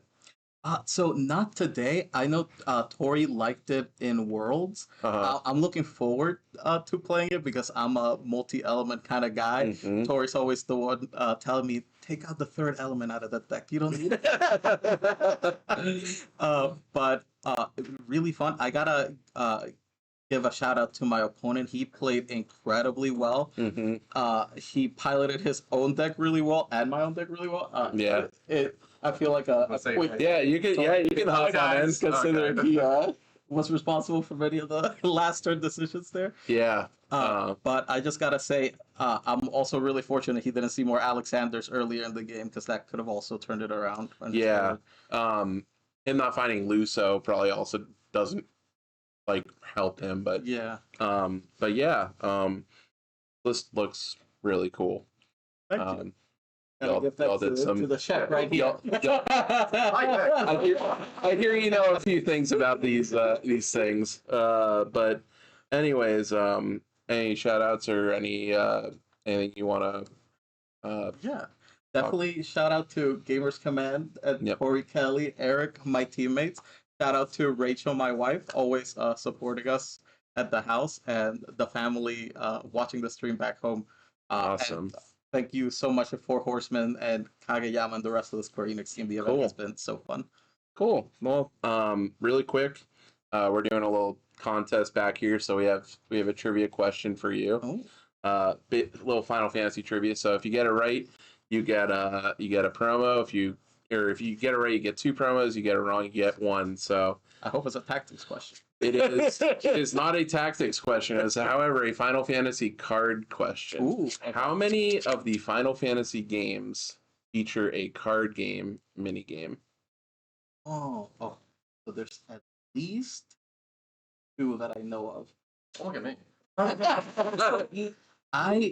So there's two that I know of, but I know Square will probably always surprise me. So I'm gonna go with three. It's probably two. Okay, you're way off. You were close. Which three do you know? I actually don't know. I know Okay, there's fair. one that had a. I think the MMO might have like a card game inside, but I haven't played the MMO yet. Okay. I've heard. So it's 5. It's Final Fantasy VIII, Final Fantasy IX, 11, 14, and FF7 Rebirth. So I gotta play Rebirth. that's okay. We're still gonna give you 2 promos anyway for that absolute sick effort. I'll take this one and this one. But yeah, thanks for coming back. Got a Madam Edel and an Ignis. So yeah, thanks for joining us. Hope to catch you all in the later rounds for sure. Yeah, that's gonna do it for us. We're gonna take a lunch break now. We'll be back with round 4 in a little bit of time. So come back when keep the stream up. We'll see you in a little bit. So. Welcome back, everyone, to the Winter Cup 2026. We are back from lunch, and we are ready to start round 4. Yes. Our players are getting set up here, getting ready to go. We have the decks, we know the players, and we are ready to see some more. We got 3 more rounds before Top Cut this afternoon. Yes, we do. All right, so what are we looking at for round 4 here? All right, so we got 2025 Team NA member Sergio Bravo versus Mike W. What is Sergio playing? Words of Light, Bart's Wolves. Okay. And Mike is playing Knights. We are looking at a classic meta game right here. Knights versus Warriors of Light. All right. Now, I know, because I have had many a game against Sergio over the last season. He is no stranger to Warriors of Light. And I know Michael is no stranger to Knights. So we're going to see 2 people very comfortable in their decks here. Yeah, and I know, so Michael is a local of mine. I know he has played this matchup extensively. One of his teammates is actually playing this deck. So he has tested against this a lot. But Sergio is just another level. Sergio is very good. He knows this game inside and out. Will be an interesting match, though. Knights can just Knights.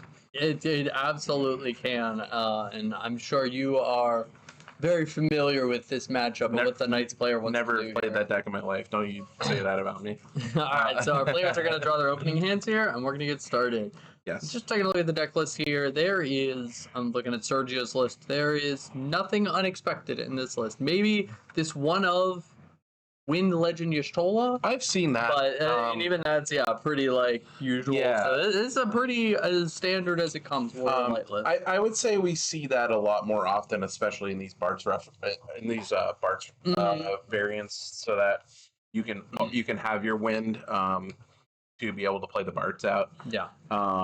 In Michael's list, it's pretty stock. I will say, so Michael is not playing Matarasu in here. Okay. Michael is playing 3 Cuchulain, 3 Lev, Breeze. Okay. And then, all right, players are going to fist bump, and the game is going to begin here. All right. So, Sergio with an interesting hand. We have Shantoto, we have the Lunith backup, we have the Light Bards, Dragon Bark.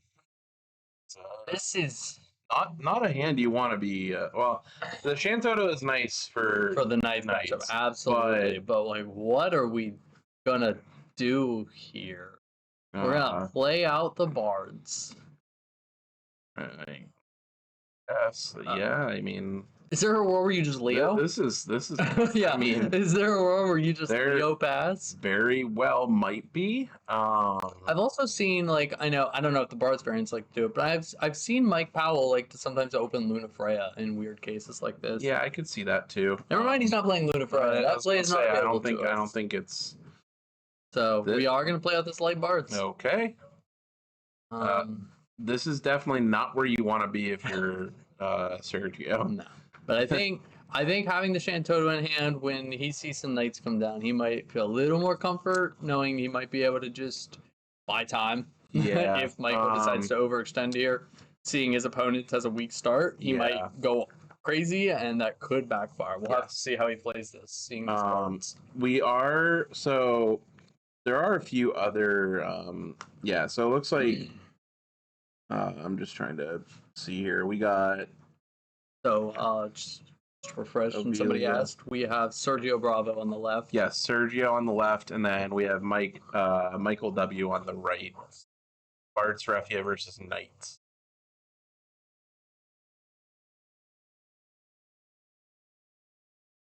So here we go. Ooh. Okay. Oh, that's a Clive. Okay. Wait, we're not. We're priming this Clive. All right. Send it. Get it. Okay. 5 parts. It's dead. It's very dead. All right. If you're seeing Gawain and Charlotte get pitched for this play, I think you might feel pretty good about this on Sergio's side. Yeah, I wouldn't. And pitching a Clive for the prime is like. Yeah. We have the Larsa. That's an interesting, not the just Larsa for like Corilla and pass. Yeah. Huh. Or Gawain pitching Larsa and Clive. Right. Yes. To Ramsey Corilla. Yeah. Get ready for next turn. Yeah. Seeing your opponent's on such a weak start.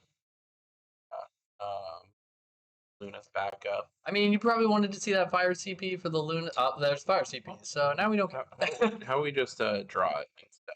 And now he knows like this is slow start for Knights, so now he can just take his time. Yes. Backups. Yes. Now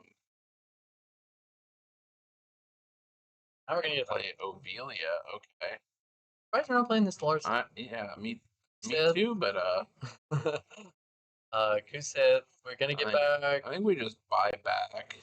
We just buy back walls. So we have that color. I feel like that's where we want. Yeah. We're not under any duress here, so you just want to kind of. Yeah. Yeah. So if we draw like King Tycoon. Yeah. Also, How about Amat Luna? How about we have both Amat and we have Miss Dragon at the ready. However, what do you do here? The thing we don't have is another backup. Yeah, like we play Arc, just dig.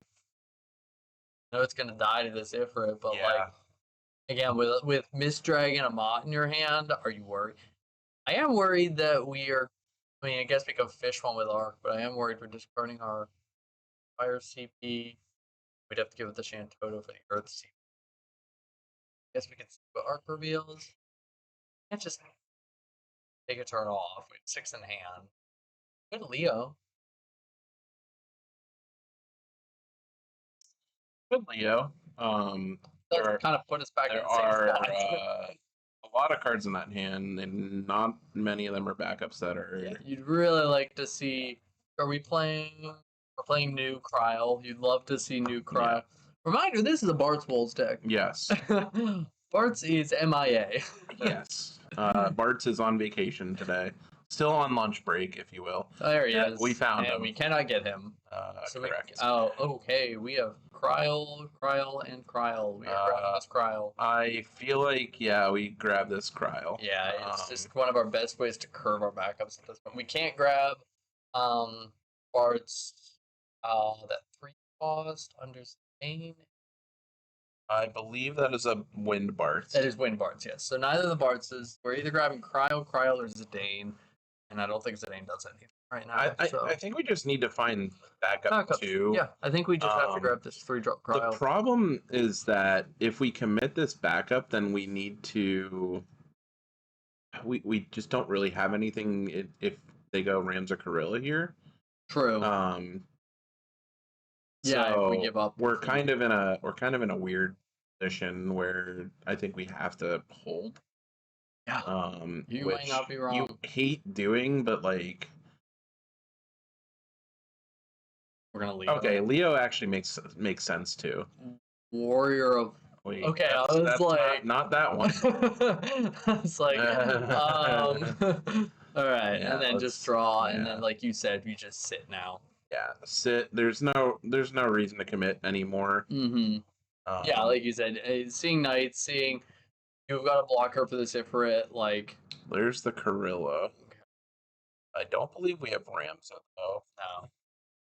We're pitching. Okay, we're gonna go get the yeah. the So Rams we don't now. have.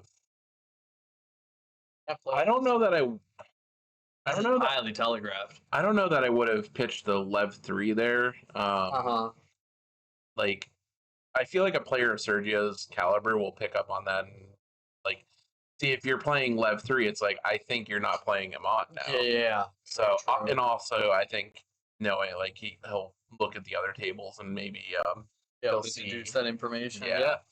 So, I don't know that I would have given that up, but. Yeah. This has been an interesting start to this game. Not the start I expected us to see. No. Both sides kind of not starting the way they want to. Yeah, for sure. I think Sergio's got time on his hands holding this Mist Dragon. Now that this Ramza is highly telegraphed, he can just flush this Mist Dragon with everything he's got. Yep, absolutely. Get in, Leo. See you later. Poor Leo has just been relegated to just being the meat shield. Another 4-drop bowl and another Shantoto. Well, I think Cryle comes down now. Absolutely. I think we love a place like this where you get to pitch the Shantoto and you're like, they're gonna think they're in the clear. I got another one in hand. Yeah. When I've played against Mike and I've played my Refias, he's used to seeing 2 Shantotos. So he might be a little more cautious of that still. That being said, he could still go for it. Which is totally reasonable. You do need to start putting something together, and you really don't want to give your Wolves opponent more time than you already are. Yeah, so that's kind of the thing. Like, if we can here, is this a matchup where you usually like to just? Because I know sometimes you really like to avoid getting Wolves to damage 3, but is this a matchup where you just say, "I gotta just do it"? So in the Bards variants or against Bards variants, I would say it's a little less. I would say it's a little less. I guess it's a little less scary to do it. It's still scary, obviously, but usually when I've played against Sydney, for example, who played this deck, he plays Bosch. I'm not sure if Sergio's playing Bosch in this. Do not see a Bosch in this. Okay. So you could see Bosch to put yourself onto damage 3. Yeah. Kind of the classic Refia. Like if players will. If you want to hit me, I'll hit myself. Yeah, exactly. So I don't know. There's this like really weird like game like within the game going on here. But we're still trying to just figure out how we're gonna pay for this Cryle that Sergio wants to play. Sergio's just really we're using the Bards effect. So you pay 1, you reveal 5, and add a warrior to light. I actually don't hate this. Okay. We can get Bards. We can get Bards. We don't have another Bards in hand though. No. That being said, we can go get one. It's going to cost a lot of resources. Yeah, and he can't afford to use too much right now because he needs to keep Earth Mist Dragon in hand. Because he's got Toto. Like, I mean, fair. You could just let him run it out and then pick the whole board out. And like you know, like that you're like, I feel like you have a pretty good inclination of knowing that like your opponent probably doesn't have a Matarasu for your Shantoto, and I guess you would like to get this Ifrit off the board at some point. Like it's literally just it's literally there's a magic term that I was trying to think of and I lost it. So we're gonna play out the Bards. Yep. Play Bards. Get that out.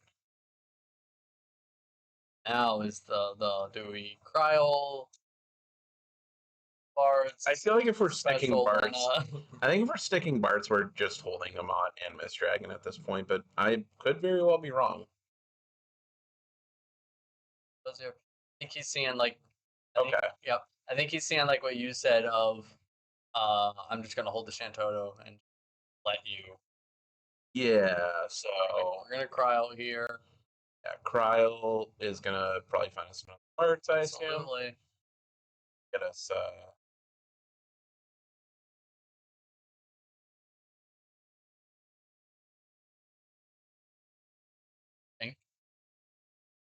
It's been a long term, but I think it's like. I think it's kind of like rightfully like Sergio has a lot to think about here. I think Yeah. how he plays this turn will dictate the pace of the game. I think moving forward, yeah. he can't let knights get comfortable. Gotta try and take advantage of the time he's been given here.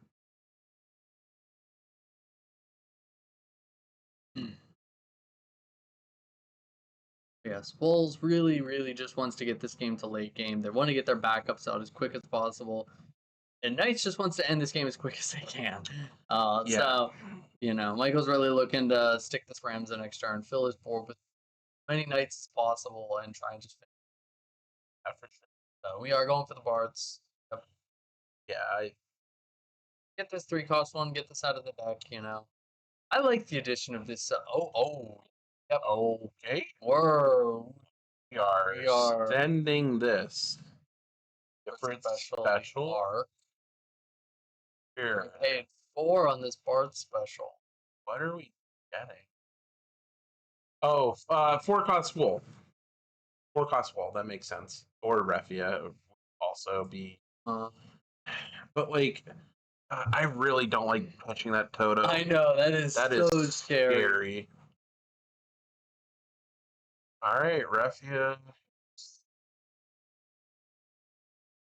So. Oh. I don't think you mind seeing that as Sergio. We just pitched the Rams though to do that. Yeah. We drew light ice card last. Well. Oh my. Well, that. So. Oh man. We'll see if. Honestly, I get sports or not, because. No, I think we target the. Because now you have to block with the parts. Yeah, I mean you can't target them. Yeah. Curious. We would recognize that, and we have. So what do we just eat the damage and banish Torrey? Well, no, because we would pick the Refia. Yeah, we have to give up 2 Bards. Yeah, you have to give up Bards here. That turn, man, all of these turns have not played out the way I thought they were going to. This is I think the Lev 3 makes a lot of sense there. Like you really like. It's just that last well was such a good ice draw. card last well, yeah, that was such a good draw. The one draw that he needed to really change that turn. Now, if we block with the Bards, then you have to draw. We're gonna take it. Oh, that is a terrible hit. Oh, you could just feel it in the mannerisms. Oh, in that Bards. That's miserable. We have Tiro, Refia. Okay. We cannot play the Refia. Not play Refia. What can we play in our limit break? Do we have anything right now?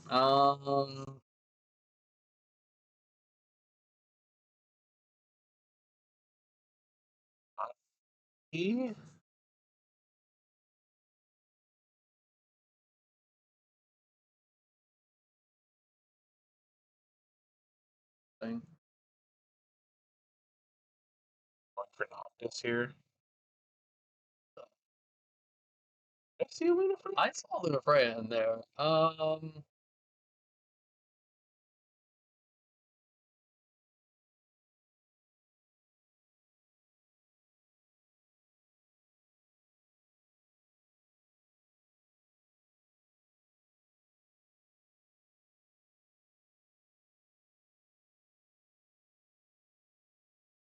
Interesting. Yeah. Yeah, we'll keep an eye on that. Yeah. Maybe we. Oh my gosh, an Ifrit special, Oh my god. and we drew a Delita so that we can play. We can play Mott, or we could play Yeah. Victora. Like, there's so many ways.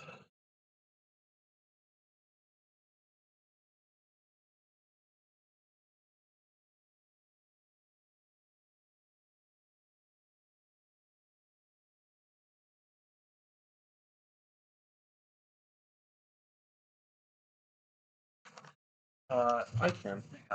You Sure. should- Yeah. Okay. You know this matchup better than me. All right. Cool. We're gonna be right back. I'm not leaving. He's gonna run and grab this one really quick. Sorry. So we think there might be an issue with the deck list, just to keep things transparent. Because I think we saw Luna Freya in Sergio's LB list, and he doesn't have it written on his deck list, so we're gonna keep an eye on that. Kryl is going to bring back a Cat 5 or a Summon. Grab Kuchaline. Maybe not. Or maybe Kuchaline.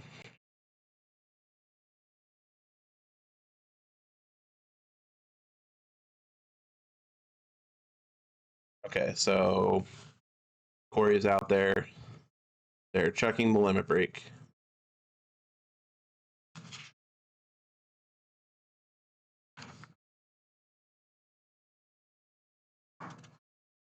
What happened?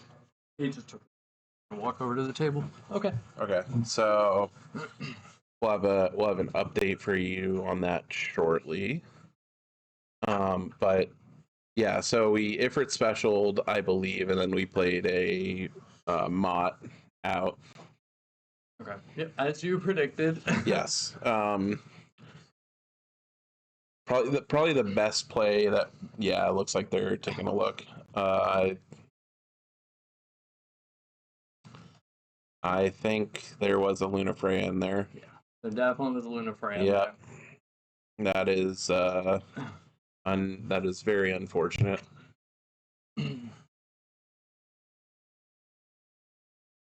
So I guess we'll the judge team figure out how they want to handle this situation. Yep, we will do what they do.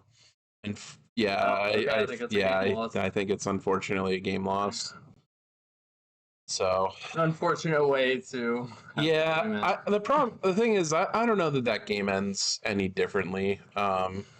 Even with that, you're pretty far behind as is. Like, for sure. The last will's going to get to attack. You're going to have to discard a card. You don't have access to Shantoto unless you hit a Kusith in damage. So it's like you can't play LB Toto. So. Well, even though the game ended kind of unceremoniously, we want to still talk to Michael about. Yeah, I mean, kind of the play he went through at the start there. We absolutely can. Sure. Let's. That game was stopped. Yes.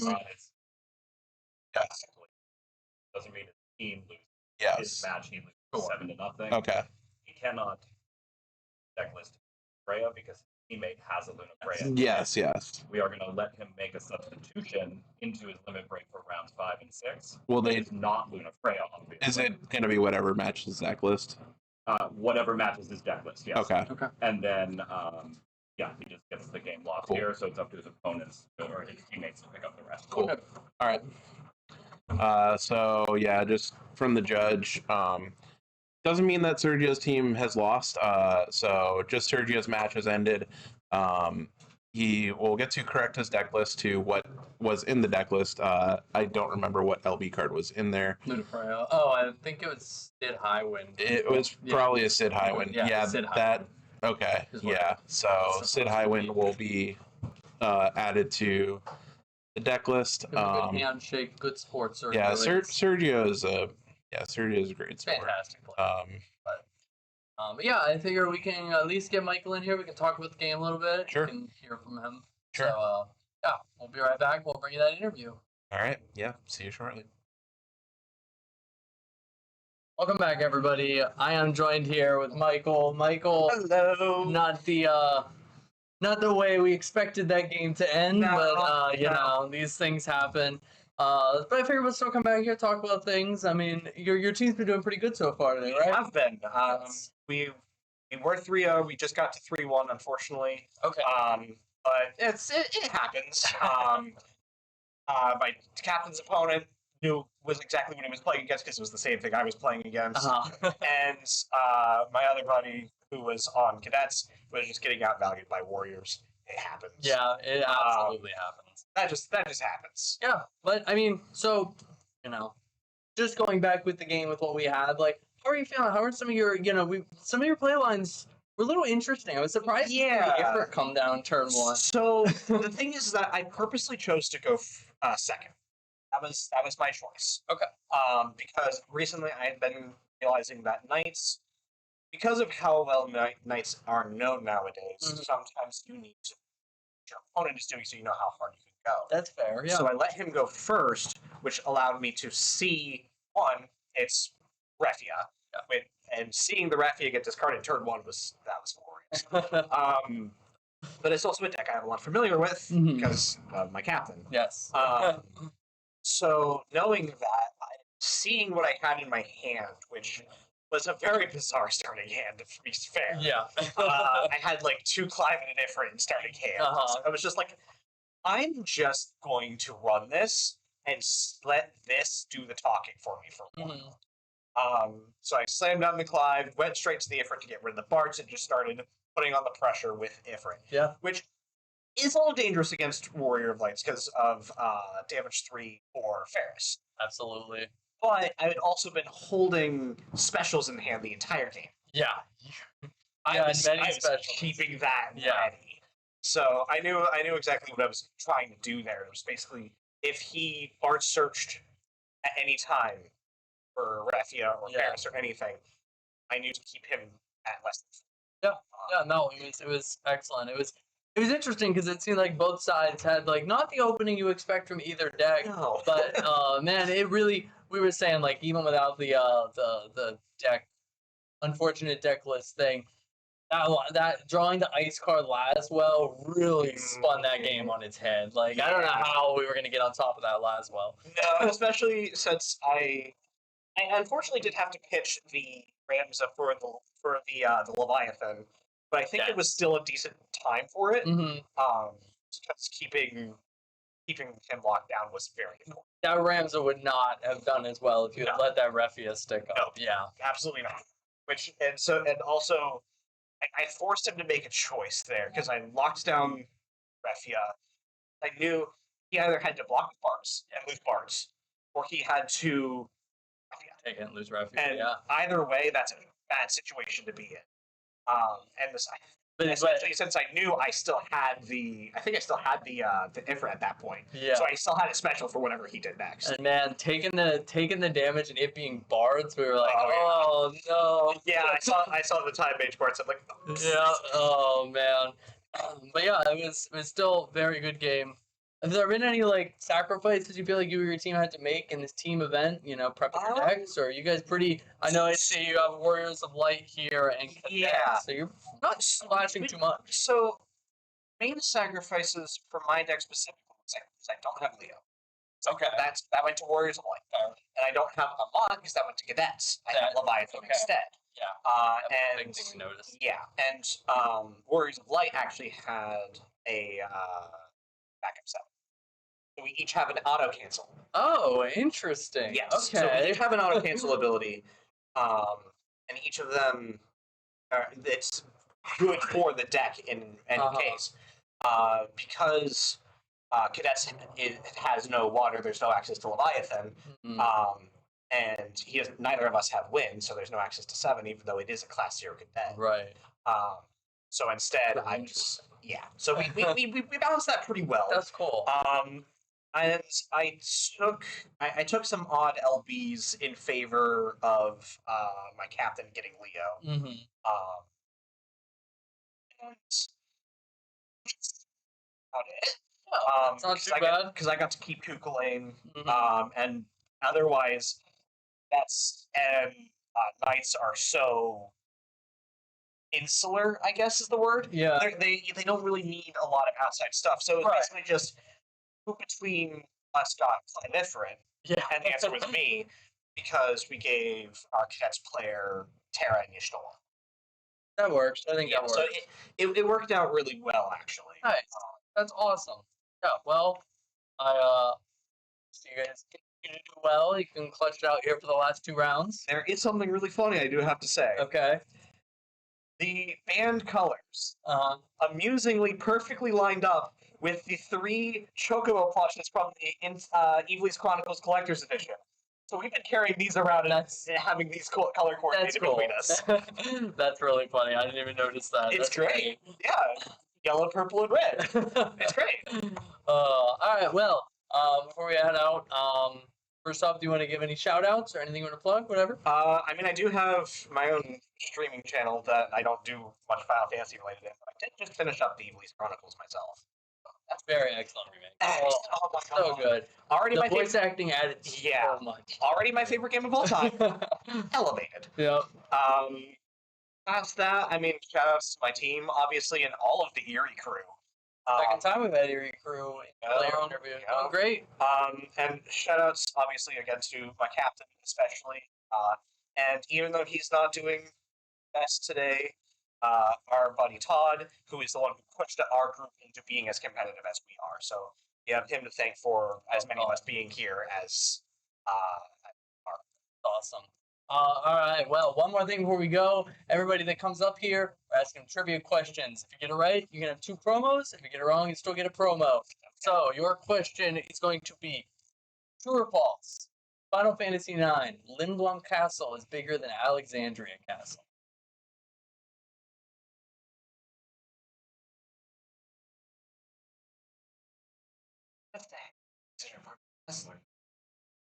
I think that's Fucking in true? yeah. The answer is true. Hey. Got it. You gotta take 2 promos you're choosing. That is one of the ones I played, and of course I got Nagrius. There you go. We I got a it. night. Of course. That's great. All right. Well, Michael, thank you for joining me here. Thank you for Good luck on your luck on the rest of your games. Yep. And yeah, that's all for us. We'll see you for round 5 soon. Okay, go for it. You can have that one. That one has too many of the same cards. I just on it. saw him go with Freya, so like he already just showed his opponent when he's playing. I mean, But we are going to have on this stream here John Climas versus Torrey Kelly. Yep. We're gonna have on the left here John playing Dragoons, the Dragoon pioneer himself. Yep. And on the right, Torrey Kelly. What's Torrey Kelly messing with today? Oh, this is the crystal so Refia. Okay. There's Bart's in here. Okay. There's Ferris in here. There's also Sarah FFL in here. Yeah. There's It's a bolster. yeah. How about Glass Yellow with Zed? I mean, sure. How about Soul from Opus 16? Soul. That's a Warrior Light. How about a Yuzuki? What? My My man. Look, yeah. So I want to see this deck go. yeah, This looks funny. we've got some cards in this deck. This is a awesome sounding list. This looks like it's like a Bart's Refia deck with crystals built in. Yeah.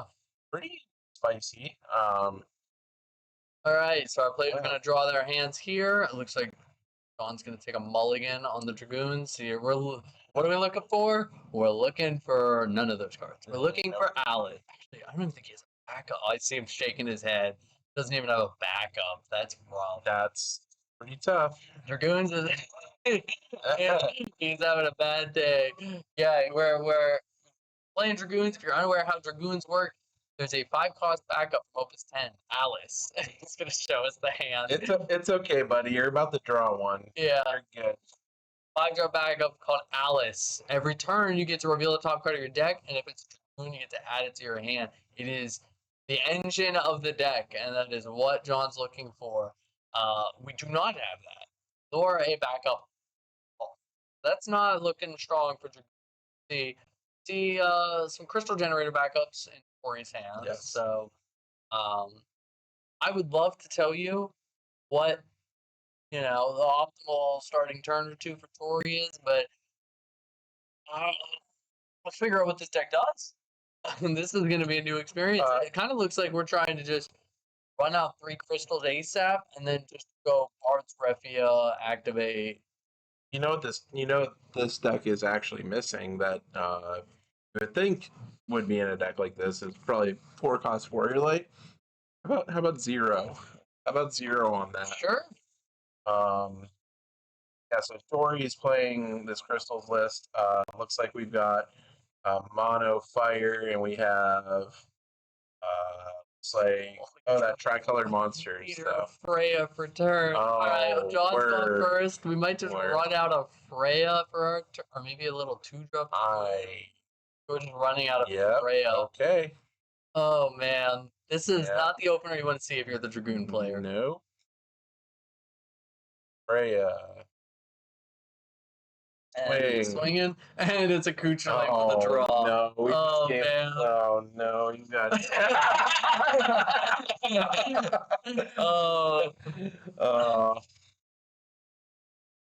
Someone. It's okay. He's about to draw back up Alice. It's okay. I think it's turned too late. All right, so let's see how Torrey begins to open this game. Assuming we're just gonna, I know there's at least 1 crystal backup in hand. Five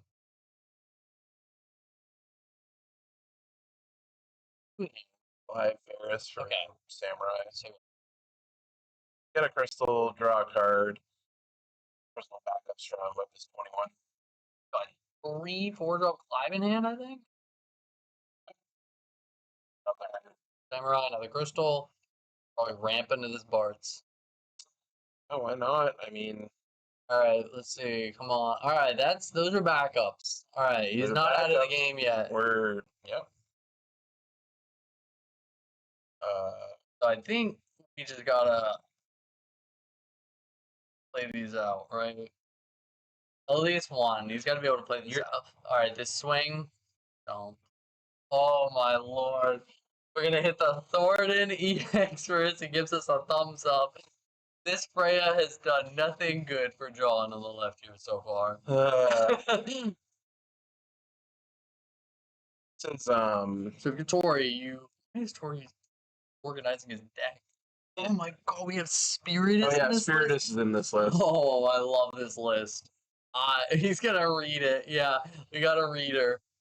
Audience, we have a reader. Oh my god, I love this 1-drop Spiritus and the 1-drop Materia. Spiritus with the Bards being able to refund you a crystal when you play it. Like, this is gonna be very fun to watch this crystal deck go crazy. Yeah, I'm not excited to watch what's gonna happen on Dragoons, but we're talking about giving up this Freya. Then all right. Yep. The Dragoon. Yep. Okay. That's 4 Dragoons. You know what's kind of unfortunate here though? This is probably a pretty nice time to just Clive Prime. Like, this 2-drop Dragoon is just not big enough. We have 2 backups out. I would not be surprised to see Clive Prime clear it, and John will have to play catch up turn. We have Spiritus, and I think another. Oh, I think. Okay, no, we are gonna value. Just getting backups down, prepping for this Bart's.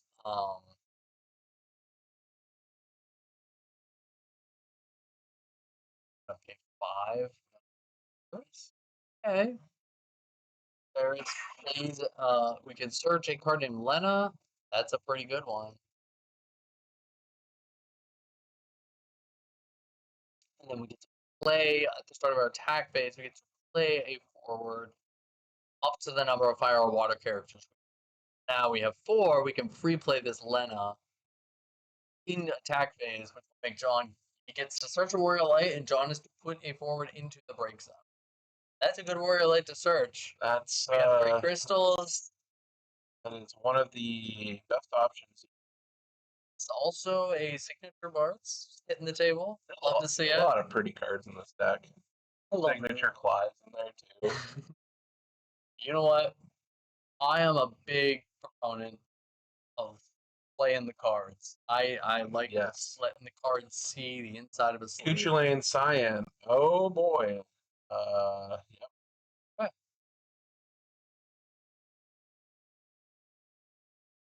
Oh. No. Bart's cards. Barbara and Dragoon. John's side drawing. This is a scary looking board for John. This is I don't even know what you do. I don't know. Feel like you really want to answer this Paris because it's gonna just next turn we get to play a 5 or less from our hand. Or we can easily just free play this Cyan, pay 5, and just Can we go to Paris though? Can we? I don't think we can. Get one more card, we can LP Sephiroth, but I'll pay 5 or 2, so I'm gonna get it back up. Yeah. The thing with Dragoons is it unfortunately does not you're not functioning very well until you're getting up there. You really want to be at like 3, 4 backups. You want your Alice out. You need these Dragoon names. So that your Freyas, little Dragoons get bigger, Freyas can deal good damage. A lot of Dragoon things based on having more Dragoons on board. John really wants to try and curve out his backup line. Here's the thing, though. It is not crazy that he could roll out 2 or 3 Dragoons here, play Freya, and just sweep the whole board away. So, I mean, Yeah. he kind of has the. I just don't know that we have time to get there. And we're at damage 0, so Sure. I think I like this idea of him just taking a turn, get the backup, and we're gonna eat these. Welcome to Clive. What I said about Clive Prime, I think it feels even better now.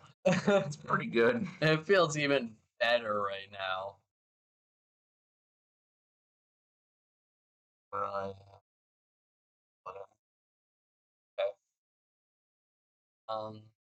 Yeah, I mean, I He think looks so happy to be here. I can tell. Yeah, like we're either gonna like play the Paladin,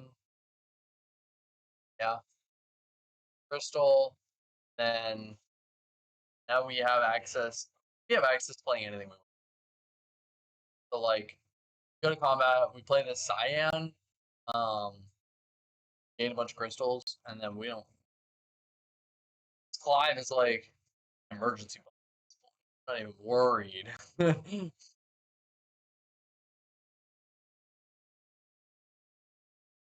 thing that kind of like we're looking for like Alice, but like I feel like we can't really take a turn off to play that. It's too late for Alice. Yeah. It's so unfortunate, but it's too late for Alice.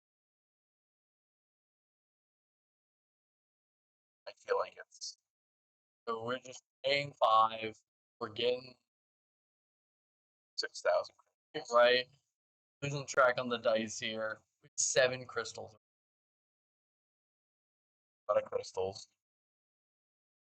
This baby is a 9K, I believe.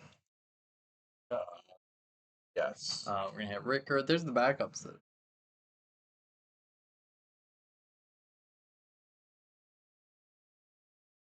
I mean, fair. But now Chief Dragoon.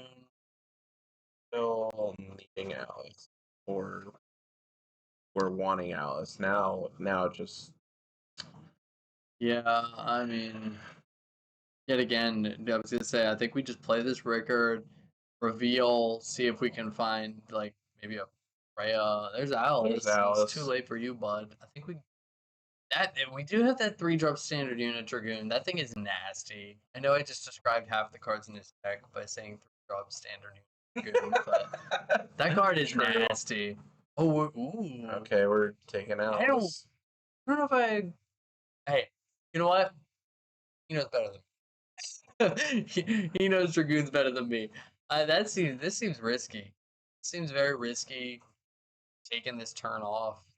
Can't even play it this turn. No, we can't.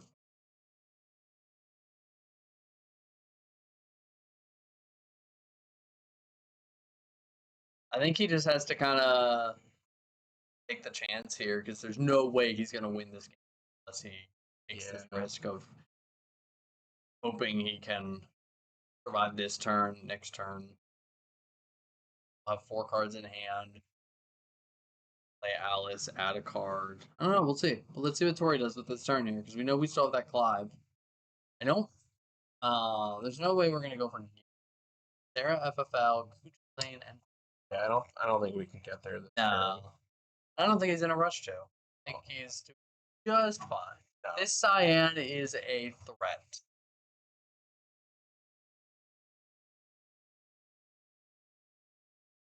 Samurai is going to Act.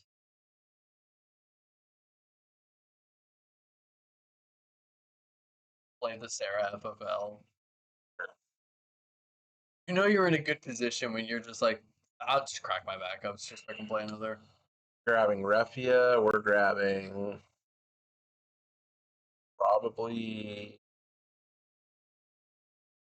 Third fodder. is Soul. Soul Soul is a warrior of light. Could grab Soul. Yeah. Oh, this is also fine.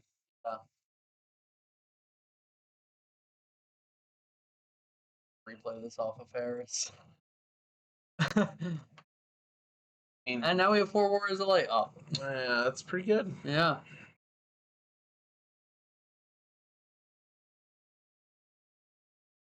Funny enough, okay, so we do have 2 backup Warrior of Lights, but got an in after the attack phase. Yeah.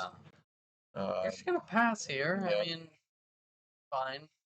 All right. So coming back to John, we took this Alice. We have to play it, right? Like, no better time than yeah. Like, we I feel like we are committed. Yeah. We have to commit to it. if we took it last turn off that record, we are committing to the play. So here we go. We're gonna see this card come down finally. This Alice. Now every turn, Alice basically says Surprise. you get to draw 3 every turn. The only cards, there are 2 cards in John's deck that Alice will not add to hand, and it is the other 2 copies of Alice. Yep. So that is what he's worried about here. So now we're gonna play Dragoon, which is back Dragoon from our break zone. Another one of these little Dragoons. These guys they get 2K for every other Dragoon. So that is 2, 4, 6, 8, 10K each, I believe. Or no. 2, 4. They're getting 10. They're 15K Yeah, each. so So we have 2 15s here. Even uh, Clive Prime doesn't really clear our way. Clive Prime. Cyan might have things to Yeah, say. Cyan can. We're gonna play LB Warrior of Light. I mean, why not? Yeah.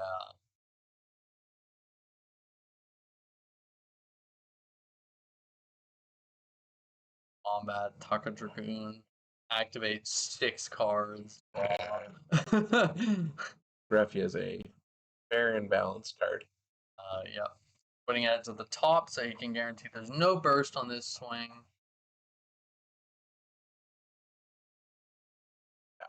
John is right where he wants to be.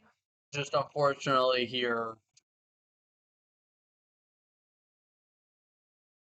Oh, boy. We're free playing the Clive. are free playing a Clive.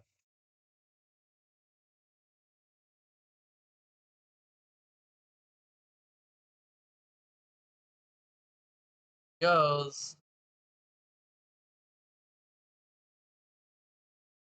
Not attacking.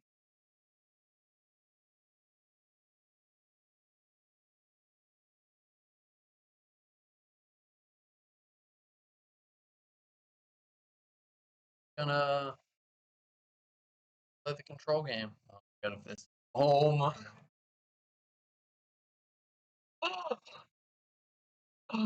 Oh, what I said last turn, there are 2 cards in John's deck that Alice can miss on, and we just hit one of them.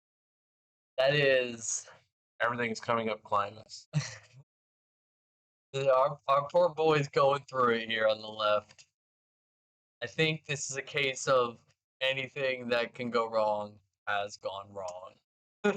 Well, we found Alice, where if Alice needs to show up in like 1995 and it's currently 2026. So, yeah, I'm not sure. So, an interesting thing. Arnea doesn't even do anything right now either. No. An interesting thing to note here, John's team is consisted of 3 lightning-based decks. So they are spread thin on the limit breaks when it comes to lightning cards. Yeah. John has his Canes, he has Sephiroth, and he has Luna Freya, and he has let his team have the other, like, clouds and stuff. So his options are a little limited when it comes to the limit break. The top. And I think this is what Torrey's been waiting for. Yeah. It's just, I'm just going to take you from 1 to 10. I mean, yeah. Like, even though Alice says, I am going to draw 3 cards a turn, Refia is going to basically make it that you're drawing 2 cards a turn. Yep. Excellent little recovery here from John, being able to, after the Refia trigger, to play out LB Kane. Get a Dragoon for your break zone, and this Dragoon states that if you have so many Dragoons, the cost is reduced by 1 cost. You get just enough CP to play Limit Break Kane, and unfortunately, we have the special too. What if we just had everything? Oh my gosh. Tuck Go that to thing. combat, activate 4, draw. I think he tapped 5 there, and it doesn't even matter. I mean, and now we're just gonna say we're going to dead. that is Game here. that is 3. You know where one of the EX first RNAs are? In the grave now. Yep. Yeah. 4, 5, 6, 7, 8. Oh, that was That's a tough one. that was very tough for John on the left. It's just opening hand, no backups. Mulligan, no backups. I mean, this is a deck that's running like I'm not even gonna try and count it because what am I looking at? I just love watching you look down at the necklace and running. I was like, they're all grouped, right? And I was like, it doesn't matter. They're all doing Yeah, I mean, if these are the backups, there's roughly like 12, like 3, 6, 9, 12, 15 backups. Yeah, And like drawing a hand, mulliganing, drawing a hand, drawing for turn, and still not finding a backup is just that is the low roll of low roll. Yeah. That's just some days card games feel like that, but that's rough to see. But not over for John. His teammates can still win. Absolutely. His teammates are. Let's just take a quick look. And yellow looks like Eric is playing Modifier, and that is against Scions. Modifier It's a against weird Scions. matchup. That's a weird matchup.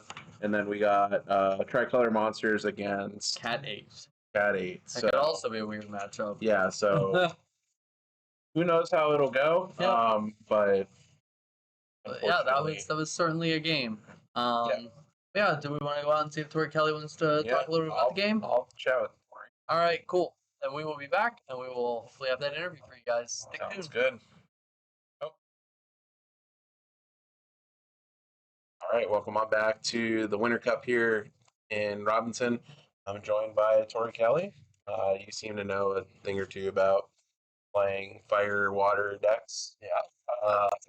Yeah. So kind of run me through this list. This is very interesting. Like it's like crystals with warriors of light. With how'd you come to this list? So very interesting. This is interesting. No, you're this is good. really cool because we started working on it when what's that name? 27, right? Yeah. So when this 26 set came out, saw the new Ferris, right? And the Sure. Ferris is really strong. And one of the interesting things I thought about first there, that new Ferris was that we could play it with the old Crystal Lena. So you could play that, and then that old Crystal Lena could then play back like Ciela from Break and a Lilith from Break. And then suddenly you get back your crystals, and then Lilith with Glacial is really nice because since Lilith is FFBE, you could start using Glacial's ability to let Lilith special, so you don't have to spend any seed crystal points on your removal. I thought that was really cool and interesting. Yeah. And then I realized, well, if I got 3 Bartzes, originally I had 3 of that Crystal Lena in the deck, and then 1 of the new Lena that came out the same type of Ferris. I'm like, well, whenever I had 3 crystals for the Crystal Lena, I was like, wait, I could just slam Ferris into Lena, play Lena, grab Bartz, and just slam that Bartz on the board. Yeah. And then suddenly I have 3 different Warrior of Light names. I'm like, well, now after I can either play a Wall LB, protect the whole board, insulate the board, protect Ferris, make sure she lives trying to keep it playing stuff, or I can just play a Refia and then start spinning stuff and drawing cards. It's really nasty. The new Ferris is also the cool synergy with Refia is that if Refia is already on board, what you can do is you can do like Ferris cast 1, and then like cast 2 like Refia, and then if you have like any Warrior of Light backup or just any random name on board, that's 3 Warriors of Light. But Ferris can play Lena during combat before Refia's trigger resolves. You can actually use the Lena being free played off of the Ferris Refia spin. You can also order the stack track if you already have Refia spin online. You can do the stack in the other direction and go Refia 1, Ferris 1, Refia 2. And that way you get to use your spin, draw a card, and then that might find you something else to play off the Ferris. That's they both synergize with each other in a weird, interesting way that I think is really fun. The main thing I love about this deck, though, is that it runs basically none of the cards that you run in Monsters. I was initially planning to bring this to Nationals last year to pair alongside a monster deck. Like my as you saw, Chris is playing my monster. We saw him earlier. There is no clash. The only thing is my LB is extremely sad because I got mono fire on one side and water on the other side. So I'm just taking the scraps. Yeah. Of them one. Literally 3 Warriors of Light, a Machina. I mean, I can't imagine you're ever playing that card. It matters for if you're playing Clyde, if you're going to be up your full hand. That's fair. So you just play the Machina just to get an extra body on board. It's fun. That's it comes fair. up occasionally. And I used to have Furion in the list. Okay. And he also helps you get your Furion count up. But turns out this deck usually is the reactive deck, which plays very similar to Refia all that way. So like playing Furion proactively.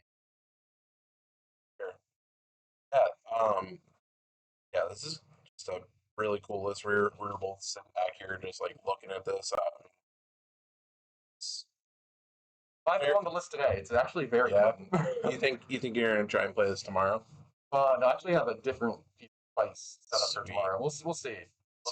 If we like get to the finals today, and like we bomb it again like we did last year, maybe I'll bring it back for the day 2 just so we can have its bench. But otherwise, I have a different. For Winter Cup, I always like to try to bring something that's not seeing much play at the time or is underrepresented. So like last year, I brought Water Lightning Monsters, which like KP had played it at the tournament like the previous weekend, but I'd already had it built for months, and I was just like, well, now that people know about it, I better play it. Right. So that was fun. But like the previous year, I brought the Water Wind Crystal Monster. Okay. Which no one had even played before that point. It did really well. So I like to bring these cool, fun, spicy decks for these like off-season events. Sure. Yeah. I mean, this is really cool list you got going on here. Any shout outs or anything you want to? I think Chris earlier put out all of it. I mean, he even shouted out my family because he's my brother. Yeah, no, just all my friends and family. The 4 Horsemen for hosting this event. It's been going great. All the people that came from Hobby Japan that out with us. And, just everyone involved in this game. Gamers Command, all my buddies. Cool.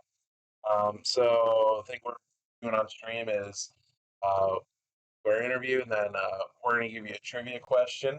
If you answer it correctly, you'll get 2 of these promos that we have in this pile here. And if you don't, you get 1. So let's go with. All right, we'll go with this one. Name the members of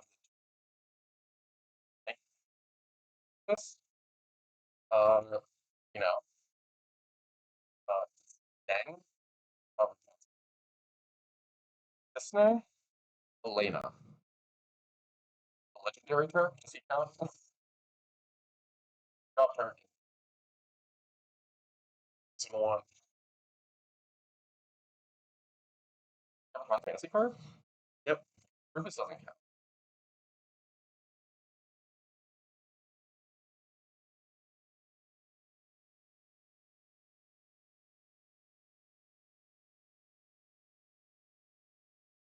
Got I can't think. I have no idea. You got- I have no idea. I said Reno and Rude. I said Rude. Oh, did you? Yeah, I said Reno and Rude first. We're gonna count it. Yeah, yeah, yeah. We're counting it. Reno and Rude are the two obvious two. Yeah, you Yeah. feel free to take a couple of those. Garnet and a Galdens. Oh, heck yeah. But yeah. So your team is I guess we have another match going on right now, but It's like somebody. okay, gotcha. So yeah, maybe seeing you in Top Cut then. Hopefully. Yeah, hopefully. you're guaranteed. Yeah. Only count on the breakers. So, all right. So we'll be back here in a little bit. We'll probably have another giveaway coming up before the next round, so definitely stick around. And yeah, we'll see you then. Okay. Guys. All right, welcome back. So we're actually gonna hop right back into this match. We moved in a match back down, so let's join in on the action. We currently have Eric Z and Tyler G. Taylor G. Sorry. So we got Mono Fire on Eric's side, and then we have Scions on Taylor's side. Tyler's, I think it's Tyler. There's Taylor. Did they? Tyler. What is this? Team captain. Oh, okay. So I see now. All right.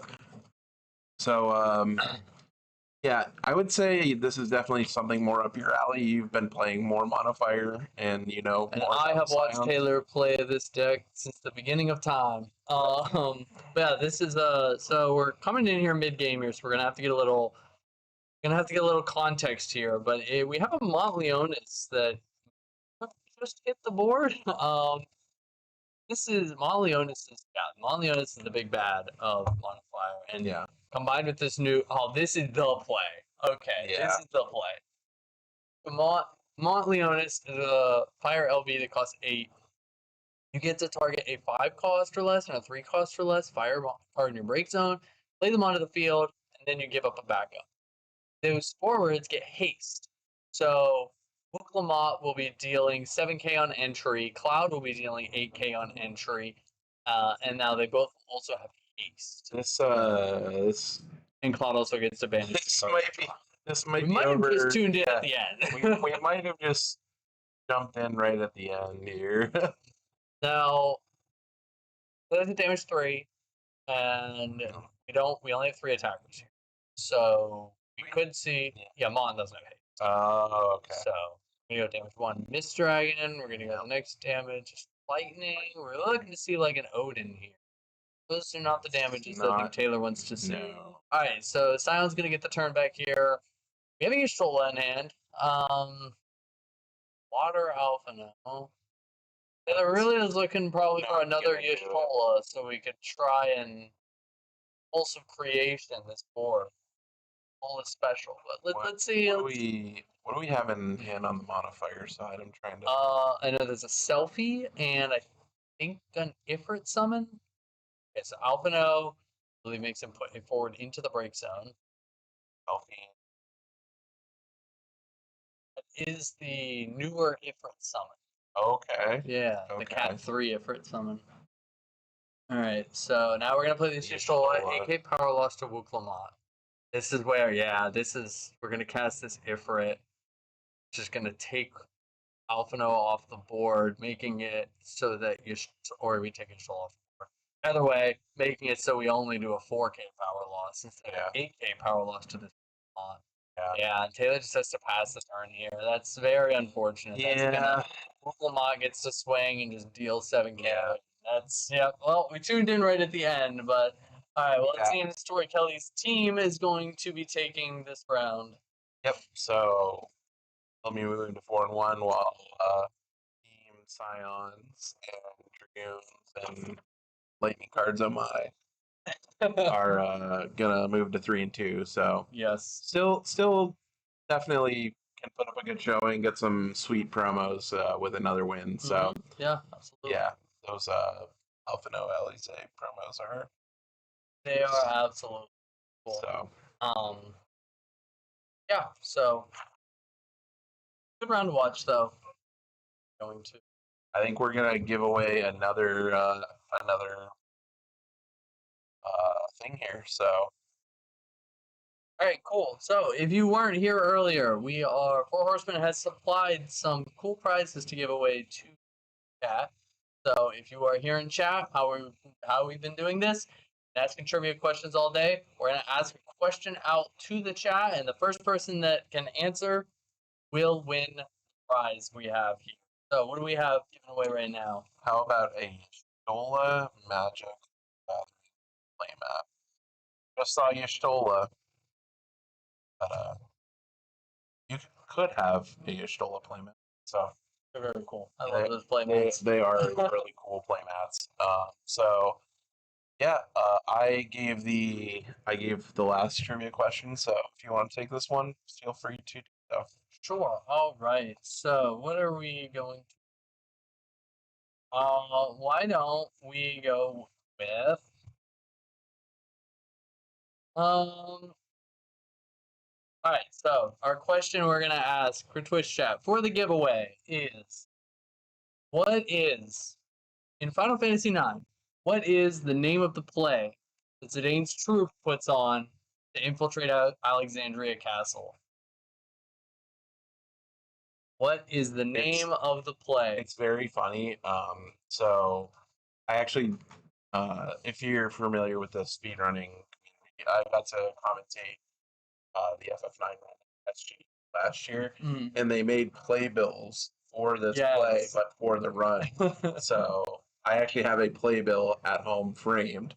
I love that. Yeah, so it's Eruzi Heart is the first one to respond here with "I want to be your canary." So Eruzi Heart, if you want to send a DM to the channel of the store, you can give them the name and address they can send it to. This Y'shtola playmat is now yours. Congratulations! Congratulations! Thank you for tuning in, everyone. We still have a couple more things we're going to be giving away. Yes. So, because you didn't win this time, doesn't mean you can't win one of the next two We have prizes. some very cool things to give away. And So. let me tell you, there's some awesome prizes that are coming still. So keep tuning in. So Cool. Want to talk about your match? You want to come talk? You can talk. Okay, so we have here. Guest. Yes, we have John that was playing the Dragoons deck against Torrey Kelly in the last match, and brought him back, and he can also we'll do a little interview with John here while we wait for the round to finish. Hello.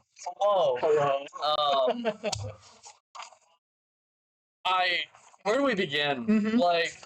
Do you want to see my opening hand? It was 5 forwards. So okay. So I was gonna say you opened a hand, no backups, mulligan, no backups, drew for turn, no backups. That feels like the lowest of the low rolls when it comes to Dragoons. Yeah. Usually, if obviously, regardless of backups, if I can see Alice stripping away, you might have 5 backups. But I literally saw 5 forwards, mulligan with 5 more forwards. I was like, not even a water card for Luna Freya. I drew for turn, it was nothing. And so I had to play 4-drop Freya because I had to do something. I played it aggressive. aggressor attack. Because That Freya did nothing but hurt you. I hit 2 bullets immediately. And like, before Torrey even said that the first time I got hit, he was like, "Oh, I'm sorry." And then he hit the what was the second one? It was Florida. Yeah. He said, "Oh, the game's over." I was like, "Uh-huh." And then he showed Spiritus, and I was like, "Guys, we know this card because of the Ganon." Yeah. Oh, I was so excited seeing that card get. I was like, oh my gosh, Spiritus. There was an interesting turn there when you were trying to catch up. You played the Rickard, and I was like, I don't know. And you would grab the Alice, and we were like, I don't know if it's just too late for the Alice, or you had to take the risk and commit. So I literally said it out loud to him. I was like, "Do I even take this?" Yeah. And I was just like, but at that point, I think there was 0 chance in any world where I'm winning that game. Because of like he has like the full setup gone. He gets 1 card out and feel like with that. I need like Freya, and like 3 more back. Yeah, right. And my idea, because like he's playing a control deck, if I'll sit there for 2 turns, maybe I draw into something. Don't worry, you got it. You found your Alice. That was the great. Of course, in the great game of Final Fantasy, when you run 3 Alices and 47 Dragoons, the Alices always find They itself. always float to the top. Well, yeah, it was unfortunate, but still a fun game to watch. That deck from Torrey is very. I was so excited. Very cool. Like I was telling him mid game, I was like, "This is so cool." It's very cool. I love the Ferris like Lena stuff. Yeah. I was like, Yeah. He was like, "This is the sickest stuff." Yeah, we were looking at the list, and I was like, Bards, Crystal Backups, Glacial. I was like, all right, Cyan. I'm like, oh, he's playing Bull 7. Interesting. And then we went down for it. I was like, Refia, and here it is. And what are we playing? So that was very cool. So is there anything you want to shout out? Anything you want to plug? Shout out to the Pittsburgh crew, of course. Also play Super Turbo because fighting games are kind of cool. All right, and then before we head out here for our break, we're going to also give John his trivia question. If you get it right, you get 2 promos. If you get it wrong, you get 1. So, your question is, name me 5 Burmesians. Oh my, come on! There's no way. There's Sir Pratley, there's Freya, there's King Vermecchia himself. Yeah. What is the guy's name with the kids? No! Brothers are Vermecchias. Oh my god. I forget the guy's name with all There's the Claren guys, yeah. But I don't know there's the Claren priestess and stuff, and there's the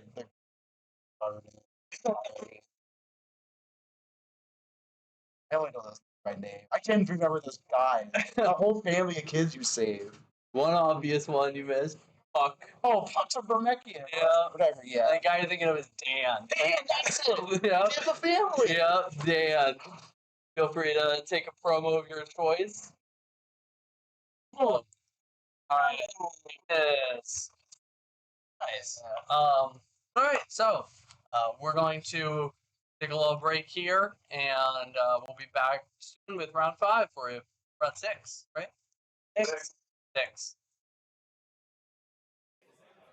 Welcome back, everybody, to the Final Fantasy TCG Winter Cup 2026 here in Robinson, PA, hosted by 4 Horsemen Comics and Games. We are getting ready for the last round of Swiss here. I believe we are going to try and get a team that is on the bubble of making top cut. Yes. So we're going to have a team, a matchup here with some stakes on the line, you know?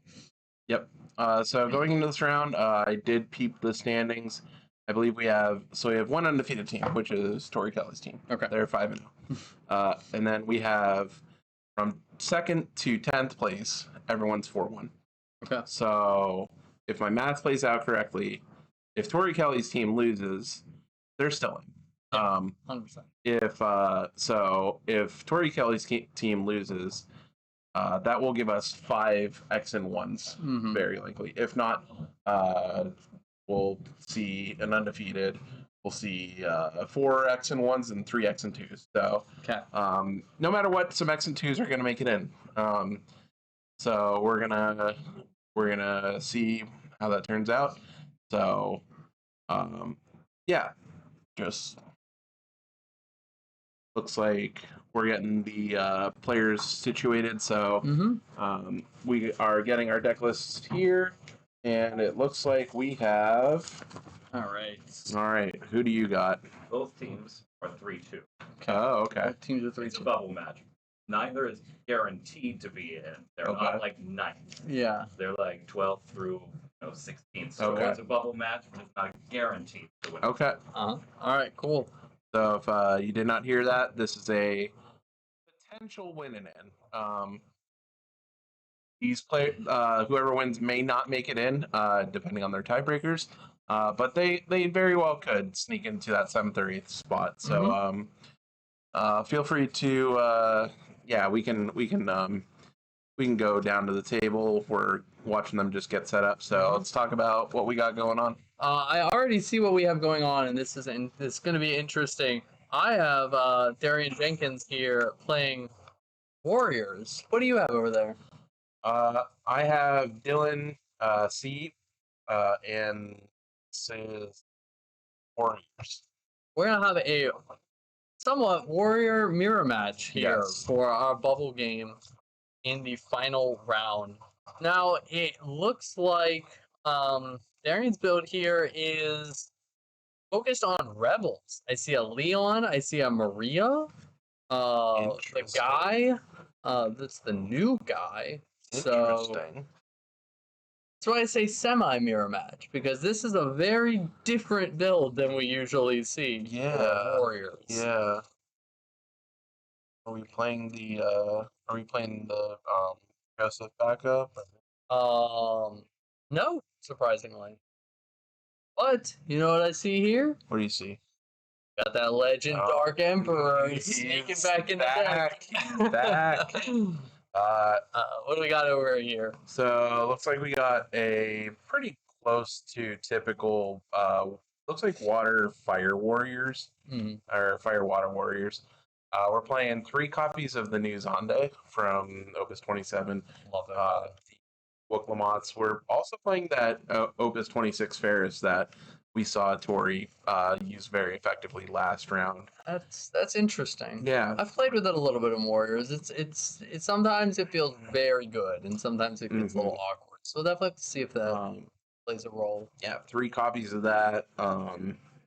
We're playing the backup Garland that steals. We're playing that here too. Oh, look at that Garland. Which actually could be really funny in this matchup, because you could like Garland their Tybus and then use its ability to play one of your own warriors and then graph it off the board.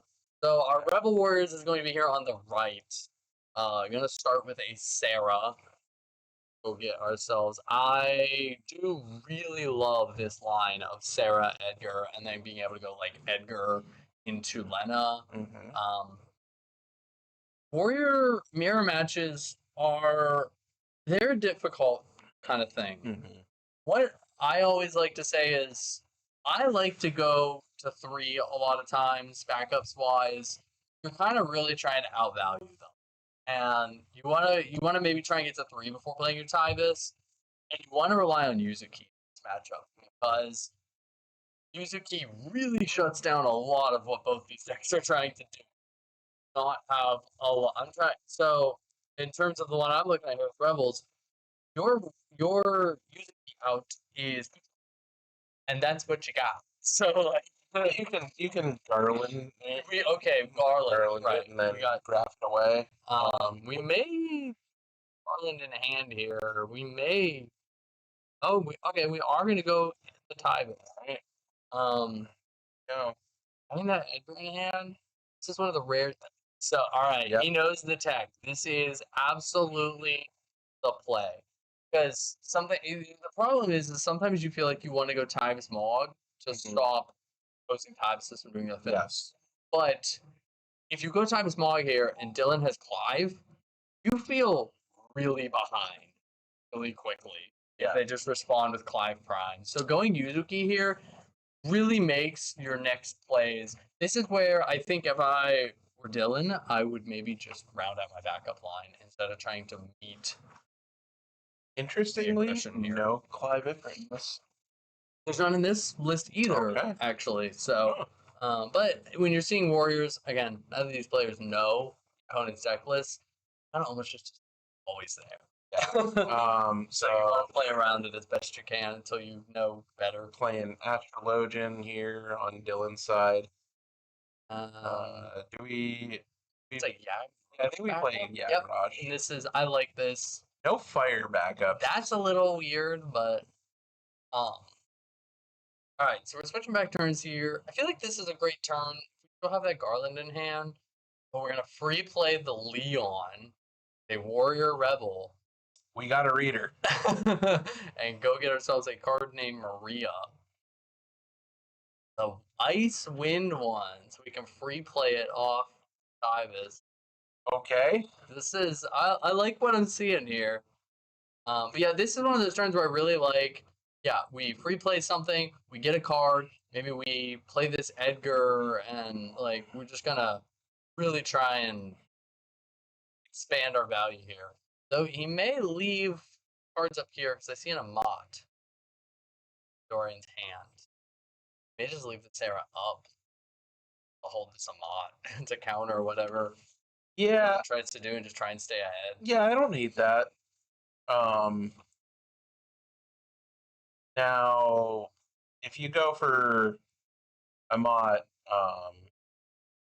go for a mod on like a Tyvis, for example, and play Yuzuki, then Naji hits. Yeah, That's a good one. that's pretty good. Let's go get our Tyvis. I don't think we have one yet. Yeah, So, grab that Tyvis.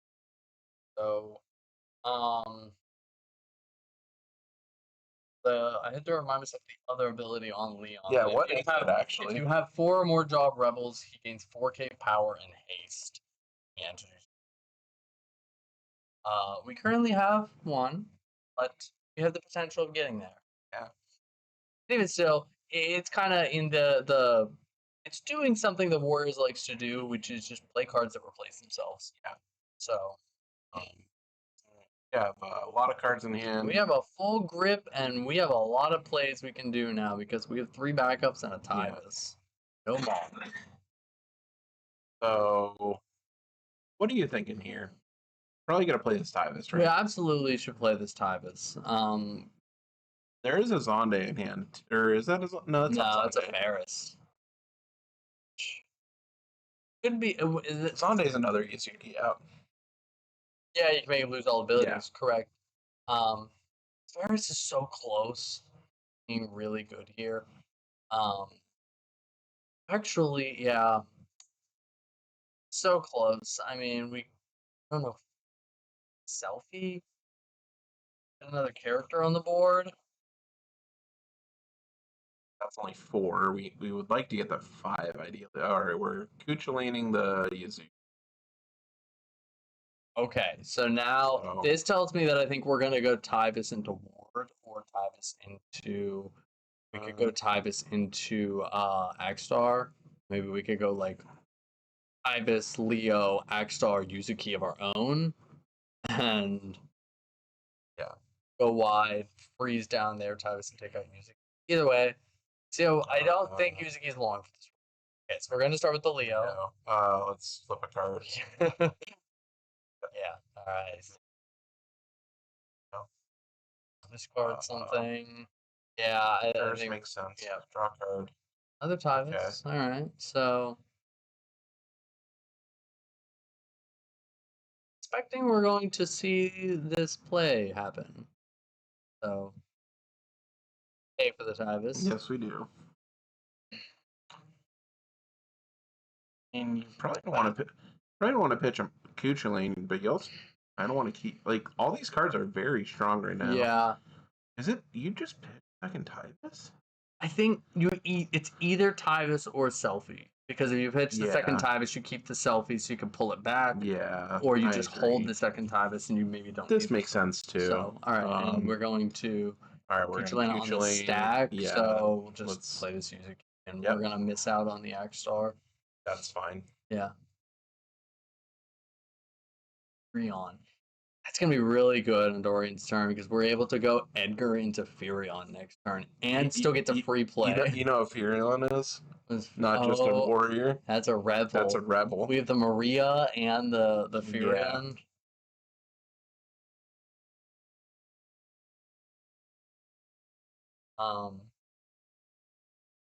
So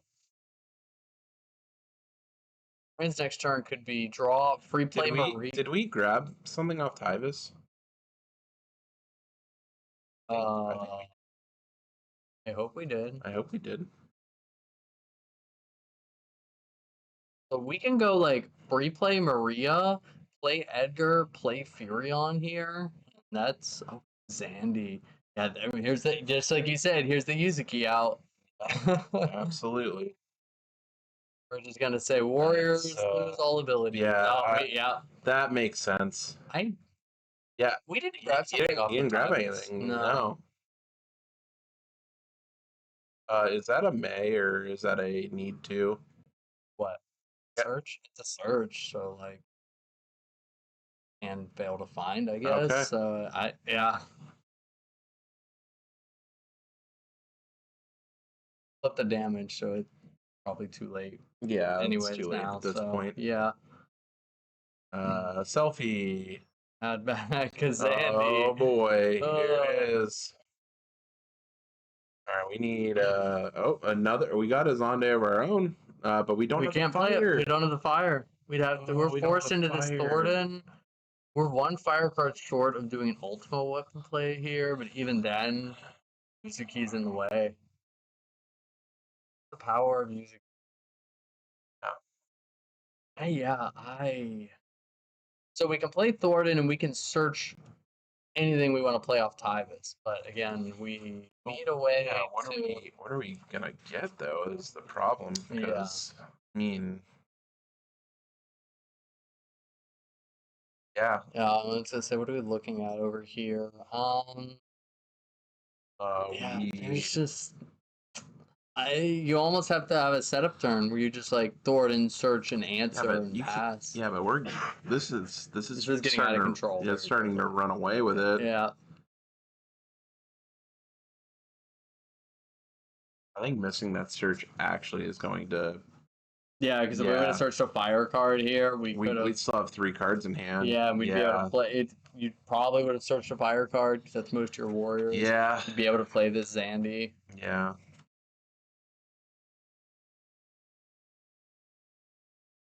We're having a big think here, and yeah, I'm thinking with you because I'm not sure what our out here is.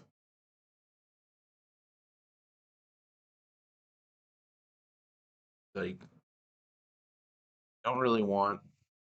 Freya isn't super great right now. You probably don't want to pitch this. Probably don't want to pitch this. Gordon, but We're just gonna play it. Yeah. yeah. I don't know what we get here. Like, do we try and like swing tigers, play Agstar, Dull Freeze their things, and just say pass? Like, I just don't or it think doesn't do I don't think anything. it's enough. Yeah. No, it's just I don't know what else you get. I think here. you have to search for a Zonde and just take this turn off, which is very unfortunate. We're gonna go for the Agstar, which This is fine too, but does it kill? Does it kill anything? No, because Yeah, Yuzuki protects Yuzuki, everything. yeah. You're just gonna Dull Freeze Fury on Tyvis. What you're gonna do.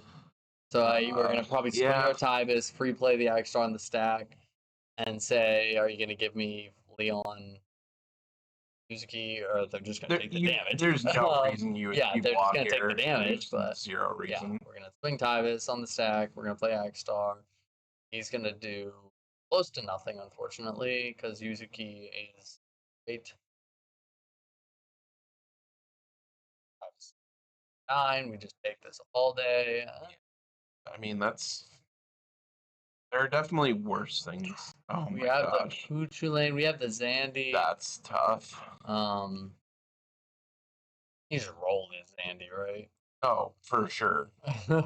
I think there's 2 Zandys in hand. If there are 2 Zandys in hand, like I think that's 2. It might not. I be. can't tell because They look very similar. they do. You just null the board, kill Yuzuki, kill Agstar. Or do you just kill Tyvis and just... You don't care about Agstar at this point. No, kill Yuzuki, kill Tyvis. Yeah. True, your Yuzuki's keeping you safe. Yeah, Yeah, true. Don't let him Dull Freeze again. Yeah, you don't care about You don't that. care about it. You're right. Yeah.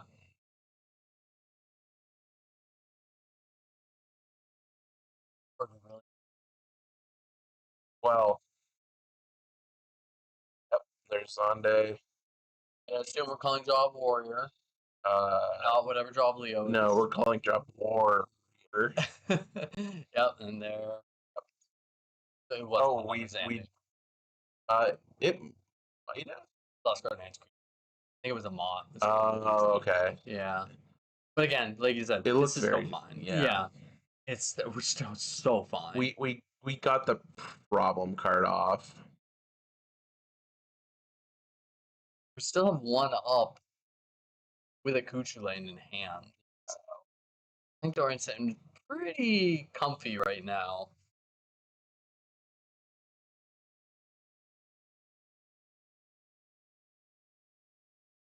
Dark Emperor. Emperor ain't doing anything at this point. Let me dream. I mean, you can dream. What's Emperor doing at this point? Like, I guess this is not the match he was designed for. It's stopping Tyvis, I guess, but we're beyond that point. To say, it's the stopping time is music. Correct. So I guess we're just baiting a swing here because we kind of just. Yeah, I don't think we need to swing. No. Or like. Lena's actually interesting. But we're. Oh, we can Titus. Yep. Okay. That's not bad. That's a good start. Bad. Paid correctly. Yes. Good. Yep. So we're going to that Yuzuki is going away. Yes. 100%. There's no way that Yuzuki. Do we take the? Oh, we're. Yes, you get an opportunity before you can pay. Mm-hmm. It doesn't stop the Kuchu lane or it doesn't stop Kuchu lane doesn't stop it. So right. I think that's probably what we're probably getting a judge call on that. Yeah. But yeah, because you have to. Yeah, it is.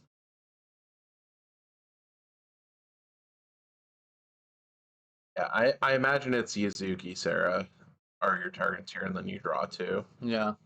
And I think you just got to respond by Kuchu landing the Axe Star. Yeah, probably. I mean, yeah. Okay. If you don't, then you are probably losing more than just. Yeah. So. Oh. Sandy. Interesting. Not the card I would have expected. I was gonna say we didn't pay 3. Okay. Yeah, there we go. All right. We did have the. Everything was correct. We rolled it back because we went on and forgot to move forward. Yeah. We can free play this Mog. Not bad. Yep. It's fine. Yeah, but with it's just like Kuchu lane down. I mean. Yeah. Like, I'm surprised they don't pick this. Well, Axstar gets control. So, yeah, we're in a rough spot. And we can't ultimate weapon anymore. No. Curious what just happened there when they called the judge. They were trying to ask if Kuchu could stop. That's exactly. Yeah. But what happened at the table was they were told that is not a question that I can answer for you. That's a strategy question. However, his opponent said, "You have a Kuchu lane in your hand." Yeah, it's a linked auto. That's not going to do anything. Yeah. And I said, yeah. Well, if your opponent wants to answer the question for you, I will at least confirm that he's correct. Fair enough. All right, so we've passed the turn. No reason to swing. Axstar. No. Play Lena. Sure. I don't know what that other card in the hand is, but I think we just start with Darian and choose if you want to block this. I think you do. You're gonna give. Oh my. Okay. You know what? That's fine. That is That's fine. If it's a Yuzuki, that's fine. Because if we can remove this last one, I mean, what are you getting it back with? We are. What like, do we I have? guess We're a mana damage special? 3. Okay. Scared of taking damage. That's fine. Yeah. Just opening ourselves up to play another. But I don't. We have 2 LBs left. Drew Yuzuki's on day. Oh, wait a minute. That is a turn. Okay. We can see and, this. and we have the ward in hand too. We can see this really swing around. Oh yeah, this is a huge. Yeah. Yeah, we're playing that for sure. Pitch that Naji, get that out of here. I'm gonna guess onto a board. Sure. Okay. So whole board lose ability this turn. Wow, yeah, we just go to combat and nuke the Yuzuki. We can swing X star, killing Ibis, and we can free play ward, kill the Fury on it. That feels like such a big swing. Yeah, this really turned around for Dylan. Oh, I'm good. I wouldn't.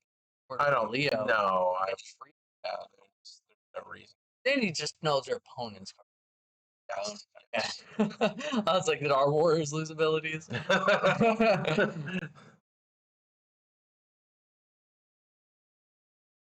So we're gonna trigger the Zonde.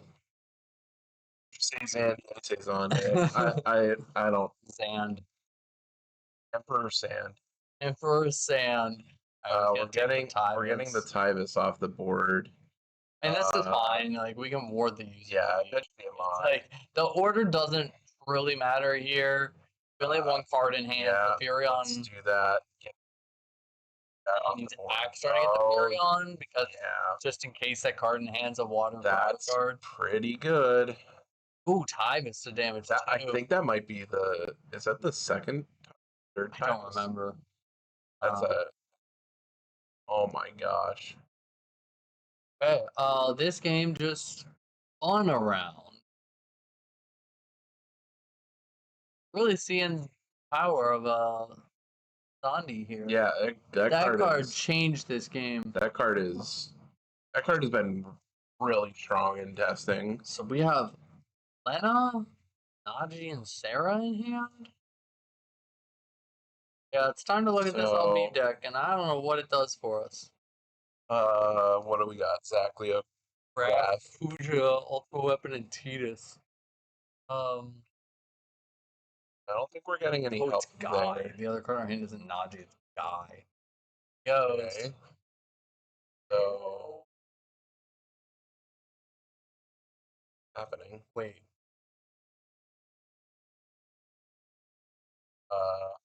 Pick up our deck. Yeah, we did. I thought it was his LB, I think, and just yeah. Okay, I think we're just like yeah, we gotta get apologizing and offering. Yeah, we gotta get a judge Okay. in on that. Unfortunate, you know. I think we.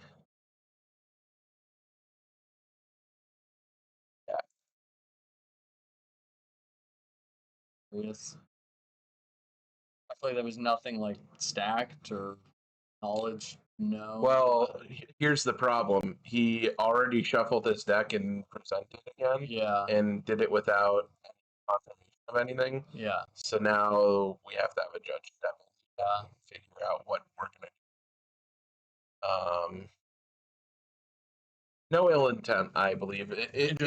I think he went to go look for his LB deck. Absolutely. And just like his deck was there too, so yeah, I think he's used to his LB being in the upper right, and he swapped them. Yeah. So he just went for the Zach and just grabbed his deck and saw his deck. So yeah, just an unfortunate accident. Not a big deal. We're just gonna shuffle it up off of the cut and back to it. So Zach 3K on the Mog.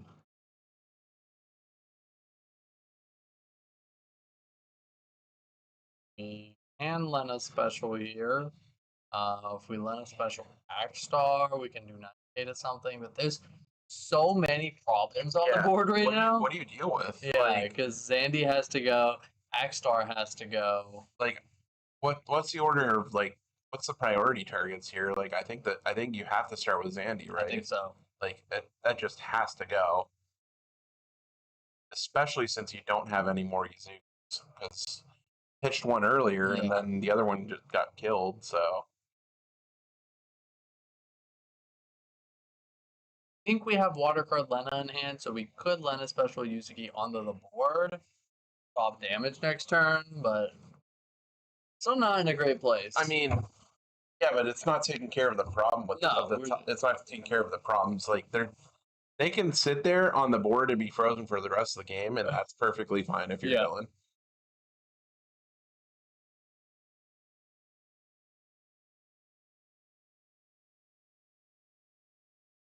Stuff right now. Yeah. Dylan does have, I think, it looks like 2 break cards left. So yes, one of them's probably a Leo and or a Zach. I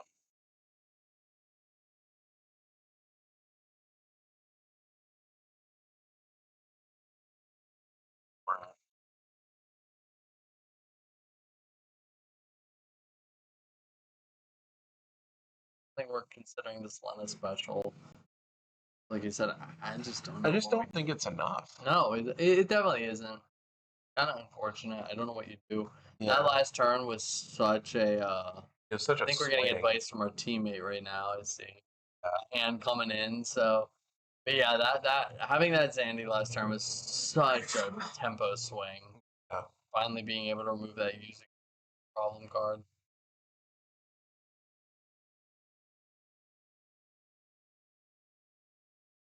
I think we're just handing our breaks on to our teammate. See what I'm working with here. Because their only real targets are Star and remove Zandy, Victor Fortune. I mean, Yuzuki is like not bad, but like yeah, it's just kind of like I'm gonna eat a couple points of damage and get my protection back out, and hopefully next turn, maybe next I draw something that does. This is the unfortunate thing about. Okay. This is the unfortunate thing about Dylan being on 4 backups, Dorian only being on 2. Dylan can make top decks turn into magic. Yeah. Dorian needs more than a top deck. A lot of our 5 costs are just out of reach. Yep. Why I think it's really important to get to 3 backups in this matchup so you can outvalue your opponent. Selfie.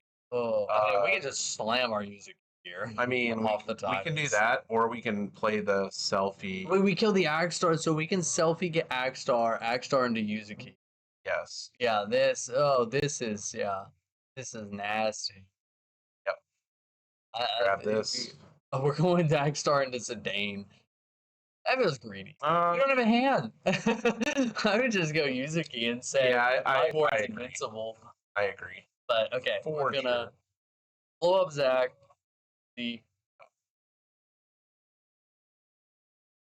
Zandy's. Draw discarding. Yep, play this Agstar. We're Agstar Zidane. And we're just gonna push damage. We only get to 6 or 5. That's fine. I don't think we're in. We are in such a commanding position. Yeah. That's a yep.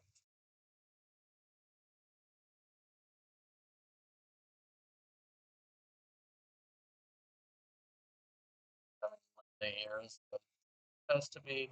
There he is, Dark Emperor.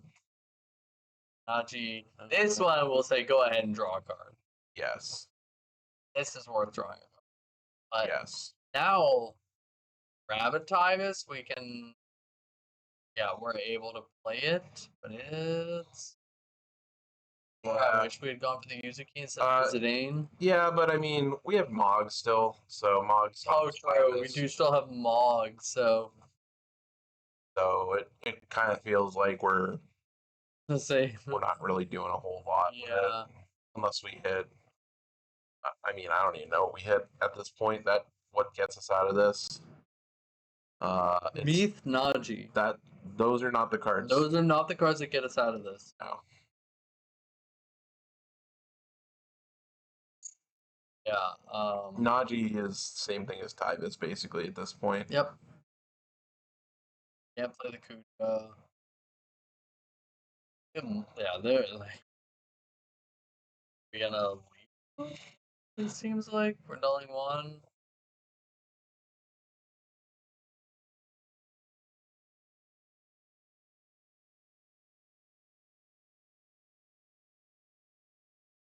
And the LB off. There's Anthony there.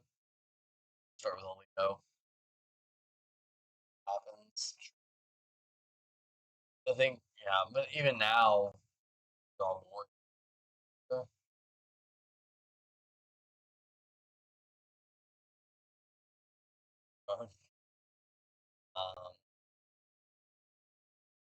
Indeed. Yes, it is. So, I think it's just still a little too it is, absolutely. This it ain't just gonna get Agstar killing the Mog because it's all it can kill. It's just 6k. Yeah. And that's fine. We just don't care about say- that. Oh. you just say, Well, yeah.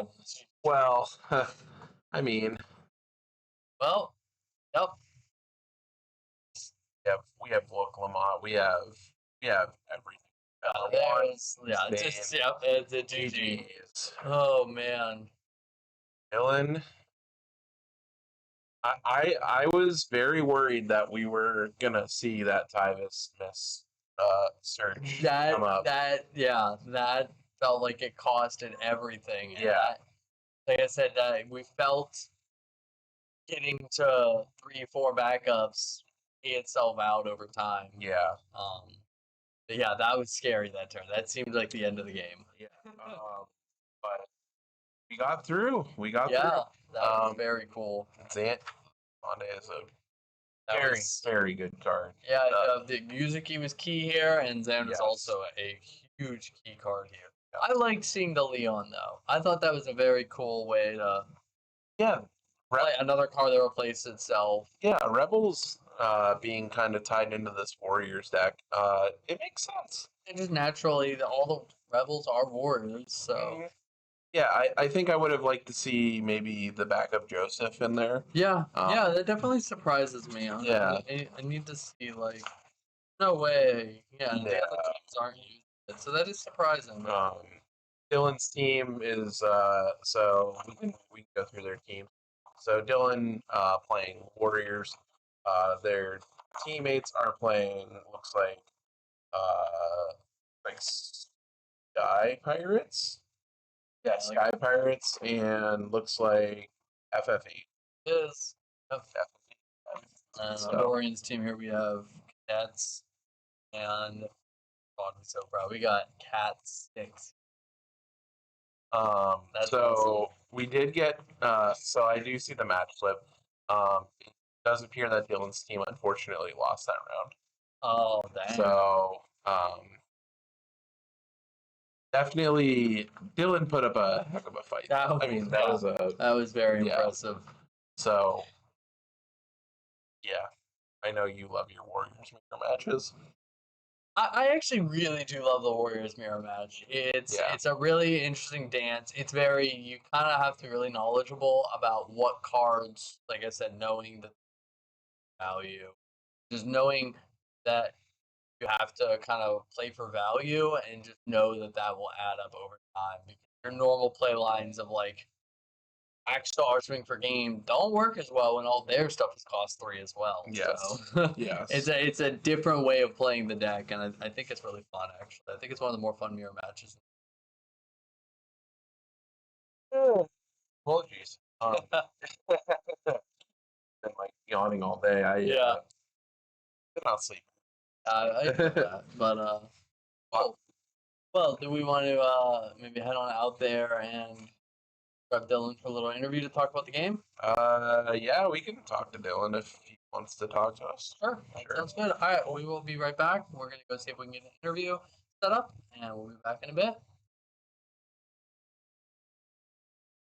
All right, hello everyone. Welcome back. I am joined here with Dylan as we just watched in that Warrior mirror match.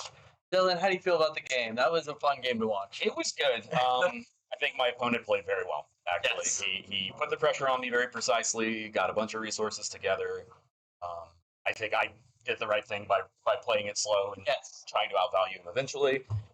But it was just a great game. Yeah. It was just a good game. I did miss a search. Chat, I see. I was busy being nice to my opponent. So take that as you will. Yeah, we were so worried because there was the turn after you had 2 cards in hand. We were like, and you were stuck on the water backups, water card, and like Zandy. We were like, that Sergio should probably have the fire card to be able to play this. And we were really worried that was going to cost the game. But Titus was kind of. I saw very early. He's like, I need a Titus to swing this. I need the value on a resolve Titus, and he did basically an all-in turn. He was on 1 card in hand. I was like, well, go. Yep. Hope it works, and it worked. Yeah, both of you definitely you could see some experience with the mirror match in there. Both of you valuing the user key, both of you valuing that Zandy as your out to getting it off the board. It was just a back and forth, Yuzuki Zandy. Yeah. So it was just kind of like who could finally get it to stick and start. And like you said, that comes from, as I was saying, most of that game I was like, we just had one more backup. Be going a lot. I saw he committed to the low backup game plan. Yeah. Like, well, there's only one way I win on the draw. If he's going to go that way, it's I have to adopt the other role and accept it. I like going to 3 backups in the mirror match, so you can kind of try and outvalue. I was surprised he didn't Edgar into the Maria to take down a card. I was very scared about that. Yeah, I was for the first 2 turns. It was like, now we're gonna play that Edgar, and I was like, oh, I'm not seeing the Edgar. I like super Edgar. dope. His team, by the way, on the coolest decks. The guy that you didn't get to see at XP was on Cat 6. I saw Sky Pirates on Cat 6, and the other guy was cool. on Cadets. Based team, couldn't lose to better guys. Very happy so about cool. it. So did you? How was managing your decks with your teammates? Did you have any, sacrifices or discussions with your teammates? So we went through a couple of revisions. One of our players is a little newer. Okay. Originally, we were going to actually have him on the deck I ended up on. Yeah. And Warriors is what I played at Nationals, so I was very comfortable with it and comfortable teaching it. I was originally going to play Mono Ice, and then our other teammate was going to play Turbo Bosch instead of normal Sky Pirates. Okay. We got close to the event, didn't have time to practice. We kind of made a last-minute pivot. We put him back on his comfort deck of Cat 8 Lightning Ice, down to Sky Pirates without Lightning, and then back on the fire to round out the elements. Nice. I'm happy with the picks. We did plan to play an ABC format, and for me to be in the B slot, so I did make some tech choices that were related to expecting to be in the B slot. Yeah. That did kind of burn me in the one game that I lost today. So that kind of sucked, but it is whatever. I like this better. I think this is better than ABC format, to be clear, but we were prepared for ABC format. Fair, yes. Yeah, it's very cool. It's interesting you talk about Mono Ice because we've been saying all day, we're like, we have not seen a lot of Mono You're gonna Ice. see it tomorrow, boy. All right, You'll see I'm it excited tomorrow. because we've been saying we haven't seen a lot of Mono Ice out there today. That was a deck I thought we'd see a lot more of. But there's been a lot of variety. Mono is so strong in trios format. I played one Mono deck today, so I'm also very surprised. I thought we would see a ton of Dragoons. Yeah. Because Dragoons is so cheap in a trios format. I thought we would see Mono Ice. Mono Fire is pretty cool. Yeah, we've seen a few Mono Fires around. We saw a couple Mono Wins on stream. A lot of the new sexy stuff is 2 elements right now. Yeah. And of course, you got people out there on Refia. Of course. Sydney, write down your LB. We saw Torrey Kelly's masterpiece on display. What's it on? I didn't get to. It is like. Wait, is it Monster? No. It is Bart's Crystal's Warrior of Light. He's playing Wall 7 Bart's Crystal? No Wall 7. Oh, Refia Bart's Crystal. Yeah, it's like okay, that is cool. 5-drop. Or 5-drop Ferris, 4-drop. I love that 5-drop Ferris. It's such a cool deck. That 5-drop Ferris carried me so hard at Nats. Yeah. 2 different games against Chark. That 5-drop Ferris just got me into his day in turn 2, and I just took the game. That card is amazing. Yeah, no, that's cool. I gotta check that out. Yeah, you should definitely check that out. That's a really cool deck. I think he's really proud of what he's put together there. I'm proud of him too. But yeah, so is there anything you'd like to shout out or plug or whatever you want? Yeah, trans rights are human rights, and you shouldn't murder people if you are the state. Oh yeah. All right. So what I've been doing with everybody here is during our interviews at the end, I like to give everybody a little trivia question. You get our Final Fantasy trivia question right, you can get 2 promos. Is this Final Fantasy TCG trivia or Final Fantasy trivia? Final Fantasy trivia. That's better for me. Okay, perfect. So, let's see. What do we want to do? Let's do this one. This one's fun. All right. So our question is going to be, you want to do this one? Why not? All right. In Final Fantasy X, what does the kid in Kilika Port want to grow up to be? Darian, one of them says to cuss. I mean, we're gonna play our odds here and say Blitzballer. He wants to be a Blitzball That's what I'm when he saying. grows up. But we'll give it to you. We'll give it to you. You may pick your 2 promos. Wanted to All right. Garland and Refia. All right, cool. Well, thank you very much. Thanks It was so fun much. watching your game, and I'm sure we'll see you around the event this weekend. that's the hope. All right, thanks again. All right, hello and welcome back. We're here after 6 rounds of play. We finally have our final standings, and we will have our top cut here shortly. So, top 24 are going to be receiving the Alphino Alize Magic Final Fantasy promos. Mhm. So, So cool. They're getting those for top 24 teams. That's Yeah. very cool. yeah. So, we'll read them from 24th up. So, 24th, we have Ming Hua. 23rd, Ray Chow. 22, Adam Kassar. 21st, I believe that's Emmanuel. Mm-hmm. 20th, Devin.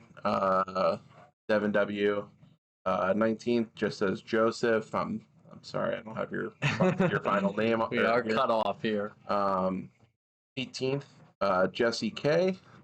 17th, Kevin W.I. Not sure. 16th, Aaron W. 15th, Anthony.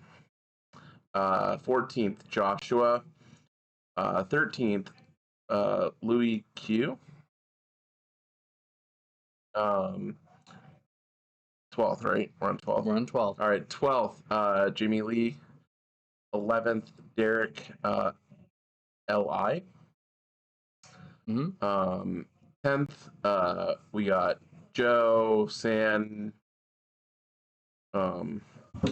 So, and then 8th and 9th place came down to tiebreaker 2. So That's wild how close Yeah. that was. in 9th was Ryan Nee. So tiebreaker 1, 61.11. Tiebreaker 2 for 9th place was 11.67. And I had to do Stop it. I had to do it. Sorry. But in 8th place, we have Sydney's team, tiebreaker 2 of 11. Just That's crazy. it was That's so cool. close. Literally came down to the received damage. Yeah. The Sydney's team took 4 less damage, and that's what got them in the top cut. So, yeah, Sydney's team will be in top 8. Yes, we're going through our top 8 for Yep. for not tomorrow, soon. Yeah, pretty soon here. So, 8th Sydney, 7th Shawant. I don't know the rest of the name. That's cut I'm off, very yeah. sorry. These are all cut off. 6th place we have Taylor G. Locals to Yep. you. John gets his redemption with the Dragoons. 5th place we got John S. John S. Snugsy's team. Yeah. Snugsy's team made it in. Good they made it in. That's awesome. We could see the dancers at work. I know John's been playing the dancers deck today. Yep. And they'll be playing against Jonathan S's team, Okay. Emo Tempest's team. Okay. We saw them on stream earlier with Sergio. Mm-hmm. They make it into top cut. Nice. So 3rd place we have Darian Okay. F. We just making it. watched with the Warriors. Yeah. Yeah. Or no. Dorian. No, that was a different Dorian. Oh, okay. Okay. I can't remember what their name. All right, because they were was. 3-2. Because they so were they'd be 3 and 4-2. 2. You're right. So, Correct. second place, Matthew B. Yep. They're a local. They're my local. Yeah, so we had them on. That was our round 1, 2. Round 2. Was it? Yeah, because he was playing FF8. That's right. Yes, that Thank was you. our round 2. Was Matt B playing Yep. FF8? So. And then first place going 6-0, Torrey Kelly's team. That we get to see that deck roll a little more, so that's cool though. Yeah. 1-6-0. They crushed it. Yeah, they did absolutely fantastic. But yeah, still got top 8 to be played out. So we'll be bringing that to you here after we get our deck checks done. Mm-hmm. We'll take a little bit of a break, make sure all the players are eaten, they're taken care of. So once we get back, we will be running another giveaway. So you don't want to miss out on that. We have 2 more giveaways left. We'll do one more before top 8. We'll do one after the finals. So make sure you come around and check that out. Yes, you don't want to miss do. out on those prizes. And these are going to be some really good games.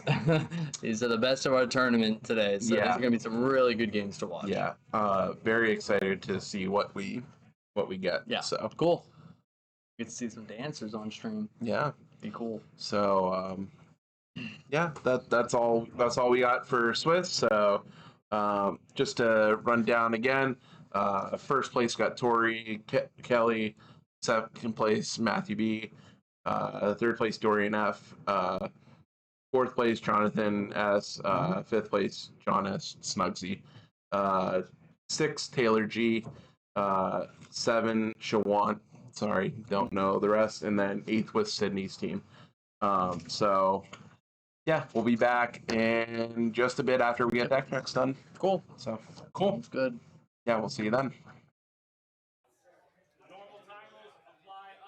Yeah, welcome back, everybody. We are here at the Final Fantasy TCG Winter Cup 2026 in Robinson, PA, hosted by 4 Horsemen Comics and Games. We are getting ready to start our top cut here after a long day of Swiss rounds.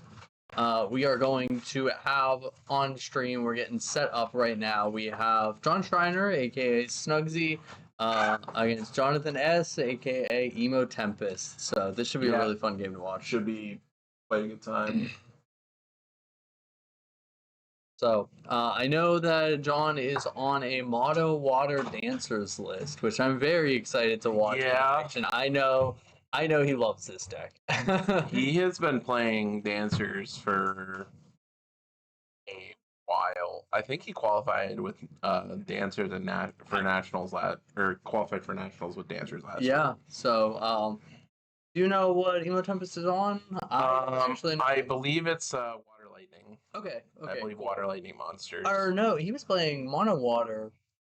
Yeah, he was playing Mono Water on Thursday, saying that's what he was going to play. So he might play Mono Water. No, I think he decided Water Lightning. I think so. Yeah. Cool. So we're going to get those deck lists soon. The players have the chance to look. I might be able to read these. Oh, okay. Yeah, Realm, Witch of the Fence, Lightning.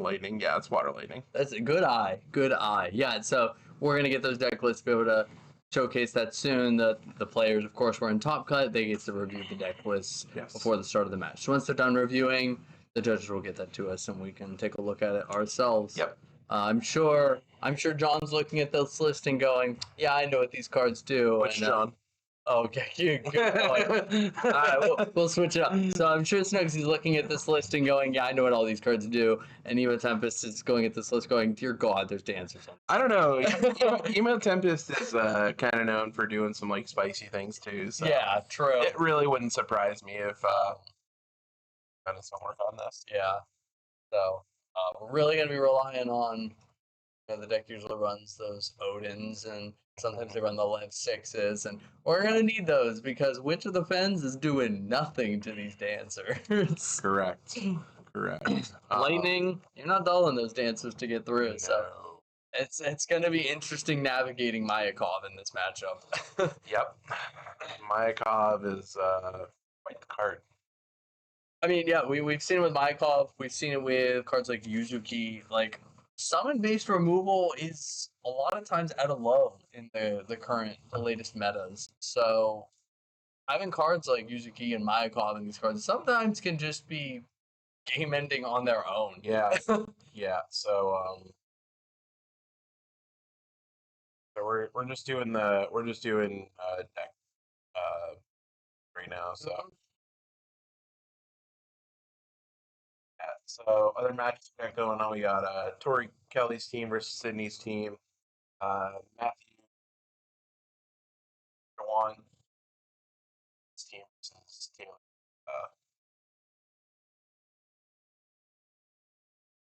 And these will be 3 best of 1 matches, same thing as we have been doing this entire event.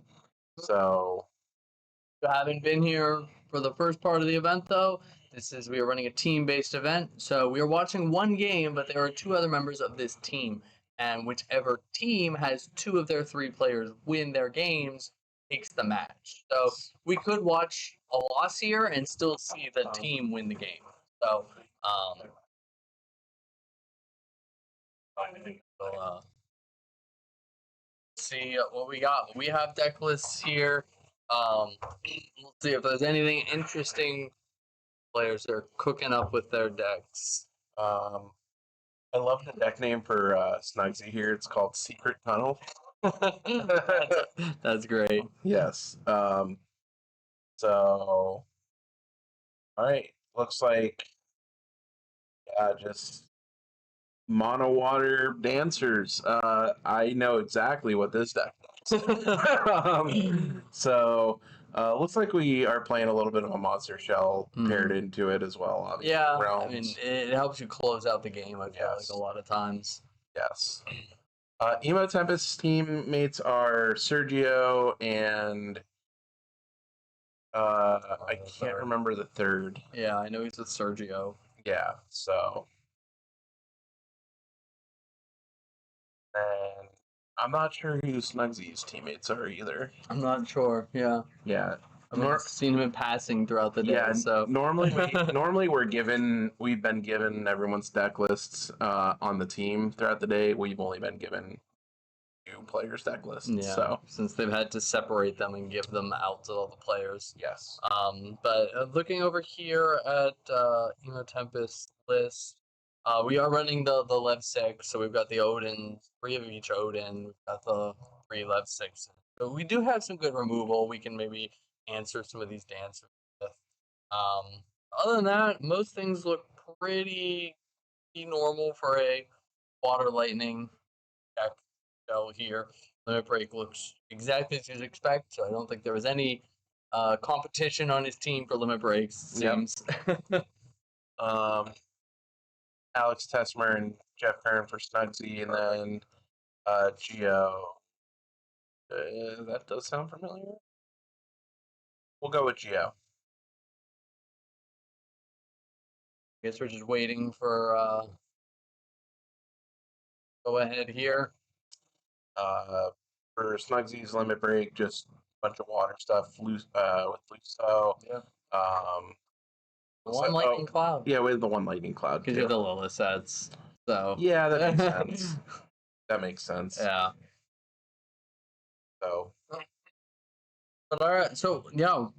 How do you feel before we get started? How do you think this match is gonna go? How do you kind of feel? So I feel like if we can get Mayakov on the table, I feel like that will definitely help. Let me try I just have Mayakov's tab.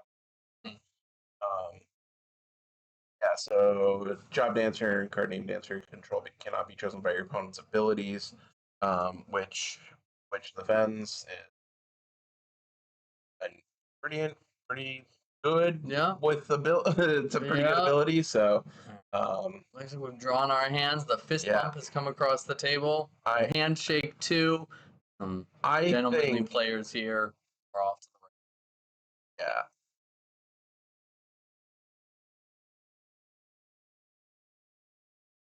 Arrowweb's gonna search out. Both these players are just looking to search their realm, play their realm. It's the start for both of these decks, really. It's going to be the kind of similar openers. It's going to be how the late game goes and how we draw. 2 2 ashes already, and Yeah, and no way to search. We're gonna Schultz, try and get our realm. Schultz is a really a cool card, newer card here. You get to look at the 3 top of your deck, rearrange them, and then you get to reveal the top. And if it's a water card, you get to add it to your hand. So you're essentially, if you're in mono water, you get the so you get the draw. Like Reeve, except you show it. But okay, so 2 backups here, with no realm in sight. And we just roll out this realm. just put that on the field. Yep. So, imagine we go like blue worm. We have a mod slasher in hand. Another good card in this matchup. Alvaro is going to be very good. Going to be very nice. We definitely are going to need that. A lot of times you like to go for mod slasher here, but with 1 in hand, you almost kind of value not thinning the mod slashers out of your deck. Yeah. So drew a Malboro. We drew a left 6. Okay. All right, so we're gonna see what Snugsy can draw here. I see another Schultz in hand. Playing that. Blue worm, another blue worm. We're just gonna roll out these blue worms. I can get the 2 monsters too. Ooh, we got the alright. We got the Portia and the backup dancer. So I know he really wants to get this backup dancer out. Yeah. So we can start getting our dancer count up. So Portia's a really cool card. Portia, if you have 2 dancers, you draw a card, and if you have 4 dancers, you get to spin a forward to the bottom of the deck. Yep.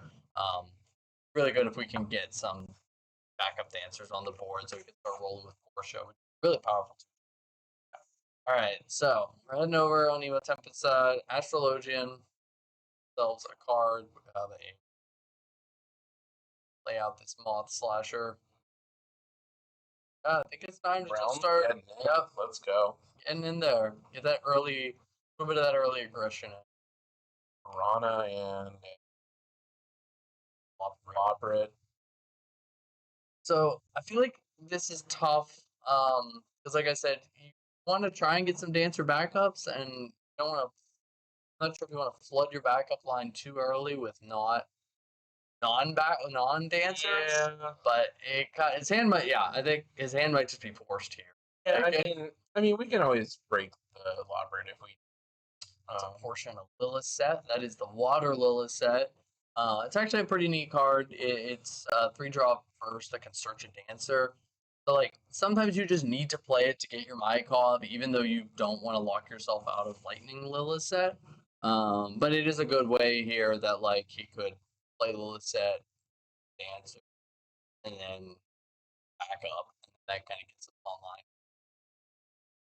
Dancers just add a neat like play line element to mono water that's not just, kind of slow rolling. Goodbye, realm. I don't have another realm, so I have to do it the old fashioned way. I think like keep I think we have Malware in hand, like we can just kind of start establishing up this giant army.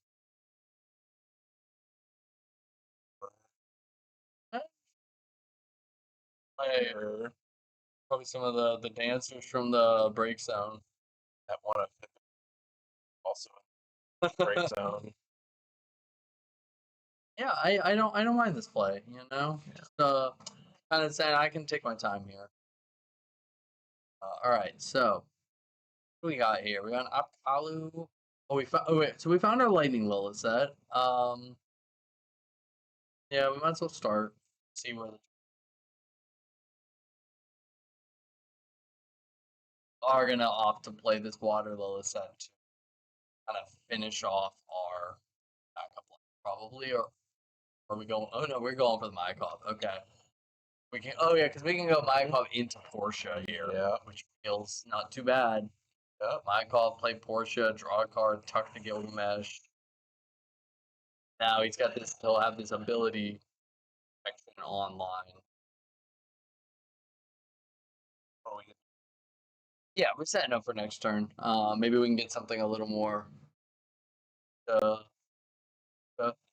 we also have the Meatball. Miwa is a really cool card. We have the Lightning Lilith in this deck, which can dull dancers who do certain abilities, like dull their things or do damage, and you can like dull their board, Miwa, activate all your dancers again, dull them all again. Yep. Like it's very cool.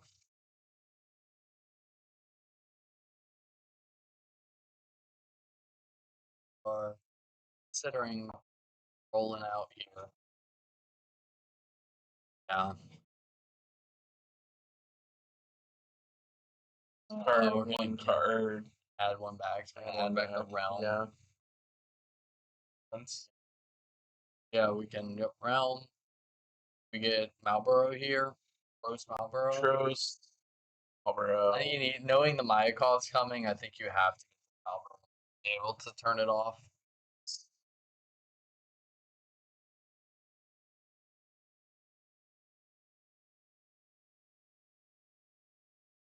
Gonna very quickly become a just you take it Slasher, straight. yep.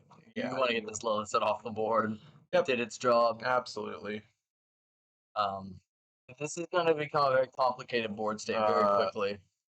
One thing to keep in mind, this Ash is going to get bounced back to hand with Realm. Ooh, it is. You're right. That is Yeah. a mandatory return to hand. Yeah, effect. unless we are able to animate the blue worm and swing in, Mhm. which might not be the worst idea. Yeah, it's not a bad idea to stop us from doing that, but I don't think it's worth it.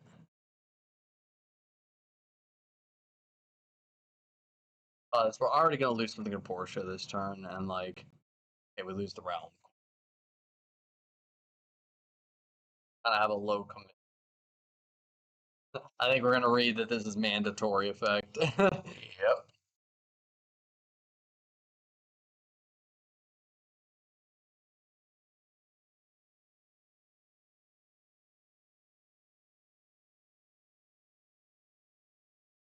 Oh.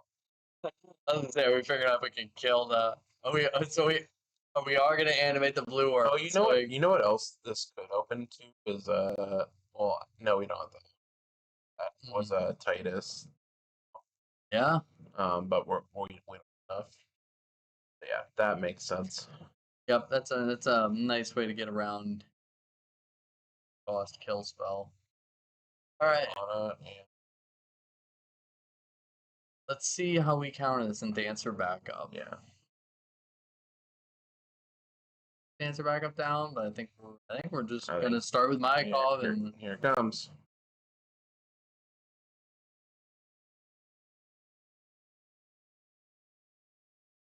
Yep. My God, it's Okay, a little playing set. well as that. Yep. We can pay 2, play Portia.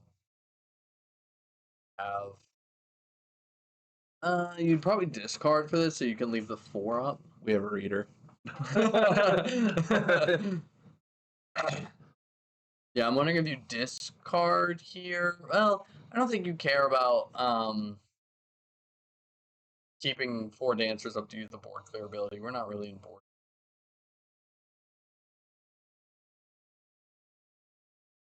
And that just Get on the board. Yeah. Yep. Pass and turn. We have the 4 dancers up the board. No, we only have 3. Only have 3 dancers. Ash is not a dancer. correct. So, but we can't just dull 3 things this turn. So swings are probably not happening. I don't think so.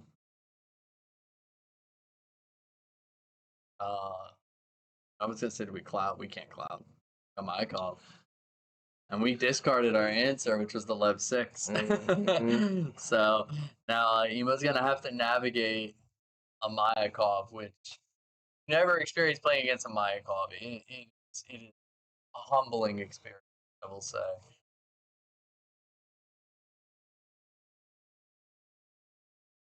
Or LB.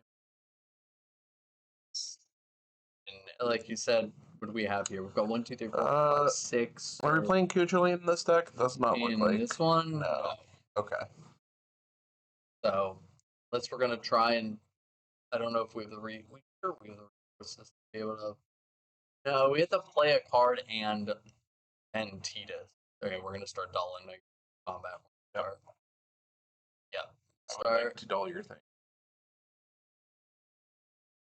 Do we tap down this round? Do we need to? No. Okay. Might as well. What else is it doing? Right, yeah, like. The only thing I think that Snugs needs to navigate around right now is remembering a little tucked away there, but there's a Tros on the board. Damage 3, really dangerous. Yeah, okay, we sent a card to our teammate.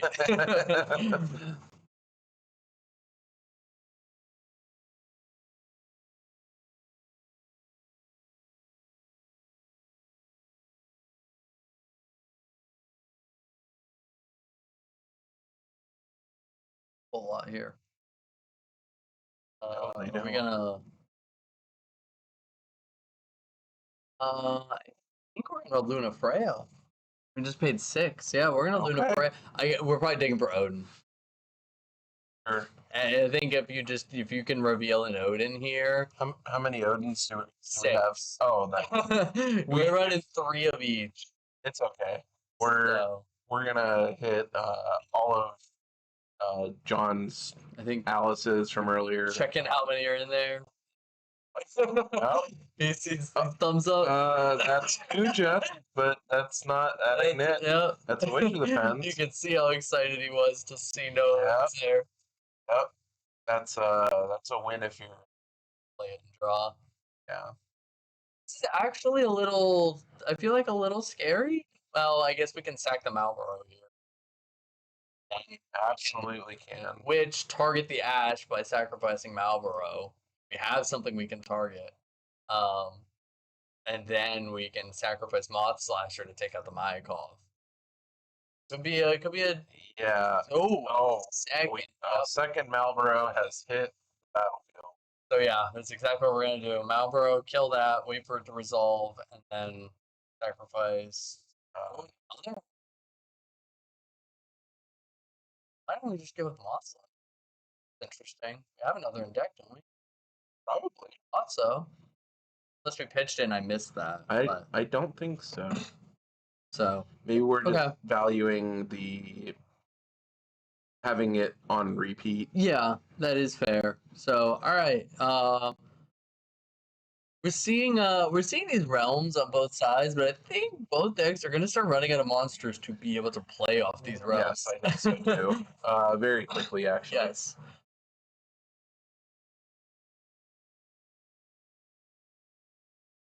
So all right, let's see what so we're gonna pay for. Oh, we're paying 6. We're gonna Luna Freya. In return here, see what we can hit. So Titus, we're not playing those cards. Malboro. Well, that is exactly, I think, what you're looking for, because that gets you another Mykov. Just by adding it to hand off Luna Freya. But, I would like to trigger this burst. that does, oh yeah, we have no Lena in this deck, so. We don't. We have Lena. He is on we board have here. We have Lena in this deck. Yeah, Stunksy has Lena on board. Game, but yeah, so we're free for these. Now we're just thinking what we want to get. On the board, we just need to stick this thing down. Especially knowing we gave up all this Malboro. Yeah, it's kind of what I was worried about. Getting rid of both of them. Yeah. Okay. Still in that awkward place where only having one dancer backup like makes Portia this awkward card. Well, it makes it 2 crystal points. Yeah, it makes a good discard for my call.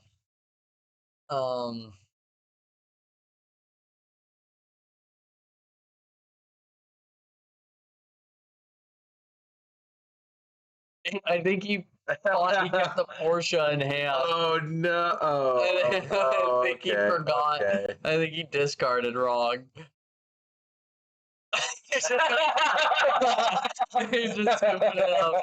Yeah, he discarded wrong. Totally fair. That was great. Yeah. I pointed and then went, wait. That is so unfortunate. But so Emo Tempest is gonna take this one down. But we were alerted in the middle of that match.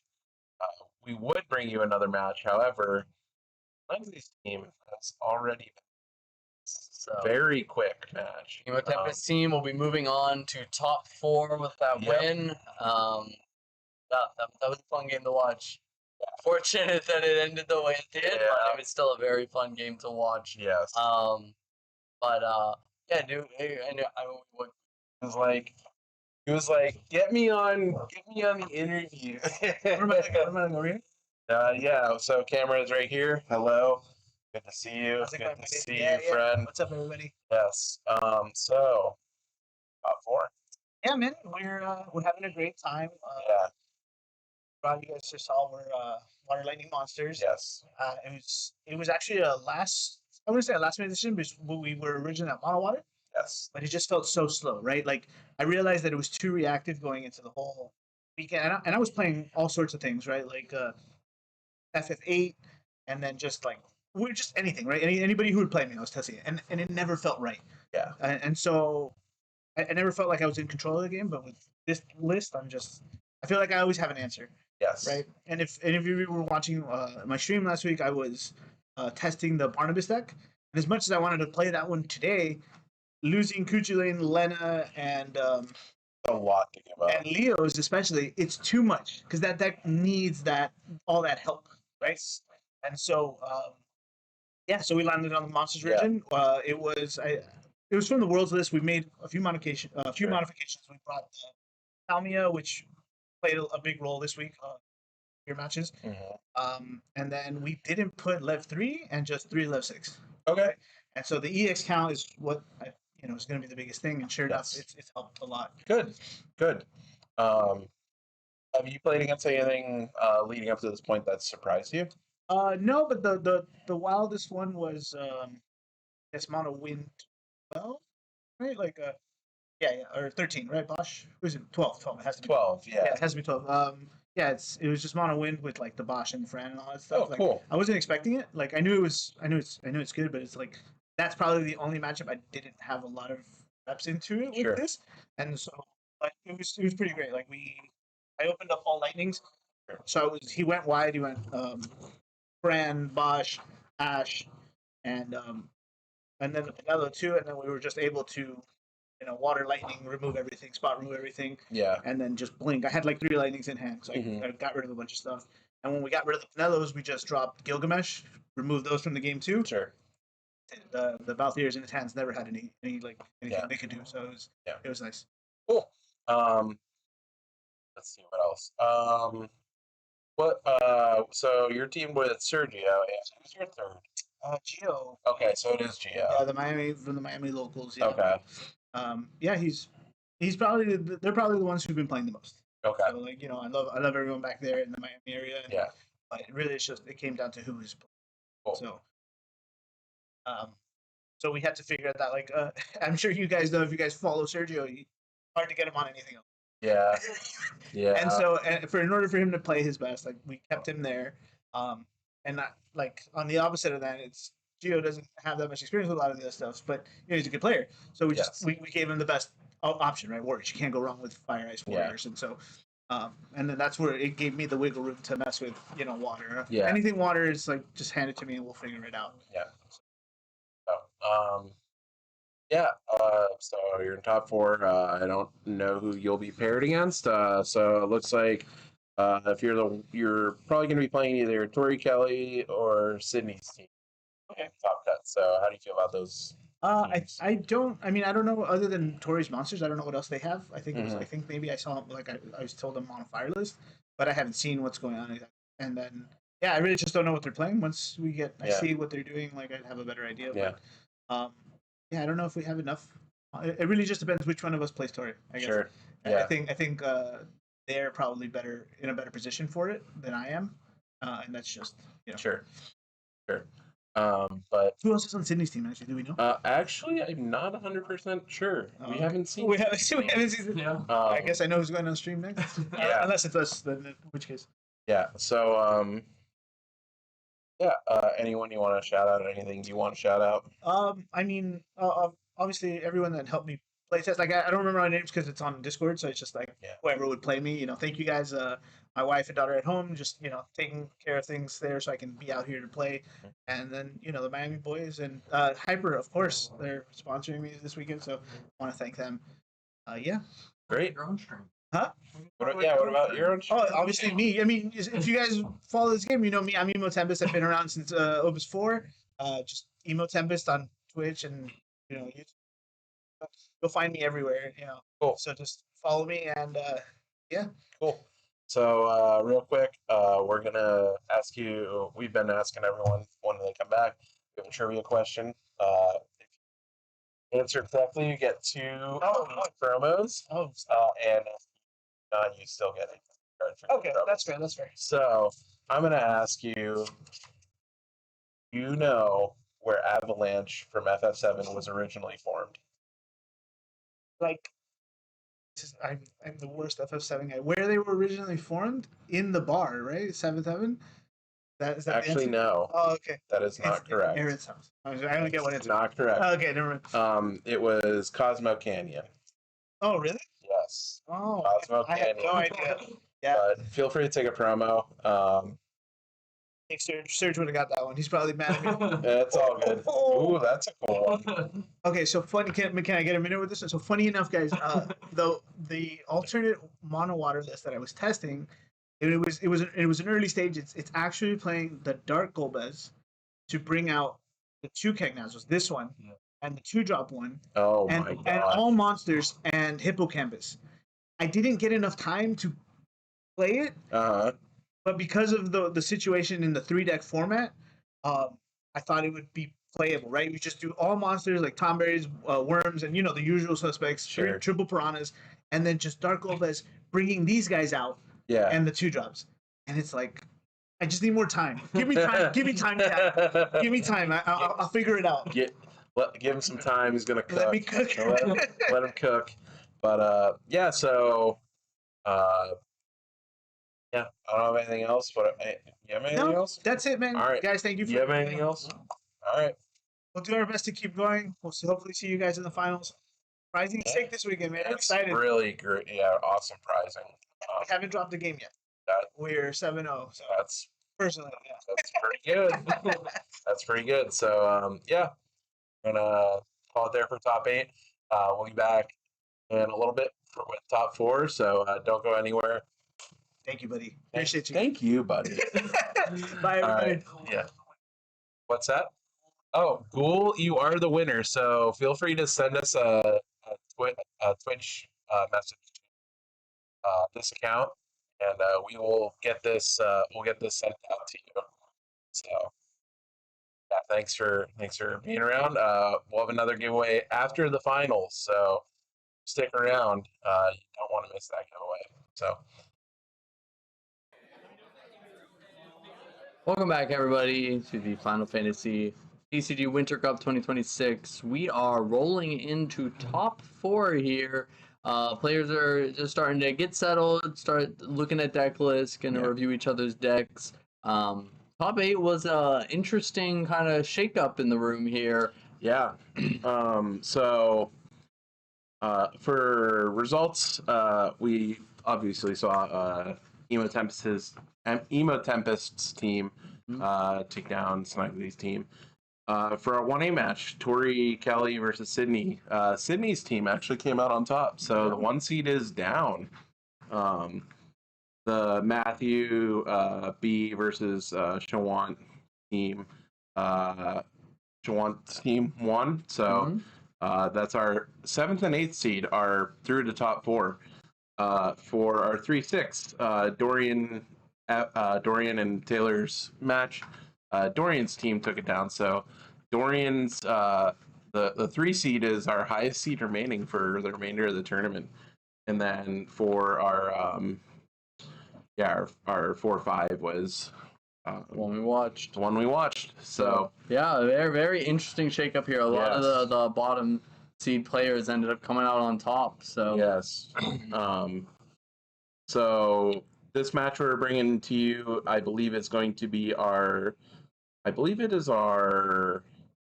I have to remember how the bracket is shaked out. I believe it's. Darian's team and Shawant. I think so. So we'll get once the players are done reviewing the deck list here, we'll get the deck list of who we have on stream in front of us. So they're just gonna shuffle up right now and get ready, and we're gonna get ready to see what we're working with here. But prizing for top 8 is still just really good. I mean, everyone got a really cool pack of sleeves, a box of the latest opus, and some extra promos. I think there were Y'shtola promos that top 8 got, which is Alphino Alizé. Yeah. Also, top 24 just got Alphino and Alizé, which is super cool to see. Yeah, like you can't complain about that at all. No, not at all. So, yeah, definitely curious to see what kinds of decks we have here in the last round. Want to see what takes it here. I mean, this is really cool. I was really really kind of thinking that Torrey Kelly's team was going to run with it. So hearing they got knocked out, I did too. I was very surprised. Yeah. But yeah, Sydney's team put up a good fight. And then unfortunately, the two local teams, Matthew B's team and Taylor G's team, unfortunately were knocked out in top 8. But still excellent showing from both teams there. So I am very impressed with our locals team, seeing as they were playing 3 lightning decks in a 3-person event, and they made it to top 8. Yeah, that's impressive. If there was an element that I would choose, like 3 decks, lightning would probably not be the one. But still, that's incredible. They were the definition of, we're gonna team up. We want to play our comfort decks. Let's just make it work, and they did. Yep. I mean, it's always a great strategy. Yep. So, but yeah. So we'll have deck lists here shortly. We're still in the review stage. I believe. I want to say this is. I want to say it's. It is, yes. We're going to. You can see it now. We're gonna have Muhammad on the left here. Yeah. Then I'm not quite sure who we have on the right. I know Muhammad was looking for full art roses the other day, so I'm curious if we're on mono win. Oh no. Which I know you love commentating mono win. I'm trying. All right. I'm getting a little preview here. Looking at the screen, that looks like a water deck list. I'm pretty sure I saw Leviathan, Lord of the World. Pretty sure I saw Thornton. That looks like a water deck. Good eye. And Muhammad playing mono water is a tale as old as time. Okay. I'm not as familiar. That is his. Yeah. He's been playing this game not as long as me, and he's been playing mono water since the days of. 3-drop Cagnazzo being the big card in water. Okay. We're all right. So players are drawing their hands, and we're gonna hopefully start getting started here. See what we're gonna mulligan these hands. So on the left we're going to have Muhammad, and on the right we're going to have Nicholas W. playing Warriors. Warriors versus mono water. Yep, mono water. Just taking a quick look. So this mono water list has an LB Cloud in it. Cool. I see a Snovlinka. I like the sight of Snov. I do see Snovlinka. How do we cast this LB Cloud? Argy. Boy, Argy. What in the world is What is okay? I believe it's Sorry. like if it's discarded from your hand by your opponent's summons or abilities, you like add it back to your hand or something. I'm sorry. I'm the millennial when it comes to Final Fantasy TCG. So, but we're getting started here with our Fire Ice Warriors on the right with a impressively strong start, just going Machina, LB, Kyle, and Minwoo right off the bat. Yeah. Set up them backups. Yeah, and having an attacker right off the bat against Mono Water can be really helpful because you want to put that pressure on early against a slow deck like this. Yes, you do. Mohammed looking for dice, I believe, for this Sahagan Chief. But yeah, I'm just gonna take a quick look over this Fire Ice Warriors list. It looks pretty standard from what I can see. I like seeing things like there's the starter Noctis. It's a cool card. Okay. That's cool. You know, but pretty normal stuff. Your Tyvis package, your Seymour. Seymour could be really nice in this matchup, depending on how Muhammad plays it here. We have Joseph back up in this deck too. There's the Joseph. We found the Joseph. Yes. Just not the Joseph we were looking for before. Yes. This is the play. This is the play of Minwoo Joseph, but the Minwoo has already hit the board. Yes. Whose teams are these? So on the left we have I believe this is there. Chantel, and we have Dorian Finn here on the right. On the right. All right, so I do see. Oh, we're doing it. We got the Seymour. Oh, Muhammad went for the double backups, and we have the Seymour to rip the last card in hand. That's pretty good. That's where you want to be. This is gonna be this. This might be a quick game. Lev Thornton. This is not where you want to be if you're Mono Water. You're looking at We can't play anything. looking at a Seymour here with 2 backups, no hand. Yeah, we can't play anything. Yeah, we're just passing. Hey, we have this Sahagan Chief. Sure. We just need to get a counter.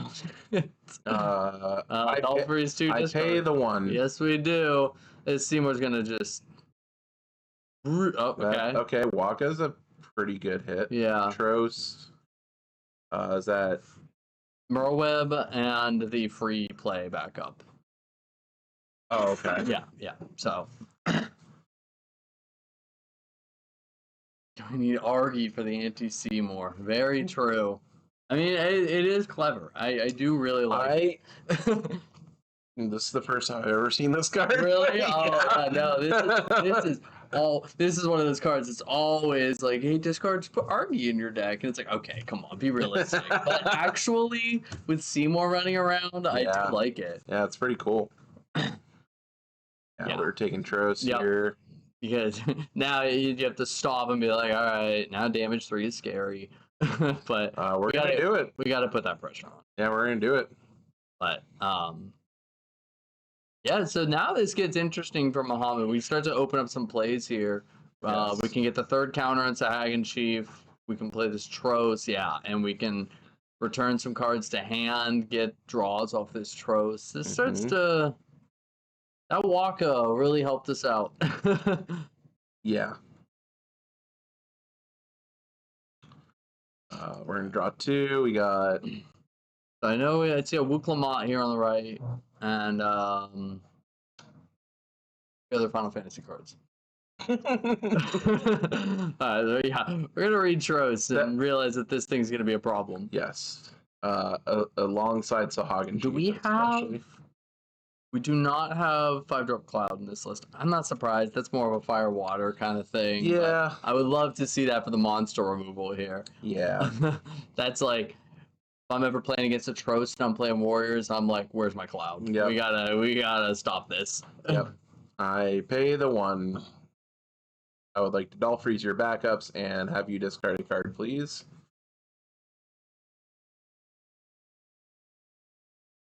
Okay. Looks like we're going for Sahagan Chief to bounce the Machina and the Seymour. Yep. Seymour did get to, still does that. Do And I think we- he still discard a card. Yeah, he discarded a card. Okay. Because we're just back down to the Nymea, because we drew off Tros, so we're just You're back right. down to the You're Nymea right. Thornton. Still, It's still not great. no, it's still Um, not. It's still not looking. But we know this Seymour is coming right back down Yes, next turn. So 100%. we have to get ready for that. Yeah, I don't know what the play here is. Honestly, do you think the play is pitch 3 Thornton, get the free play back up, slam it, and pass? Just empty your hand, get backups down. It's not a bad Yeah. idea. We got to get backups down. We got to make that Seymour stop locking us out of the game. Oh, we have an Amat in hand. Thornton for Argy. I mean, yeah. yeah.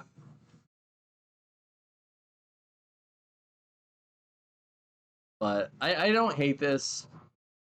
Kind of, but man, we're starting this turn with 7 cards in hand. Yeah, I don't hate this because now if we play this Seymour, like it's not getting the value we want it to get. I know we're just gonna establish it just to dull freeze too. Yeah, I mean, there's no reason not to play it. I agree because we want to keep Mono Water running as thin as possible here. Is there a world where we play it, we lock down a backup and the Tros? No, Tros has to target a 4 or less. Oh, okay. So Sure. I think we're fine to just, if we're just gonna run out the Seymour, just let that thing sit there. Sure. If we're gonna play a 4 or less, then yeah, maybe. But we have a Vincent in hand too. Oh, the Ice Vincent? Yeah, to Oh, freeze God. the backups. Oh, God. But that's a Tros target though. So That's atrocious. do you think you just roll Seymour, pay 1, don't freeze 2, pass, and just say answer this? I mean, you open Luna Freya there too. You open the opportunity for Luna Freya to True. come down if that happens. Yeah, very true. You also could draw Ash, which I guess we are Ash running doesn't Sid kill Waff. It would be nice to find that Sid Waff. anyone. Yeah, it would be very nice. Yeah. The world is in our hands. We've got 2 Vincents, a Tyvis, a Seymour. Like the world is just open for opportunity. Yeah. Okay, so we are gonna freeze 3 backup. Yes. Yeah, I think those are Kind of like, yeah, it's just those. just we're not using abilities here. Just pick your 3. Okay, so interesting to just. I mean, I know we get to draw off this Tros, but it's also like, do you want to bounce this Vincent? Like, do you want to let me freeze your backups for another turn? But a witch here, though, that changes things. Yeah. Okay, we're gonna get the backups. Yes, this is Ash is not too bad, but we can't play it. We can, but we have to Tros, bounce the Vincent, draw, but then there's no point to playing it. Yeah. So I think we just pass here. Yeah. Yeah. We've done what we want to do, which is get to 5 backups. Yeah. Leave the Vincent so we can't, because if we bounce this Vincent, it's Vincent Seymour lockdown 5 pass. So I think Muhammad's recognizing that he doesn't need to be aggressive. He's done what he needs to do by getting to 5 backups, and now he just needs to slowly over time try and build what Mono Water wants to do. Yeah, I mean, I'm sure this is we have to play Seymour. Yeah, absolutely. Yeah, discard and doll freeze your backups. Of Kalu doesn't do anything. I mean, it's a monster, I guess. Do you use Vincent to freeze another backup here? We can't. Can it? Does it not freeze a character? Oh, on attack. You're right. Yeah. No, it's just activate or doll to. Oh, you're right. Yeah. I was thinking of the special. You're right. Yeah. Sorry. You're good. Because I knew he had the second one earlier, so I was my brain was on special. Yeah. So all right. Let's see what we draw for turn here on water side. Yeah, that's another concern is we kind of need to pick up the speed so that we don't get Lena either. Absolutely, because like that term is cool, but like very slow.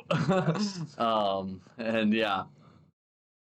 I do know that Nicholas has Clive in hand. I think I've seen Clive. Yes, there is a Clive in hand. So Hey, we got that's Argy. oh no. we were clutching. I- Merleweb Argy. I have a feeling that when we attack with this Seymour, we're gonna have a reader. We are going to have a board certified reader. Can you emot Argy? Things I never thought I'd ask myself today. All right, so are we rolling a Tyvus here? We finally doing warrior things. Joseph. Get the Fury on. Okay. Yeah, I don't hate this. Yeah. Also puts a fire onto the board. Mm-hmm. It's Um, we can start getting some the aggression we maybe need to get. We could see Nicholas go for the win here. Oh, how many cards we have in hand? 3. Oh, we would slam the Clive. Yeah, he could go for it. That would be pretty. You gotta what? Swing the Seymour, Dolphreys, Leo Tros. Yeah, and then that would be pretty discard bold, though. That would be very bold. I mean, it's a consideration. Yeah. It's like you said, you as the Warriors player here, you want this game over as fast as you possibly Yeah, can. you. But he also could be saying, I have it, because we do still have the Amat in hand. Yeah. So he could be saying, I'm not as afraid of Lena because I have the Amat for the Leviathan, and I might be able to just take you to 5 or 6 here. And Dolphreys. Discard a card. I would like to discard Argy. There he is. Seymour coming in. Leo, this is what you've been doing all day, buddy. Taking the hits. Yeah, draw this card. Thank you. Another Seymour's good. Wait, oh, we're on the stack, gonna freeze another backup. Sure. Damage. It is Oh. Ash. Yeah. Yeah, I think Seymour's not long for this world. I wouldn't let it stick around. That's a pretty good hit. We did not add our Argy back to hand. Is that That is a mandatory ability. But in the break, so any situation where your opponent summons your abilities. Interesting. Okay. Yeah, we missed our Argy trigger. Should we? Yeah. We're gonna run out and Yeah, just let them know that we missed the Argy trigger, since that is a mandatory trigger. So, Andy's gonna go take care of that. 'Cause yeah, that definitely could change the impact of having an extra card in hand. Oh, we're okay. I think we are realizing it at the same time. They're saying we just realized that. So yeah, the Argy is a mandatory. It has to be back in hand. Yep, here we go. As we said, we got a reader. I'd be doing the same thing. Yeah. Okay. Cool. We are back to where we need to be. I think we are. I'm assuming Mohammed's still going to commit to this Luna Freya.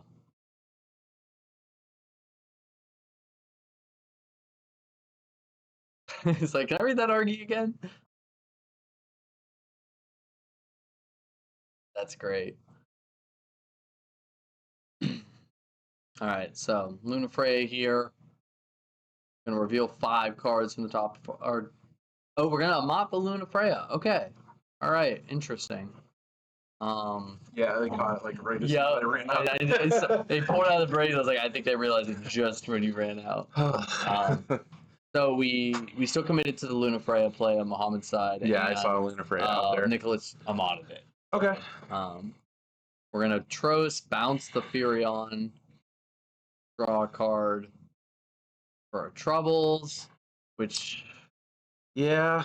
It doesn't feel good when you're in Nicholas's place now. You were in a really commanding position, and water is starting to creep its way back into the I table. think we have. We did not move fast enough. I think we have turned the table here. Yeah. The tables have turned. Well, I would like to say maybe you should have pushed that previous turn, but the ash was there, so Yeah. it was not the right play. Yeah. Having the Amat, I think the correct play was absolutely to chill. This is the tough thing about playing this Vincent sometimes is you almost want to value the swing. Like Yeah. we have to lock down the board, but you're also like not getting there fast enough. So yeah, did this Tros just not deal a damage? We swung, we bounced a Furion. Alright, I would yep. We drew for turn. We're gonna go, and he's gonna go take care of that. Oh, jeez. All right. We'll see how they want to handle this back at the table. Mohammed was just so happy to get that Furion off the board, and yeah. He was just so happy to get the Furion off the board and draw that we just kind of moved on from there. I'm not sure how that's the thing. I don't know how the judges want to rule it now that Nicholas has drawn for turn.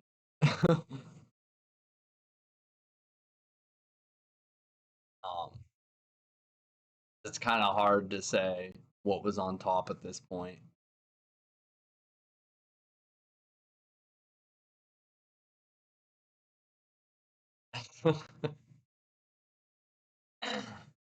So, yeah, I have to imagine either we're going to randomly put one of those cards into damage and he draws one, or take the top card of the deck and put into damage. I think we at least... Can we confirm the cards that were in the hand?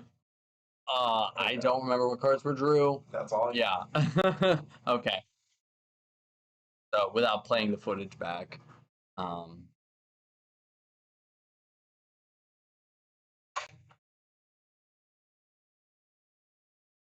They were just coming back to confirm if I remembered what two cards were drawn for turn, but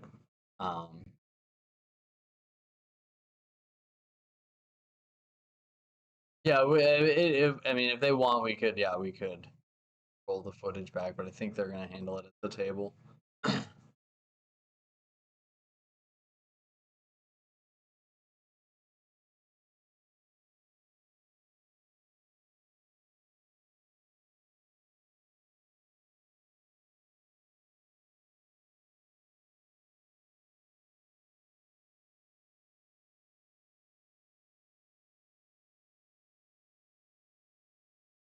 I think they are going to go the approach of put the cards back, shuffle, and put one into damage.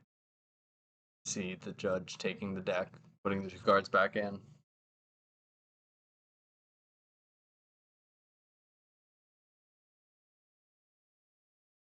Not the most fun scenario, but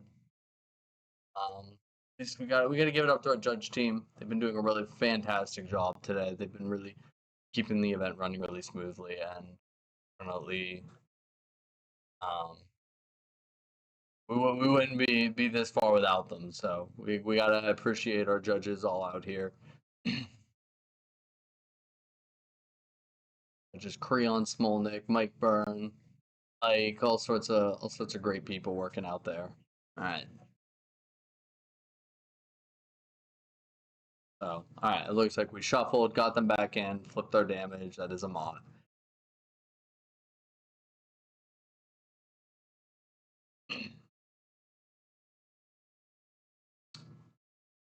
And now we're just going to verify that we want to, I guess, get the turn back.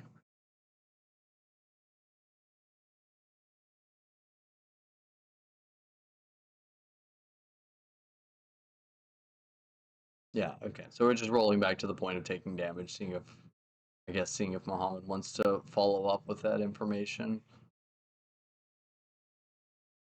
Okay, I could remember the other card was the Seymour in hand. So. I was saying it was probably it seemed to be the Axe Star. We could have like rolled back to put it in the VOD. Chat seemed to say it was Axe-Star, but we resolved it. Okay. They just shuffled them back into the deck. And... Well, I thought I saw him draw a second Seymour because we were talking about how that could have been played, but yeah.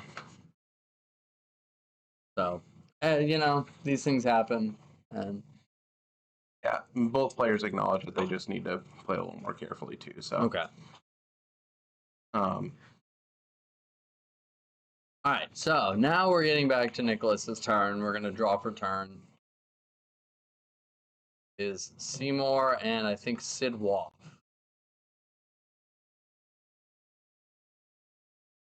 Yeah, this is a tough board state here.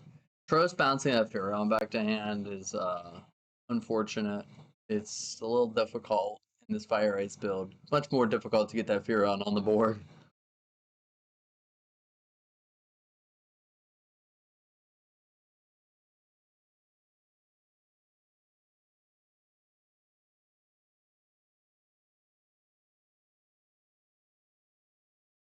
Alright, we're both checking counts in break zone at the moment. yeah. Okay, and we have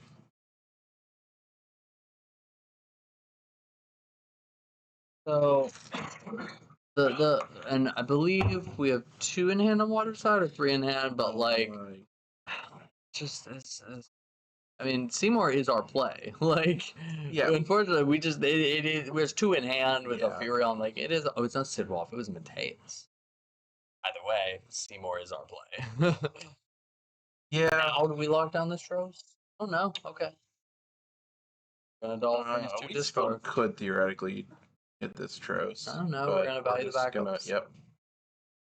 I mean, keeping 3 backups down a turn has been very helpful in keeping Mohammed playing awkwardly. Yeah. It just like it's unfortunate we're not progressing our game plan, which is getting damage. Yep. Mohammed's just waiting for the turn where he can just kind of go off, and I think that's coming very soon. How about a blue worm? 1 in hand of a 4. I think Mom is trying to confirm how many monsters are left in deck. Want to play out this realm because we just drew 2 more of them. So I think it just Yeah. breaks on there, seeing what's available to even play off this realm. But it seems we have enough to go for it. So realm is coming out. Some resolves. So assuming we have one more Upkalu blue worm. We have Upkalu Sahagin Chief as well. Okay. We also we have plenty of monsters Yeah. still. All right. Cool. Yeah.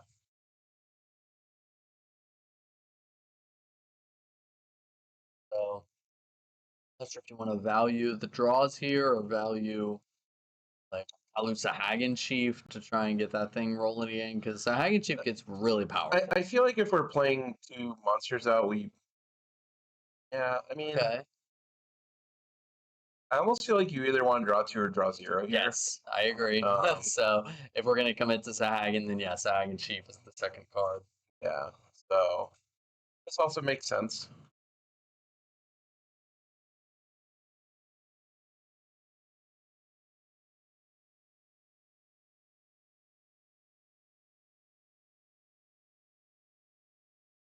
Counter for the Sahagin. Sahagin trigger entry.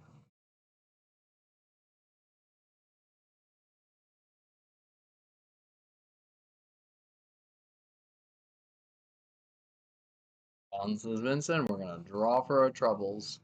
So we ended up drawing a card anyway.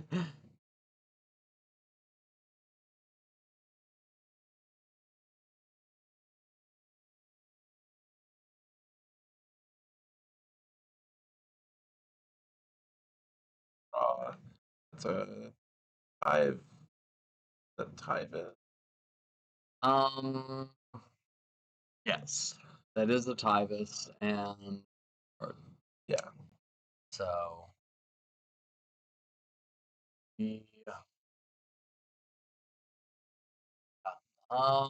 This is It's been a very one of those interesting games where it's like Nicholas has been doing a very good job of not letting Mono Water do what it wants to do, and it's been Muhammad on Mono Water just showing his mastery of the deck, like really taking these turns carefully and just eking what little bit of value that he can every single turn to get back into this game. Yeah, I feel like it's just been like we're trying to kind of prolong what I feel is like going to be the inevitable, though. Yes, I agree. I do agree. Because I think once we find a way to deal with this Seymour, we're just off to the races, and it will be over very quickly. We're gonna use the Sahagan to bounce the Seymour. You know 'cause we what? have just enough CP to do it. Yeah. But we can replay it if we wanted. True, and we drew a card for a trouble. So I guess if we do that, we do have to play. We have to give up. We have to give up what we just searched. Yeah. So, though we have call. Call could get something back if we really wanted to go that route, but then your Seymour, like then you have to pay 6 for your Seymour, so you could pay the 1. So it doesn't really help your math. Yeah. So unfortunately, we're in a loop right now. Yeah, like we're just constantly playing this Seymour and then not attacking. Which is like you said, we are delaying the inevitable with this. Unfortunately, with this Seymour. He was really good at the start, but now like we just diminishing returns. We took too much time to push. Yeah, I almost wonder in some of those early turns if attacking with Vincent was maybe a little better than keeping one more backup frozen down just to push pressure a little higher. Yeah, I don't know. Tough to say. Kind of scared. Yeah. So we could call to get something to play off of this Agstar and just say, I'm done with Seymour. It's too late in the game. I'm going to go for the Warriors route now. Yeah, I think if you go that route, you have to commit to just trying to win the next turn or two. Mm-hmm. Also, I don't feel like you can let Muhammad untap with 5 backups. Like, I agree. It just doesn't feel great any way you slice it. No, not at all. Like Seymour feels good because we have this one card in hand, but yeah, losing that Agstar just does not feel great. Oh, we're just passing the turn over. Yeah. Double Thornton and Blue Worm in the hand, so Blue Worm save us. Yep. Counter Sahagan Chief, draw Blue Worm. Yep. And what do we got? Lev 3. Okay. That's pretty good. Yeah, that can definitely help us out. I mean, plan is to go Seymour now. Yeah, let's get these Thorntons back in the deck. It's like Gao and Gao costs 2, Kataka 3.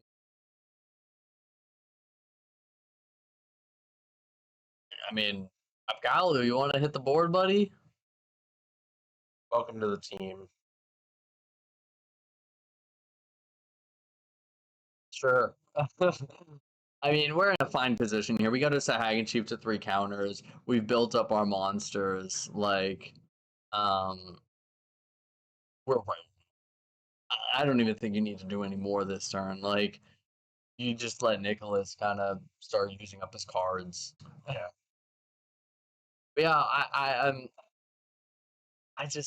I understand the thought process of like I don't want to give up my Agstar to play this Seymour. I don't want to give up this, but it's like I just don't know if letting Muhammad hit the turn back fully untouched play. I don't think. Yeah, I don't think you can just pass. Oh.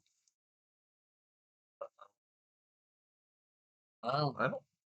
We'll say we are, but like, yeah, just to have a body. You only have 4, so we're not doing anything to this Tyvus.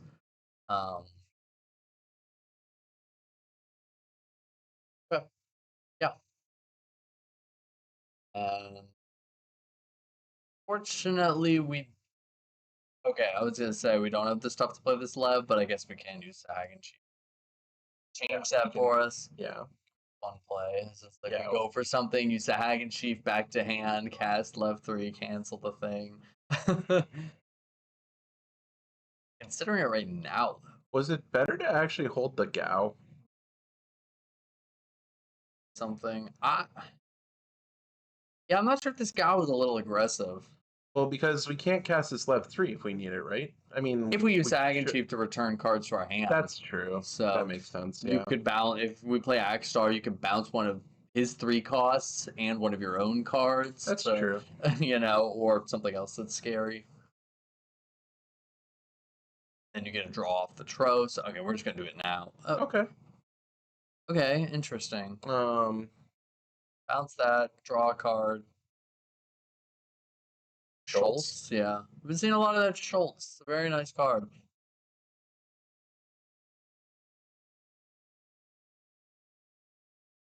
Want to get this back down, or I think now that we don't have the freedom of bouncing, yeah, we want to maybe hold left and immediately into a Naji. That got a Furion for the haste. Yeah. So we can maybe Axstar it onto the board next turn. And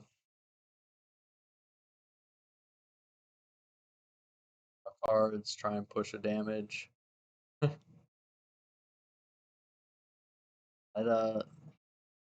I'm convinced that Naji sees the damage zone more than he sees the field. Maybe for you, not for me. Sid Waff. Ghost is gonna get in. That's With a not clap. bad. All right, so Oh, we're holding up left 6 too. I mean, yeah, true. Our hand is full now. We do have a. I'm interested to see how we take this turn. Yeah, There's 7 cards in hand, I think. and yeah, lethal is being presented. So, and there one goes to the floor.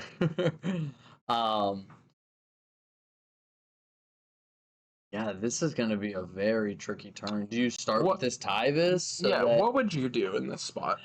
So I'm trying to think because we can play the Tyvis to kind of see if we have a response because we have the action ability we can play on the stack to play Axstar into Furion. Mhm. Because even a raw Axstar is going to kill this Leo, and we just kind of want to keep attackers at bay. The answer is definitely not for it. I don't think. I think you go to the Tyvis and you just see where we're at. Sure. We're play just gonna play the Axstar Axstar. This I don't mind this either.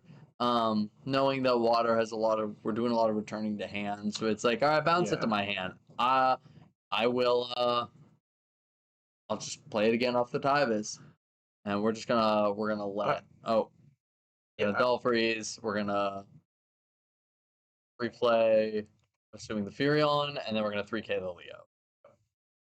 Unless we want, I don't see a reason we want to do anything to this. I don't think. My only kind of issue with this play is now if we do this Tyvis, we have nothing to play off of it. So if we go to like cancel it or bounce it to hand, we just go, yeah. But we're gonna Furion, swing in, draw a card. Nothing. We may block with this. I'm not really sure. I think taking it is what you need to do. We have one on board, so you don't want to draw that. I mean, I think we're out of monsters to play off our realm at this point. So,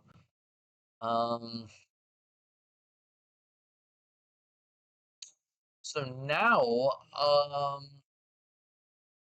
let's play as Vincent, freeze out the backup. Oh no, we're just gonna pass it. Okay. I think we are in time, by the way. Are we in time? Okay. I think we are. Yeah, I think we're really valuing keeping this. Yeah, I see the die for turn 1. Yep. I think we're valuing this Minwoo as a defensive piece. to Okay. dull freeze, because you can pay $1 to choose a character to dull freeze it. Yeah. So I think we're really valuing this Minwu as a defensive. I don't know if we want to be defensive. I think we need the offense. Yeah, I think so too. Oh, this is a gal for 2. Yep. Get rid of that Axe Star. You don't hate this because we have this Tybus, so it's like I can go get it next turn. To try and start squeaking in. We could go for lethal here. Yeah, we're gonna swing. Unless we stand the Furion up, which Well, yeah, we also, like I said, we have this Minwu that can animate something that's or dull freeze.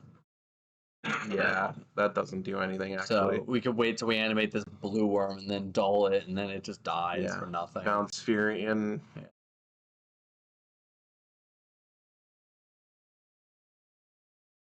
I feel like But even if you do this, like, you're not in a great spot.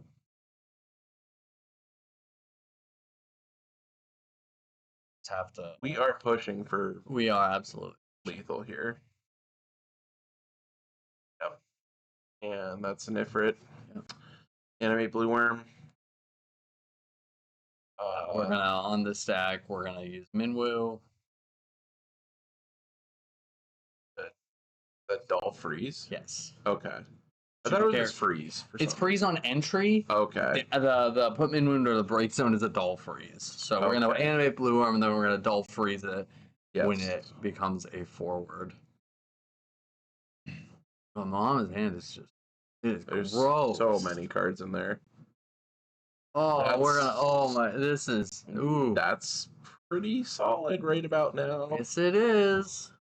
We can fill this board real quick. Yeah. Yeah, I think we're just putting. Well, we're solidifying the game here. We're putting everything on the board that we can and saying if you beat this, do you want to back up back to hand? Do it. I mean, you bounce the Kyle here, right? You don't want another Recurral Warrior. Yeah. I don't know what you're getting that's gonna make a difference in the game, but like, yeah, keep the fire CP. It's fine. You just don't want any risk of anything happening. We're gonna start the turn with a single backup. Yeah, between that and Witch of the Fens, I mean, I don't really see how you get out of this. I think I'm just gonna build a wide board and say pass. What do you got? And yeah, I don't see how anything pushes through this board. Ash is gonna kill our own tropes. Okay. Turn 2. All right. What do you got, Warriors? We got a Sidwolf and an Axstar. We need 2 hasty bodies here. We don't have 2 hasty bodies. We have Clive and we have Furion. We have Furion, but we don't. Furion does not have haste anymore. We do not have 5. We're not getting there. Yeah. So, yeah. There's nothing else in our deck that can get us haste. Yeah. And we're not building the 5 characters to get Furion haste. So I don't think so.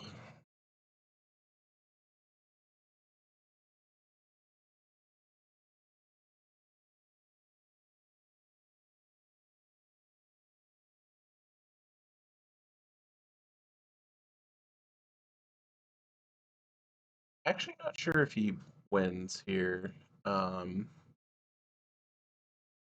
yeah. I guess that's why we nuke our own Tros, right? So there's no risk of us drawing a card. Yeah.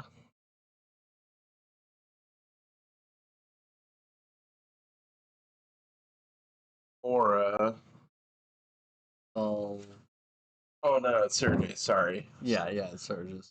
All the Ash.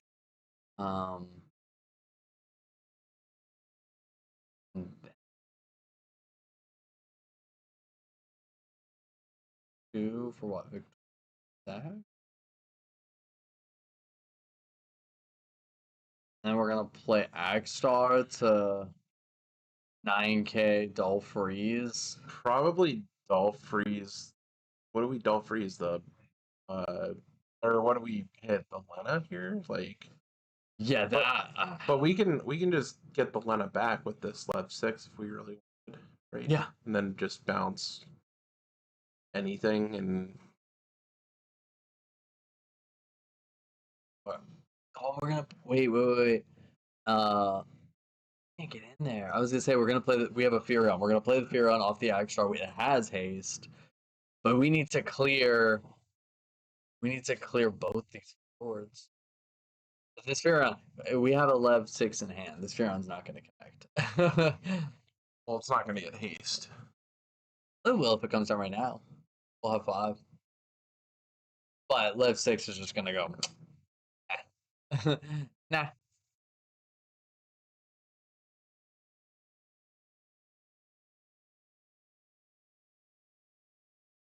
All targets. So, and then we're gonna choose Lena for the damage, and we're gonna. I think he's just gonna say, "Do you have an answer?"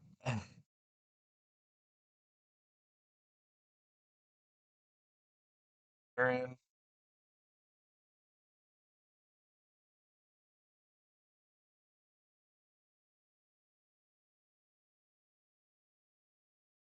Sold the damage. So. Okay, no, we're just gonna Lev 6. Yeah. This is the way. Yeah. Just We turn Fury onto hand and add something back.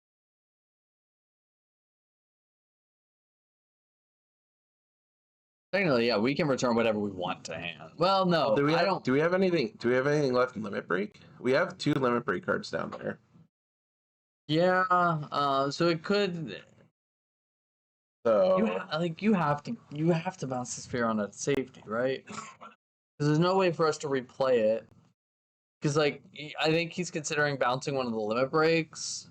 But like you said, like if you bounce Zach and we have another Zach, then just pitch the cards in hand and play it, and Viron gets haste. So I think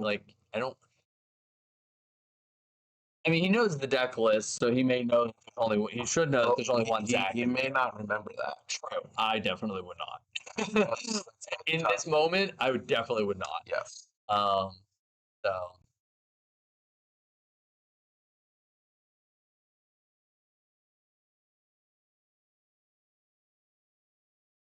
Yeah, we are going. There is that fear in him, like what if his hand is Furion and Fire Mode?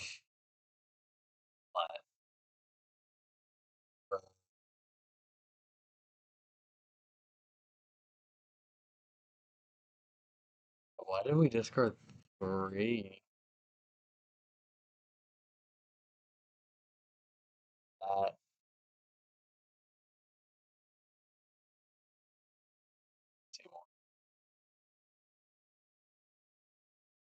A. I'm trying to figure out why we discarded 3. Yeah, I didn't see what was behind that Seymour.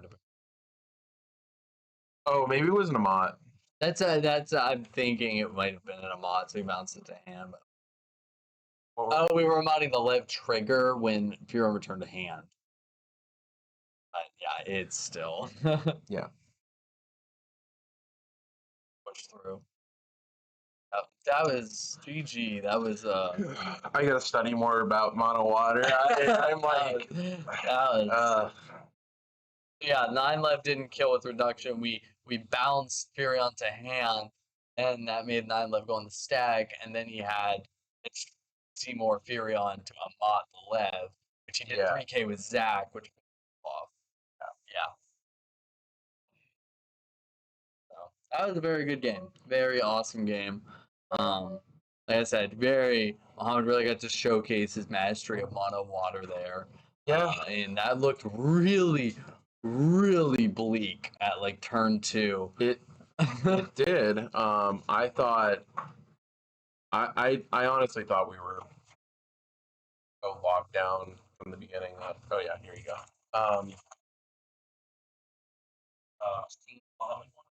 13-1. Oh, okay. So So Dor- Didn't matter.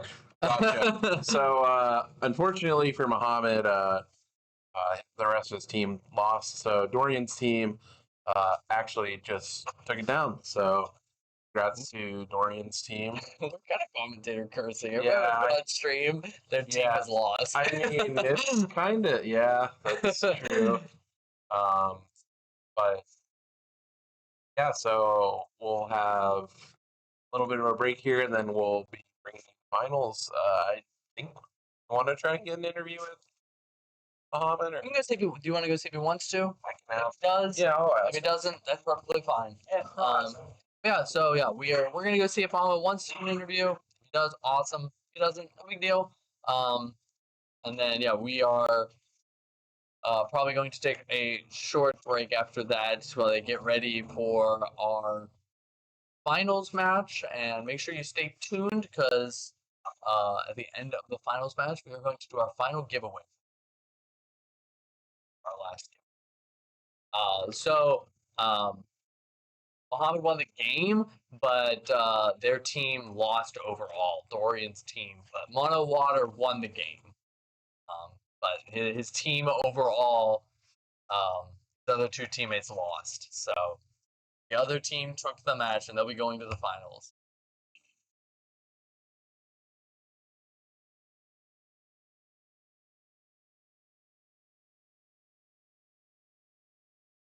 All right, hello everybody, welcome back. I'm joined here with Mohammed. We're gonna talk about the match that just happened. How do you feel about that? That was a wild match to watch.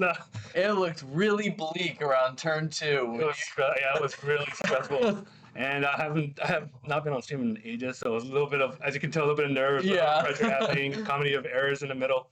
But it was really, really fun. He was my only loss in the standard during the day. Oh, really? Yeah. Wow. So I was X1, and this was so I played him again, but so I had a little bit better idea like how I wanted to try to approach it, but then I got a little bit awkward. Yeah, when there was 2 double frozen backups of the Seymour, and you drew like Thornton and like Lev 9 for turn. I was like, I don't know if we're getting out of this. Yeah, it was so. Yeah, that was very well played. Very awesome to see.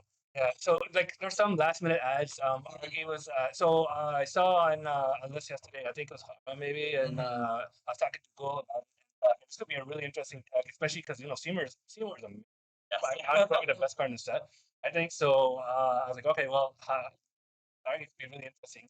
And then you saw it like one time only, and then we forgot about it. But it does seem really good. I think it's actually gonna be better in standard because. Well, I think you see that card more than you would when there's 3 different decks being played out. Right. Yeah, definitely. Yeah, there was the turn where you went for the Thornton for the free play backup, and I was like, I think we just Thornton for the free play backup, but that's on Goal in chat. He goes, or you Thornton for Argy. I was like, I mean, I guess. Yeah. But yeah, that was a very fun game to watch. Yeah, it was a lot of back and forth. I mean, I definitely was on the ropes, and I mean, obviously, if this hadn't gone to time, I would have decked out. Yeah. So things just really worked out for me today. Yeah. And it was a really fun match though. Nice. This entire tournament was really fun. Awesome. I'm glad to hear that. But yeah, is there anything you want to shout out? Anything you want to plug? Just the community in general, and my team, of course, and just everyone. I mean, Final Fantasy is probably the best game I've ever played, and the community is probably the best I've been part of. And I think there's been a few people who've asked to see the I don't know where I'm.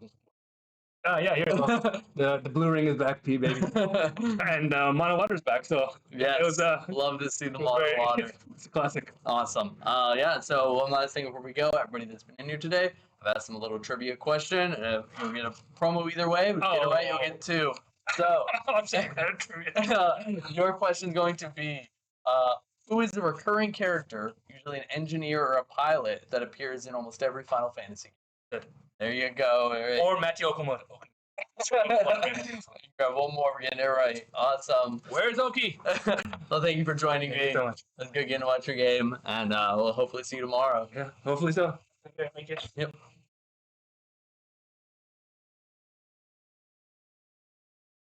Welcome back to Winter Cup 2026 here at Robinson, PA.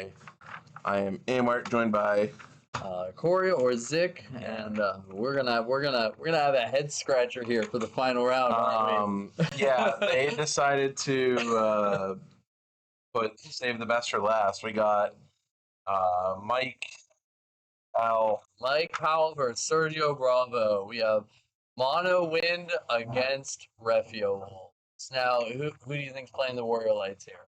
Mike Powell, right? Yeah. Incorrect. Sergio on Wolves and Mike Powell's rocking Mono Wind today. What world are we living in where Torrey Kelly's not playing monsters and Mike Powell's not playing monsters? Yeah, we're having a day. Where are we at?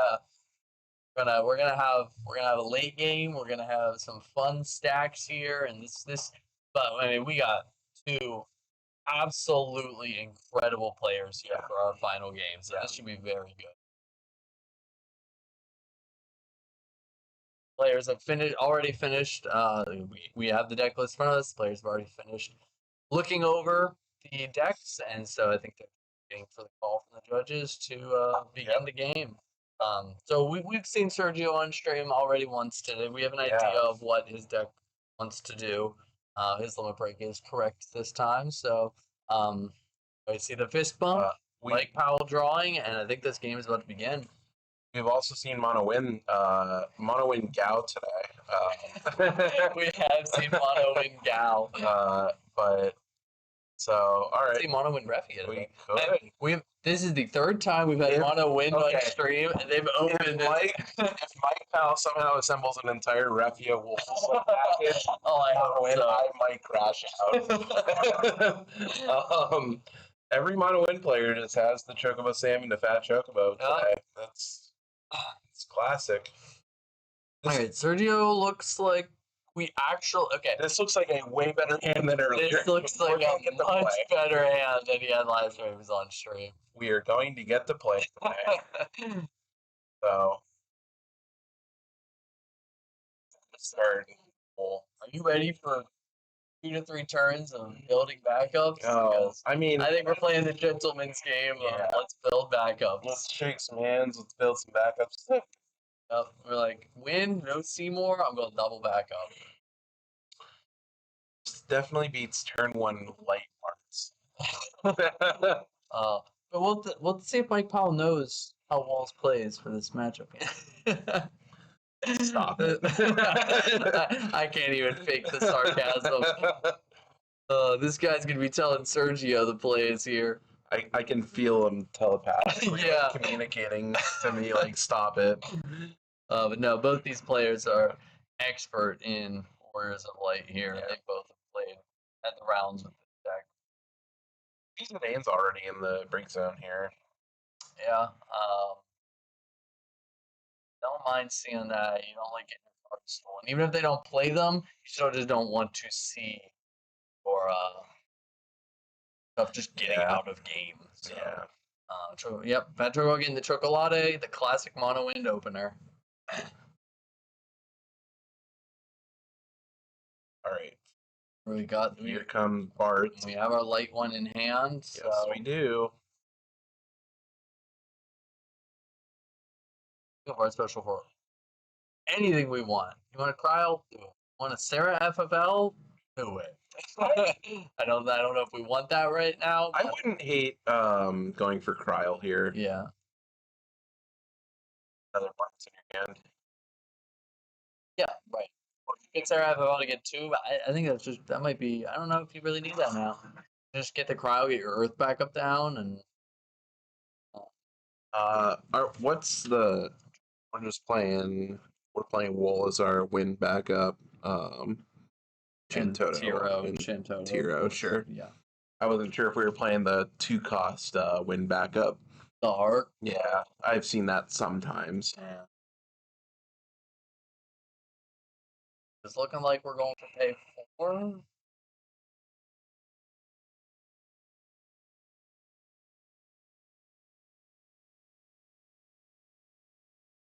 We're trying to figure out what we want to play here.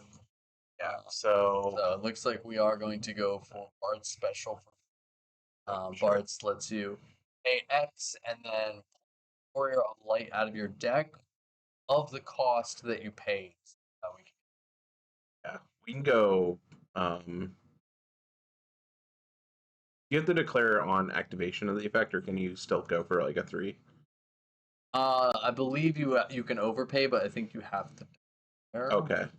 on activation. I'm not 100% sure on that, but I believe you. Yeah. So, but you can pay for a pull of 3. Yeah, You just have to so state you're going for a 3. Kryl is going to, looks like we're going to grab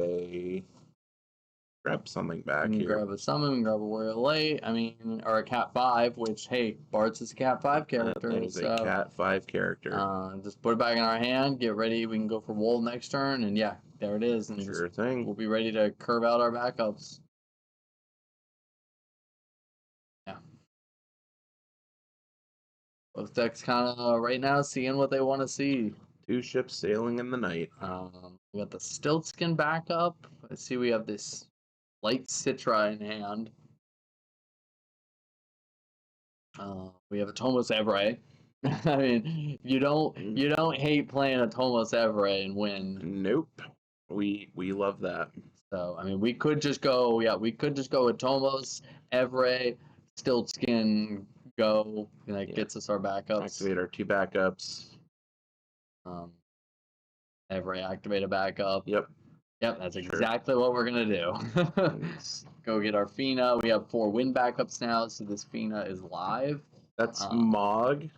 I said Stiltskin. That's Mog FFB. You are correct. But yeah, it gets an FFB character. Yeah. Fina. And now we have this auto cancel ready to go if we need it. Yeah. Yeah, I mean that's as clean of a play as you can ask for over on the win side. Yeah, we're still developing backups, and we developed a couple unfair cards, so. Almost is just, that card's just a powerhouse. Super strong.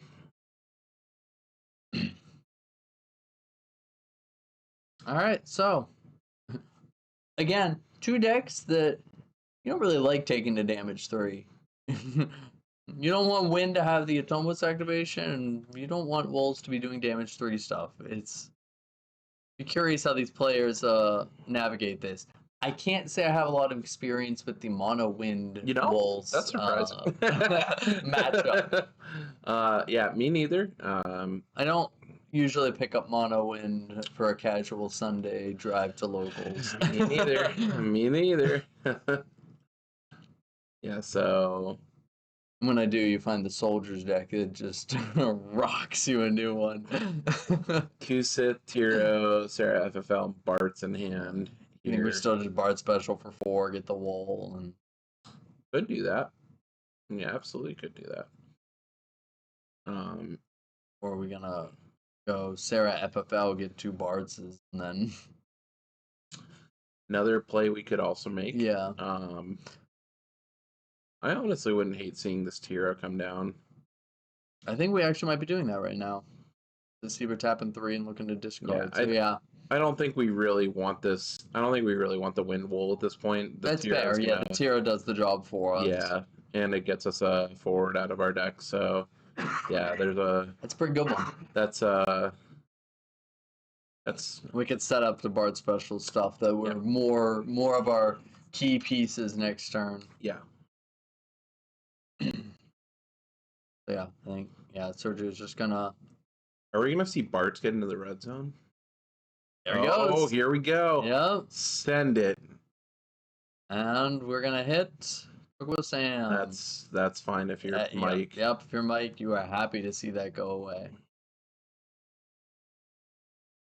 Alright, let's draw for turn and see where we can go. We have a Sura and another Evray. Gives us cards to discard this turn. Yeah, our hand looks a little gummed right now. We have Fina, Citra, Asura, Evray. Yeah, I think it's time. Time for Old Reliable, the Limit Break deck. This. So I mean, if we're really looking to like maybe make a play, we could Asura back one of the Zidanes. Yeah. could try and use that to start ripping cards. Yeah. Or we could just like try and take a turn off, lay an Emperor. Problem with playing either one of those is that they're 5Ks and we know Yes. a Warrior of Light is coming down. Very true. Very true. So I feel like we're in kind of an awkward spot where either one of those were just kind of like Setting it up to die. Yeah, very true. And so today, like you're basically trading an Astra for milling a card. Yeah. Which doesn't sound entirely too appealing.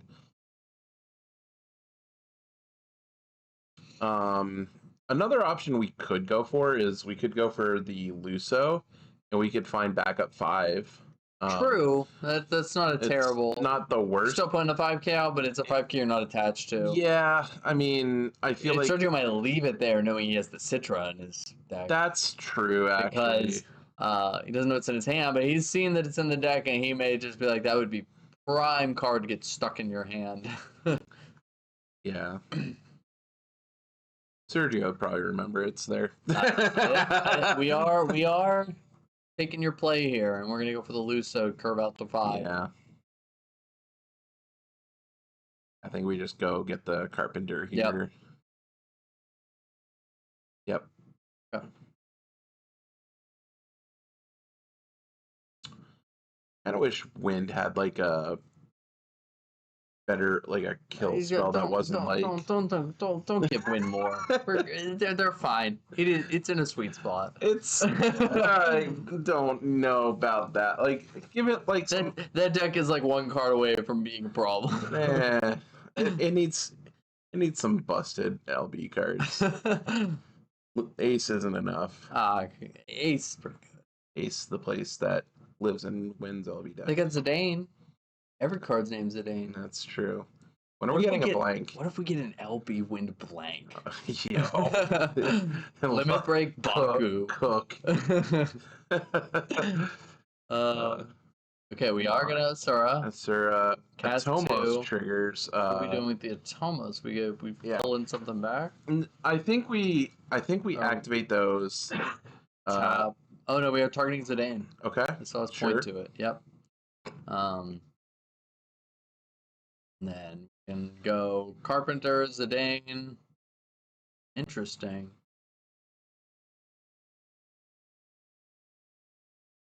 Yep. Okay. So cast 3. Here's Zidane. We're gonna start taking cards. Sergio's like, I got nothing. That's a good one, actually. That's pretty solid. For later, yeah. But man, we've got a Zidane in the LB. We got a Zidane on the board. We got one in the wing. It's fine. It's fine. Let's just flip another. Barts. I don't hate hitting more Barts. Gucci Lane. As the Wind player, I think you are desperately hoping that Zidane flips a 4-cost warrior. You are just... Well, there's none left. Sergio pitched 2 and then Sergio grabbed the third one. You're right. So he doesn't have one to get with this Zidane. Yeah. So so you're definitely hoping to either get some power cards like Kusith or just rip his good cards out. Or rip like a Mott's out. Yeah, that would be good. Stuff. So here we go. Sergio is set up, and he's gonna let it pay off now. Is this the first 4-color Warrior of Light we've seen hit the stream today? I think this actually is. I think it might be. That's so wild. All right, now tap them backups, draw a card. Because, that's totally fair. Hey. What are we doing? Don't talk bad about John Final Fantasy. I didn't talk bad about John Final Fantasy. All right, so we're gonna Bard special for 3. The time before pulling the Refia out of the deck. Refia's pretty good. Yeah, we have our 4, so yep, it's time to start doing what this deck does best.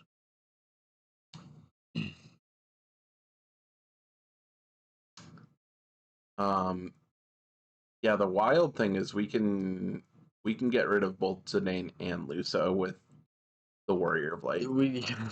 Yeah, we can. And we still put Mike on damage 2 here. We don't go to damage 3. It does suck now to get rid of the Zidane because you just give him access to Windfire Zidane. I mean, you can't leave you it don't there. you don't have to. Yeah, but I please. mean, Goodbye. sure. I think there's also an Amot in Sergio's hands. There so is, yes. I don't think we So are that worried about that. we're gonna spin the Luso. Sure, why not? I don't need it. I was gonna say, is there an argument to? Okay, we're gonna Fina's good. we're gonna Fina the Yep. Refia trigger. I was about to say, is there an argument to doing that in the reverse order to put the Zidane on top to hit it into damage? But he might have expected something like that to happen, and played to his outs, and just in case that happens, let's just get them out of the world. Yeah, and just pass. Pass turn. We're holding up both Amot and Miss Dragon here. That's pretty good. Yeah. We're gonna get an item counter when we pass priority. Yep. Set up our Chocolate, and let's see, we have a Chocobo and I think an Alexander. Yes. Yep. So more summons. No, we have not. Yet again, Luso not showing up for Wind. No Rosa showing up we either. discarded a Luso early. We did. You but don't want to see that guy turn 1. no. Yeah. We have yet to see some of the key players hit the board. This copy of Mono Wind is playing 3 versus 2 earlier. All right. Luso's gone. Citra's hitting the week. We got a reader, chat. All right. So this is banish 5. Citra gets to banish 5 of the same element. And then you get to cast a summon out of your deck. I believe of 3 or less. For free. That sounds right. We're going to when we target our 5 cards, we're gonna banish the breakdown. What if we did not do that? We have in hand Cuchulain, and Sarah FFL okay, Amot. so we can't also Amot this turn. We have a second Citra in hand. That sucks. Does this Citra do something with light cards in hand? I don't remember. Or is it the other Citra? The other that Citra. I'm thinking the about? other Citras can't attack or block. That's right. Okay.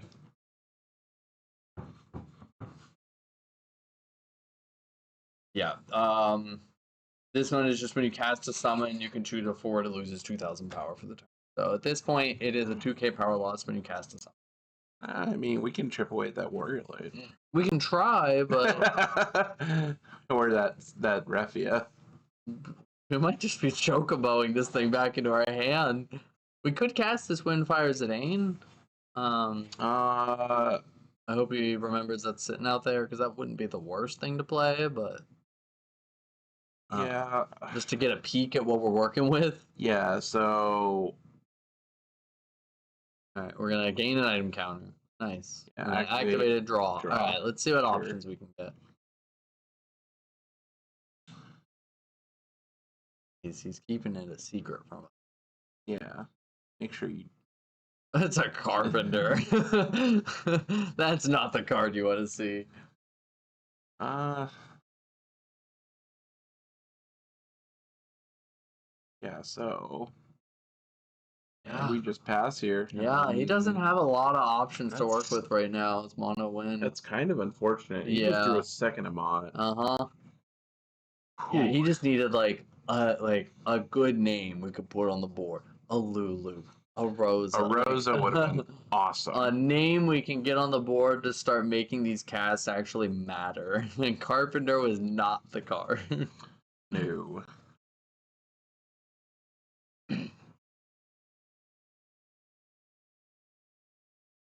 Yeah, I mean, we may just see Limit Break, Warrior of Light. We can't play it. Oh, we're not. Because we have a 4-cost wall. This guy reads cards. No. This guy reads I've been cards. off all day. You're the one that's been. It's okay. All right, we're gonna get fair. Yeah, that the fun police has arrived. Oh, we might be looking at our hand and saying maybe we grab Bards. Okay, sure. Oh yeah, we get 2. Duh. Yeah, because we're playing Seraph. I also read cards. You know what? It's been a long day. Nah. It has been a long day.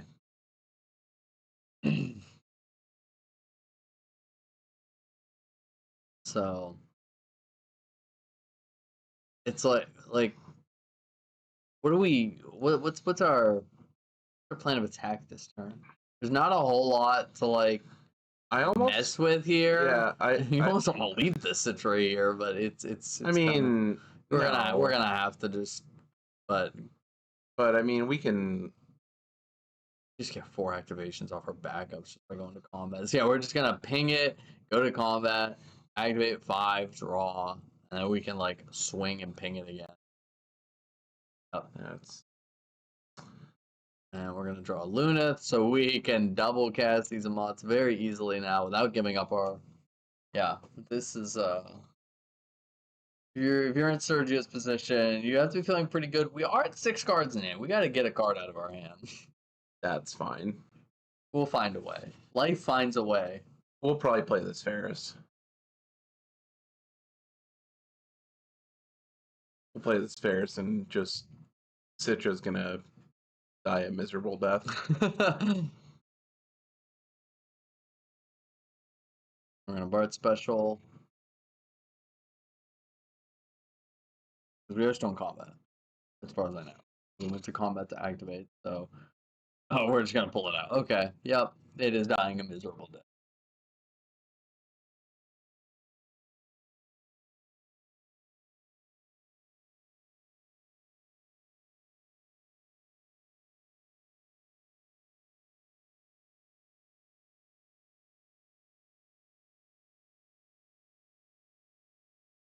All right, so we have let's just start pushing damage. We have the Luneth up if we want to give something haste. I don't. Sura, Yeah. Bart's getting another point of damage. Or are we gonna stop before 3? Because that Tomos is frightening. I mean, with double Amot, like I is it guess really though? Yeah, true. The first time that thing even attempts to attack, it's just going away. Well, there's the second Tomos. All right, that's That's actually really good because once we kill this other Tomos, we're clear of Very the Tomos. And like after that, it's like I don't really know how we come back. Yeah. Kind of have to play with a little bit more fair at that point. Mm-hmm. We could always chocobo the Tomos back, but yeah. I think we're gonna say nope. I'm gonna leave my. I've got so many control pieces that I'm fine. Like do your worst. yeah. We got 2 Amods. We got a Refia spin. We got a 5K ping. We got answers for days. All right, what do we work with? We got a Lulu. So we finally got something not bad. that gets us starts getting us some value. And we have Luso. So we have Lulu Luso. Alexander. Start. Let's draw. All right, Sergio's like, get the die. It's time. I know it's coming. We got a counter.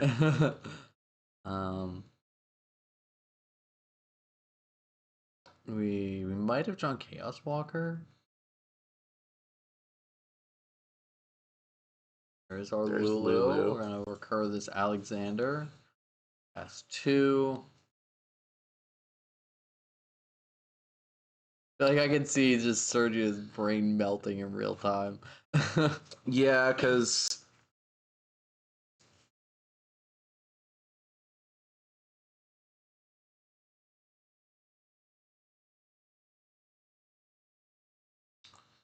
I feel like it's kind of Lulu. I feel like it's kind of free to do that. Mm-hmm. So yeah, I don't see why we don't just kill the Lulu at this point. Yeah, before we can cast this Alexander and start lowering power. But I mean, we do have Chocobo in hand. There is a Luso also in hand. Yeah, so and we have the Chaos Walker. Yeah, we can actually wipe this board this turn. Oh, we use Chocobo Sam to buffer by 1K. To keep her alive this turn. Okay. Interesting. So using the Carpenter with Chocobo Sam's action ability to buff by 1K, add back the Alexander, activate 2 of the Tomos because we did our second cast, and we're just going to continue onward.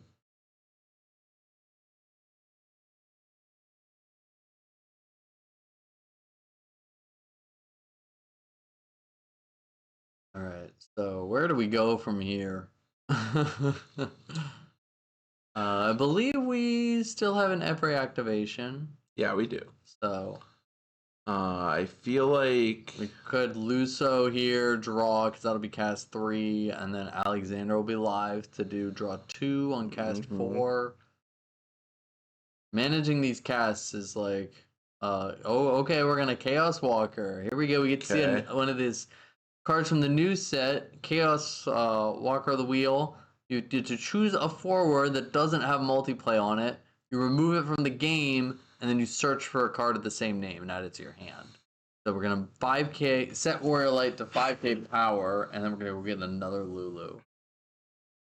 Yep. I think this has been a really cool card. It can do some really silly things.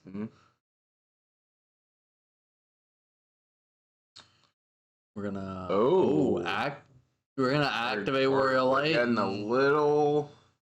We're gonna take out the Lulu. I do not hate this. No, I don't. I think that's very cool.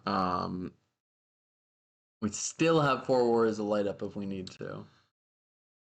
We're gonna Chocobo back to our hand. Yeah. This is a wild stack going on. Let's build a stack. Yep. Alright, so now we have Chocobo on top of it, attempting to pull Lulu back to the hand and draw a card to avoid her dying. I mean, we almost kind of have to, like, we need this thing to help us accelerate. Is the original Lulu trigger still on the stack? No. We started with Chaos Walker. Oh, okay. Lulu pulled back Alexander. Gotcha. Yeah. Okay. We started with Chaos Walker, and then the ping, and then Chocobo, and then. I'm gonna say these Amats in hand are looking like they want to get used, but it's just. Do you use Refia here? I don't. We might I think we're thinking about it. I mean, you can't let this stack resolve in Mike's favor right now, right? For sure. So we're just playing who gets the most favorable trade from this exchange. So we're on cast 4. Yes. All right, Lulu is. But this is about to like put a stop to our turn. Like we are going to the bottom. Those are going away. We do not get to search another. We do not get to draw a card. No, we do not. We get 1 Every activation. Okay. So we still have this Alexander. So we'll draw 2. Our turn's not done. Yeah. Mike is not out of this by any sense We're of on it. 5. But, Sergio is still just. Yes. I love. Very good call. Tapping the Every. Sergio's still Are we playing the Zidane? Oh, yep. Here we go. Yep. And then, now he says... Now, I would like to see your hand, please. Before we commit to a Luso. Oh, that's so sick. Uh-huh. What a turn. Because he has to mod this. Otherwise, you're losing them both. Yeah. We're just going to take it, swing, take it, then play it. So rough. We have to mod this. That should be cat 6, right? Yeah, that is. We didn't. That is cat 6. Okay. God, what's such high level play? Yeah, that was a really good. I love this play. Yeah, it's you see him auto lose it.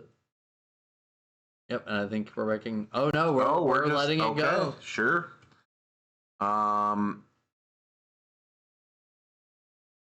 I think we have to take this one of the Amats, right? Like, and then we have to attack and take the other one. And then we can play Luso on cast 7. Yeah. And do a big cleave here, draw a card. Yeah, goodbye, Amat. I would like to draw a card. Refia. Does he still have a 3rd Amat in deck? I actually do not remember. Draw a 3rd Amat.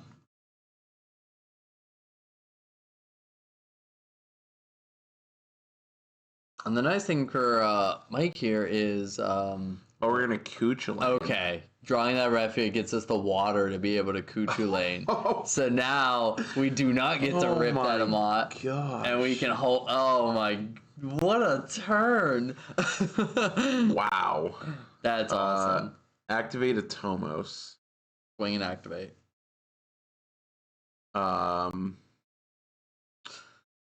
when we said we were modding the Satomos? I think we're not modding the Satomos. This is so wild.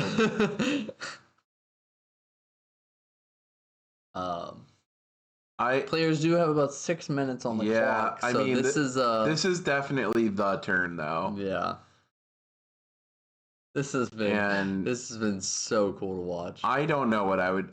This is so tough. I honestly think you have to let this Atomos go because I almost think you do too. You can't let Luso come down. Yeah. I mean, the only way that.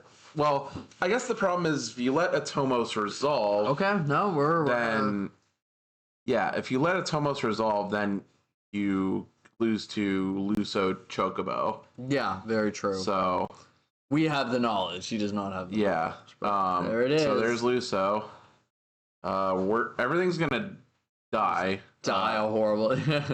We just say playing that Luso just said, hey, let's reset the game. And with 5 minutes left on the clock, we have reset the game. That's a double arc. I think we just play the 4 cost. Yeah. Yep. Start digging for some more cards. King Tycoon, Amat, That's Mist Dragon. Oh, Y'shtola. Yeah. Yep. And Zidane. Sure. Zidane doesn't seem too bad right now. Yeah. Also to note, both the Tomos are gone. Yes, that may have also played a really big impact on modding that Atomos, knowing that by modding that Atomos, we have cleared ourselves of that card for the game. And, alright, so we're heading back on to Mike's side. We have Zidane Rosa in hand. We found our Rosas finally. We did find Rosa. So this will be cast 1.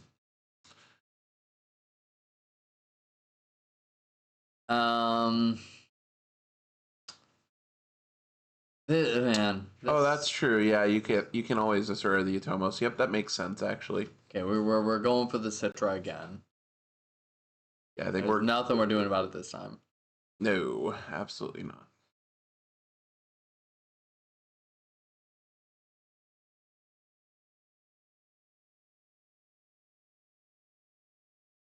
Draw 5 to banish. Carefully not picking things we may want to Asura back in the future, like the Atomos. Yeah, for some reason I thought that just said 4.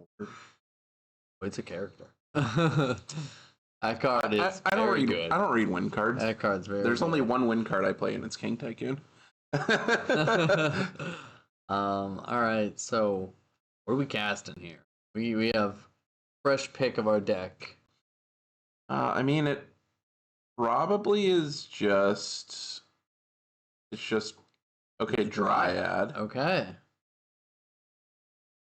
Clear the arc. Cast 3, activate our backups. Add an item counter on the stack. Surprisingly, this game might be turning to Monowin's favor. We do have to start putting damage. Absolutely, which is always scary against Warriors of Light. Yeah. Any wrong EX bursts could kind of start to... It's just, I think Sergio has to worry about running out of gas. You know, we've been through our 4-drop Warrior Lights. Zidane's a good one. Hitting a Lena. Mm-hmm. I wonder if our plan is just to try and mill out the Refia deck. Yeah. Hitting Zidane. another Zidane. Bart's Bart's, damage. sure. I mean, I think you're fine doing that if you're Sergio. Grab an item counter, activate. We got a draw ready and going. Yeah. Yep, let's take it. Draw. What do we hit? And we're not going to get to know. That's fair.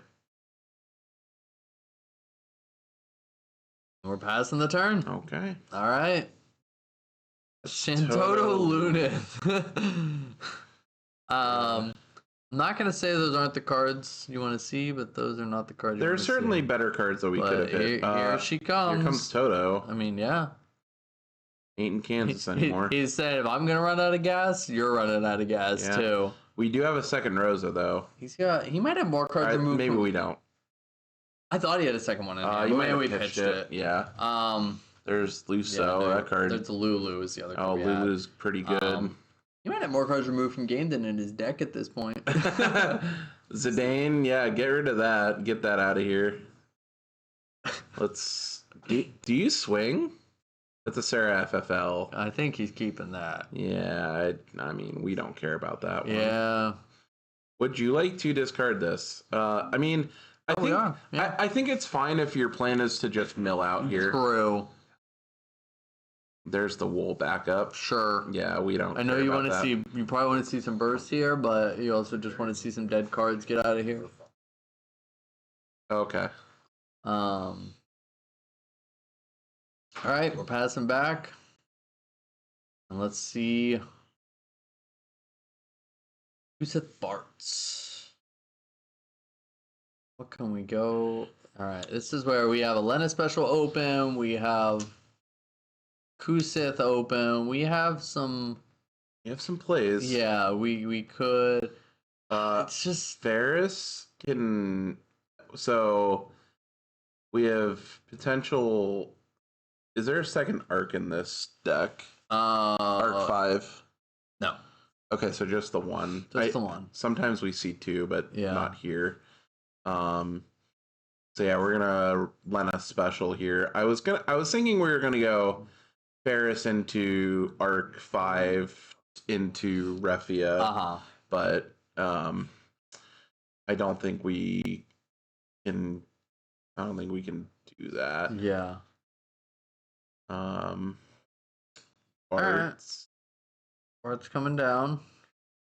2 for Lena special. Get our our Refia start activating. Yeah, I don't hate that. Or we we're still not- have one in deck, so we We're not drawing a card off of this though. 1, 2, 3. Yeah, you are right. Also, I believe. Or yeah, we're- Ferris, you're at damage 3. We may still have last one card in hand is Kusith. Kusith. Okay. So what is Ferris gonna get? Yeah, we're gonna save this for sure. Mhm. Oh, Oh, that deck. there is There not, is like yeah, 6 we're- cards left in deck. Yeah, we are definitely on mill out plan. We're gonna Bart special for 3. Get the last Refia. Sure. And then we get our draw. Do we want it? I don't know. I don't. I mean, We're getting it. yeah, we are getting it. We are gonna draw. Yeah, I guess we're gonna shuffle a little bit more. Yeah. And then activate 4. Draw a card. Trial. That ain't doing it. Oh no, it is not doing it.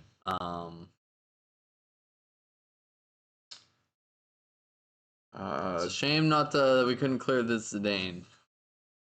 We still. Oh well, we yeah, still we can with, do a haste. We yeah. can do a haste or a Vajra Dahara. Yeah, very true. Yeah, true. We clear the Zidane. Like, can still play Limit Break Zidane to just mill 2.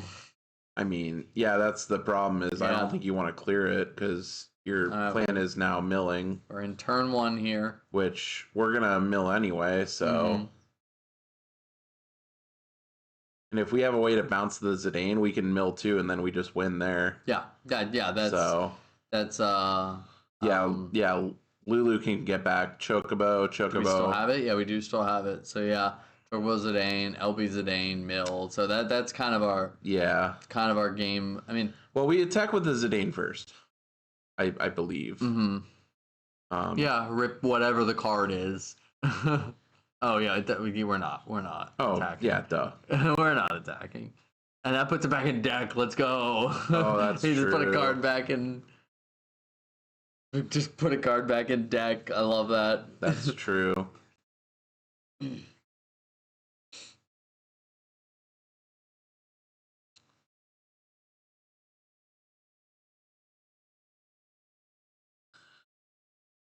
All right, so Is there a world where we get the 7 cast this turn again? Oh no.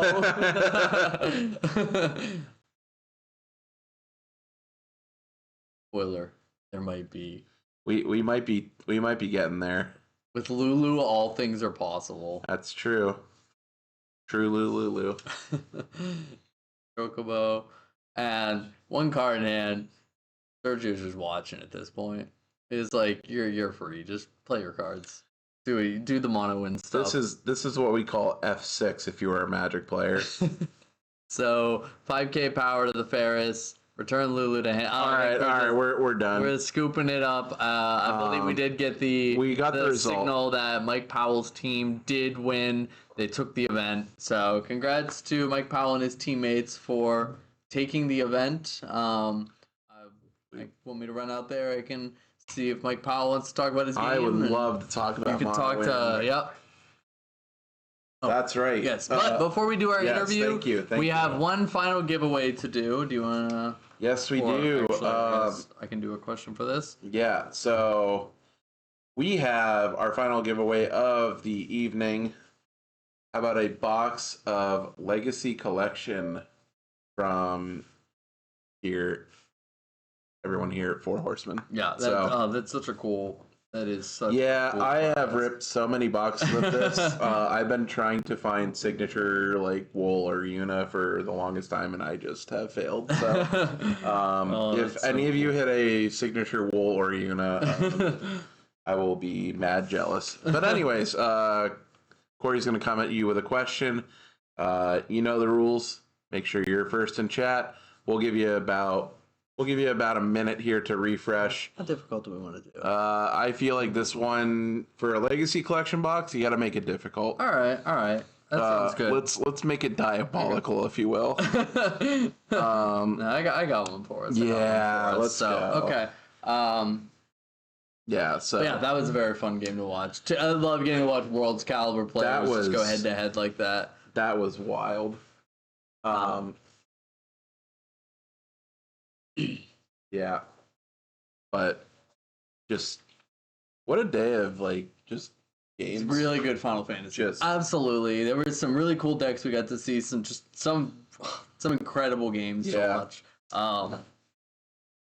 But yeah, and I love getting to see the community come together, and we really got to see that today. This team event is always such a cool way of doing things. Yep. But do we want to get to our giveaway? Let's go ahead and do our question here in chat. So, all right, everybody. We're going to test some Final Fantasy VII knowledge here. So, for a Legacy Collection box, first person in chat to put out the answer will get this Legacy Collection box. So, in Final Fantasy VII, what materia is found in Red 13's cage in Shinra's lab? First one that gives us the materia name will win themselves a Legacy Collection box. So at the end goal, Mike Powell got it. Mike Powell's team. We'll be talking to them here in a minute. They took the event. We're gonna get some education today. We're gonna learn today, if you will. We are gonna learn. So yeah, the question again, feel free to read that out. Absolutely. One more time, just for anybody watching, to win a Legacy Collection box. What materia is found in Red 13's cage in Shinra's lab? This is the original FF7, by the way, not the remake. Enemy skill is the materia. Light 90. Skill. You will be the winner of this Legacy Collection box. If you want to send a message to the store with your name and address information, we can get that sent to you. Congratulations. Yes. All right. So thank you everyone for tuning in. Let's get our winners here. Do we want how do we want to do this? Want to do it? Raise the camera to a standing. Want to get everyone? Team? Yeah, let's get everyone. So, all right. All right. So.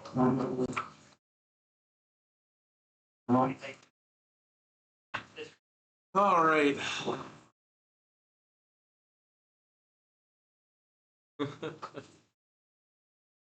On back. Yeah, feel free to come on in. Again, very fun to watch. Yeah, so everyone. I'll let you four have it. I'll stand off to the side. But I think y'all can still hear us. Yeah. So we ready to go? All right. Yeah. So congratulations, guys, on taking the event today. How did you feel about your deck choices and the event in general? Mike, you want to start? How was mono win today? I think it went well. Yeah. I wasn't happy with my finals game. Like I don't think I played it particularly well. It's fine. It worked out. Yeah. Sure. I felt like every time you draw, you're just like, oh, draw one more card with Carpenter back. I'm like, that's just not the cards we're looking for right now.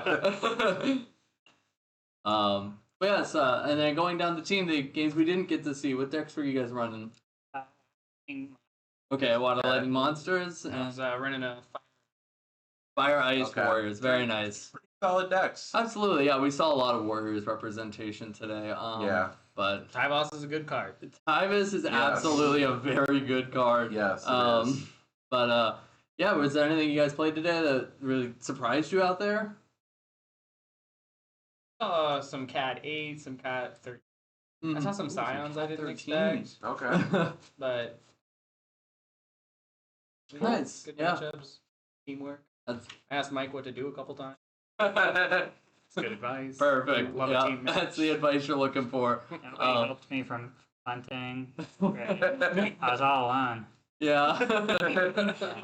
There are definitely worse players to go to for advice than one on your right. Yes, Oh yeah, I see him every Sunday. He's just a guy to me. You know what? That's totally fair. Yep. Just some dude. Just some guy that Well known plays as celebrity though. cards. Yeah. But yeah, I'm glad you guys are happy with their performance. You have fun out here today? Oh yes. It's a great time. Awesome. I flew. I was asking for the clock, and then I found out it was like 8 p.m. Yeah, right? Almost 9 o'clock. Yeah, it's been a long day, but yeah, it's been very fun. Yeah. You guys all coming back tomorrow for the singles tournament? Awesome. Mike's gonna play Mono Wind again, right? Mono win again. You might see something different tomorrow. But yeah, so is there anything any of you guys want to shout out or plug to the stream? This before the is end? my team, not Okay. the revitalization of Team Finn from Magic's past. But you know, that's all I got. You bought the ticket. I bought the ticket. Cool. Yeah, that's all I got. Yeah. Anything from you? Kyle in the chat. He's like, Mike's gonna play 4-color wall. No, I'm not. I haven't sleeved it up since Nat. I was kind of making a joke of like you could probably like be giving Sergio advice on how to play the deck, but he also just Sergio is really good. Yeah. He's played a lot of that deck. yeah. But It was a really fun game to watch. Yep. Probably my favorite of the day, if I'm gonna be honest with you. Yeah, it was very good. So yeah. Awesome. Well, thank you guys. Congrats again on winning. Thank you. And Thank you. yeah, I think that's gonna be it from us tonight, everybody. Yeah. So yeah, we're gonna be back tomorrow for a singles tournament. We'll see how many people show up. We may have a big tournament 180 tomorrow. people. Tomorrow. 180 Let's people go. tomorrow. Let's go. Big. So it should be a good time. Make sure you stop by tomorrow and check out the stream, and we'll have some more cool games to show you guys. So Yep. that's gonna be it for us tonight. Signing off from Frosty Pittsburgh. We'll see you tomorrow.